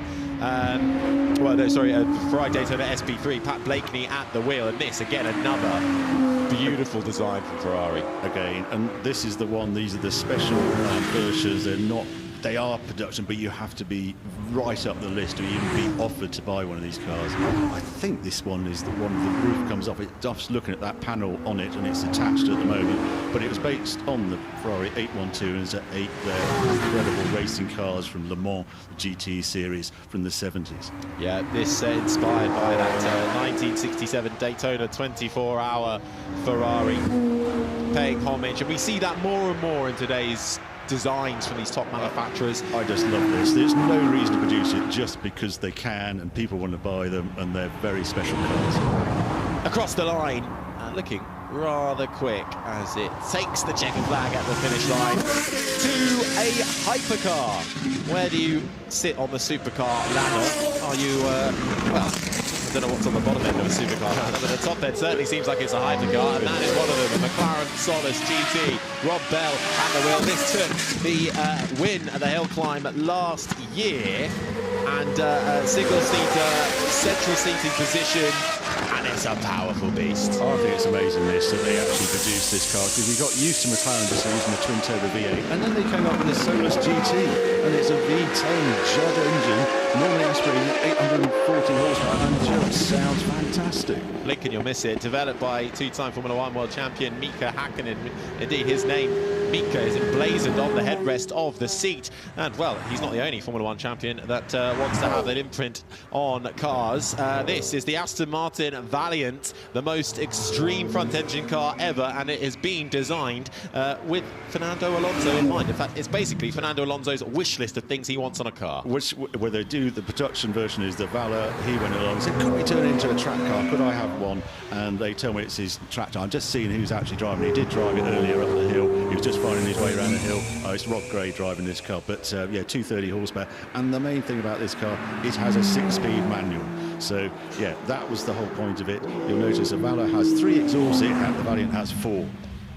Well, that making its way up through the checkered flag now as we get more Ferraris on option. This is the Ferrari SP8, a one-off series for Ferrari. Indeed it is, and this is right at the top of the list where you actually commission a one-off Ferrari. They will not make any other car that looks like this. The base car was the Ferrari F8, and this car I know is heading to the Far East, so this will probably be the last time you'll ever see it in the UK. Glimpse it because you'll never see it again. Just stunning. Yeah, that Ferrari 3.9 litre twin-turbo V8 as we go from Ferrari to McLaren, and it's the McLaren GTS. Yeah, and this is their GT car, and the S is their latest version of it, slightly higher horsepower. And actually, this is, at the moment, the car that starts in the range. This is the lowest rung to get into McLaren, and a highly usable McLaren. And I really like them. They've got a giant hatch on them, and you've got a huge lovely space. Completely different with this car, though. The McLaren Senna, Bruno Senna at the wheel of this car, and they just see how light they could make their car, and also added extra horsepower. I think it's just over 800 horsepower, this, and 1350 kilos. And with active area, you'll see the wing moving as it goes up the hill. Yeah, just over 1,100 kilos. This, that adjustable rear wing, lightweight design as well for the McLaren Senna. And then there is the McLaren P1. Yeah, this just the first sort of hybrid supercar. It came out along with LaFerrari, and this one I've been lucky enough to do a Nürburgring with in this car, and it was extraordinary. The turbo boost, and it's one of the noisiest wastegate turbo, huffing away and so quick around the Nürburgring. It's a 6-minute something. They didn't declare a time, and it, again, super active area. It goes into track mode. I don't think this is in track mode. The wing goes actually higher and it sits down. It's got the suspension will settle and go even lower to the ground. Yeah, this is really one of the first high-performance sports cars with hybrid technology invested in it as well. Oh my goodness, look what we got on the line now. We go from a little bit of hybrid technology to fan power, that huge fan at the back of that McMurtry, and I've not seen it do that before. Get a bit of heat into the tyres. Max Chilton, the former Formula 1 driver, at the wheel of this. This is the Spearling Pure. This is the follow-up, the track-only evolution to the McMurtry, which took and has the lap record for the hill climb 2 years ago in the hands of Max Chilton, and it is that fan that sucks up everything underneath it, spurts it out of the back. Why you see it lift up so much dust and bits and bobs, but it is planted through the corners. You can barely talk about this guy as he gets up the hill so fast, but that downforce, it weighs 1,000 kilos, and it generates a further 2 tons of downforce from that fan. That was quick. And that is here along with the record-holding McMurtry as well, which you can see in the near the assembly area, and also the McMurtry Spearling Pure, which you just saw on your screens, is available to view in the Supercars paddock as well, which you can absolutely get yourself lost in. I would recommend it. Perhaps a little bit of an issue there for the Mustang. I'm not sure. They've left just a Singer through. Yeah, this is the Singer, the DLS Turbo. And this is the high horsepower, 700 horsepower version. You can tell it's that version because it has the higher wing on it, and it's just more dramatic. There's 2 singers here today.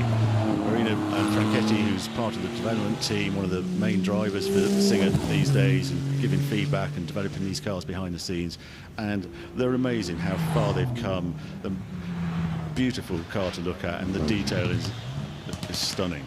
Yeah, good driver to have at the wheel. Marino Franchitti, two-time British GT champion, two-time Sebring 12-hour winner as well.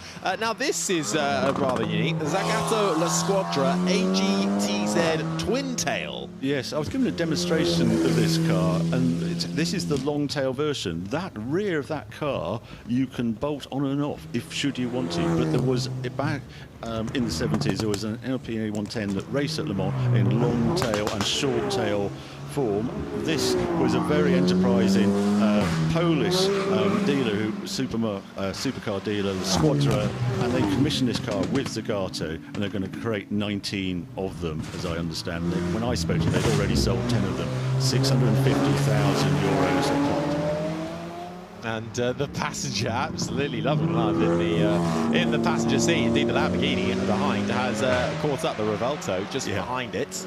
It has got quite a lot more horsepower. The Revolto is just on 1,000 horsepower. The new Lamborghini sold out to 2026. They were telling me it's proved incredibly popular because it keeps the normally aspirated V12, the little very clever hybrid system, tiny battery, only 3.8 kilowatt battery, and now we have the hybrid new Porsche 911, the GTS. This is first time in the UK, and it has a hybrid system on its smallish battery. But what's really clever on this is twin turbo, but the turbos don't have a wastegate. As you take your foot off the accelerator, they actually have an electric motor, and they generate electricity that feed the battery as the turbos spin down. So there's so much tech on these modern cars. New take, super quick, because it infills the turbo boost with electric boost and harvests electric from the turbos.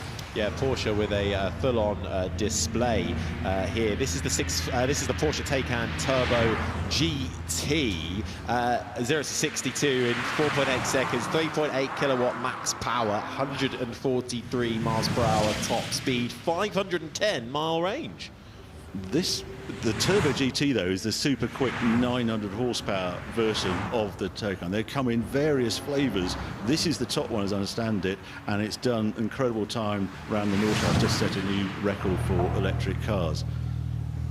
And look at this. That design immediately harks back to the good old days and the Marlboro-infused livery. Exactly. This is the Lanzanti, the Porsche 935. So Porsche produced these 935 track-only cars to celebrate the infamous 935 race car from the past. Lanzanti, a very enterprising company, took it. A customer asked, "Can you turn it into a road car?" And we said, "Yeah, well, we think we can." And this is one of the two that have been converted to road use. Hardly looks like a road car to me. Apparently, it's fully now legal to drive on the road and going up the hill very quickly. You would definitely know if you've come across that on the M25. 77 of those.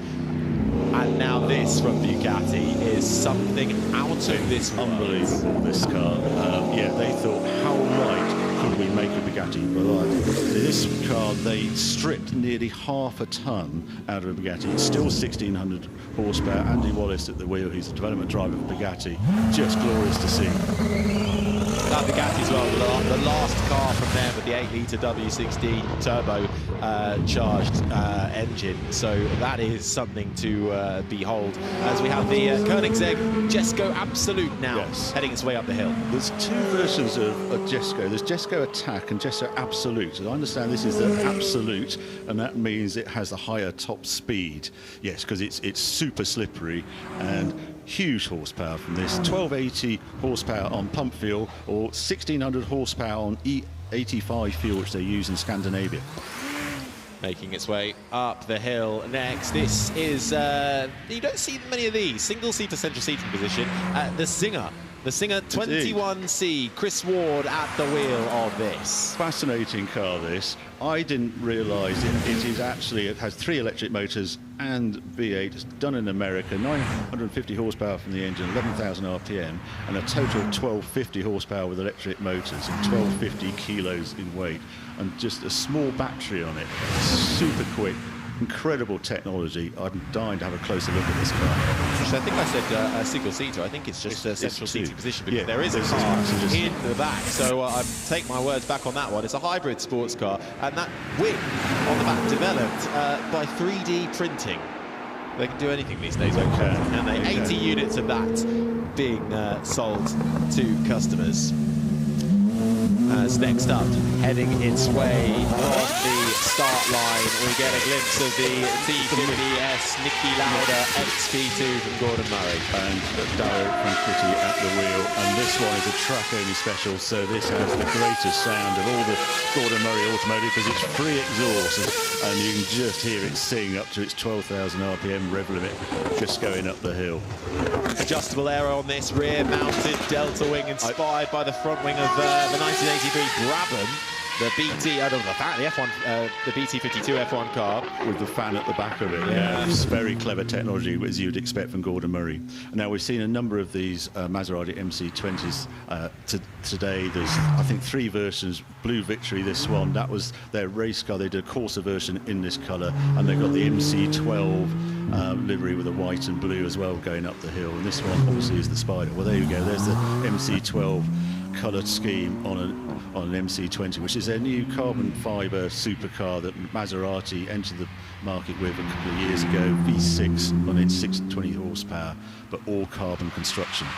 Yeah, celebrating the 20th anniversary of the Maserati MC12, unlike any other Maserati ever, with that V12 Ferrari-derived engine, a race car and a road car, of course, heavily related to that Ferrari Enzo. This coming up now is the MC20 Legenda, and we also have the Icona as well out on the hill climb. A very distinctive colour scheme, you have to say. The baby blue emblazoned on the top and the front of the Maserati, and only 20 of each of those, well, the 20 of the Legenda, 20 of the Icona individually available as it makes its way up the hill. Maserati. And the sun is coming out as well, which is very kind of it. Oh, where's that been all day? Just as we're getting towards the end. Still plenty to come, of course, here at the Goodwood Festival of Speed. We're currently watching the supercars, Batch 6, making their way up the hill, but we will keep things going. We also have the celebration of all things Drift Just, Niki Lauda, still to come, and the 130-year celebration of Mercedes-Benz, which was teased with us a little earlier with the Duke of Richmond heading up the hill in that beautiful Mercedes from 1929. Well, still some supercars heading up the hill, but now the course cars making their way round. So let's take a look back then at all things supercar here at the Goodwood Festival of Speed. We didn't start off with a supercar, but certainly an iconic car, the Mercedes-Benz Targa Florio, celebrating and paying homage to that 1929 victory at that sensational race. Painted maroon red, so it didn't get interrupted or have any obstacles in its way from the Ferrari fans. And that kicked things off for us as we headed straight into the Mean Machines. Yeah, and the wire, as that sang up the hill, I just love the sound of that engine. It's something else. And it wasn't the only thing heading up the hill climb. The Lotus Evija, 2,000 horsepower of electric power from Lotus, mid-engine battery, try and give it the weight distribution, and then the Ferrari 812 Competizione Aperta, a very special car they've just come out with. Ferrari with a huge onslaught of cars this Goodwood Festival of Speed, with some limited edition series cars as well.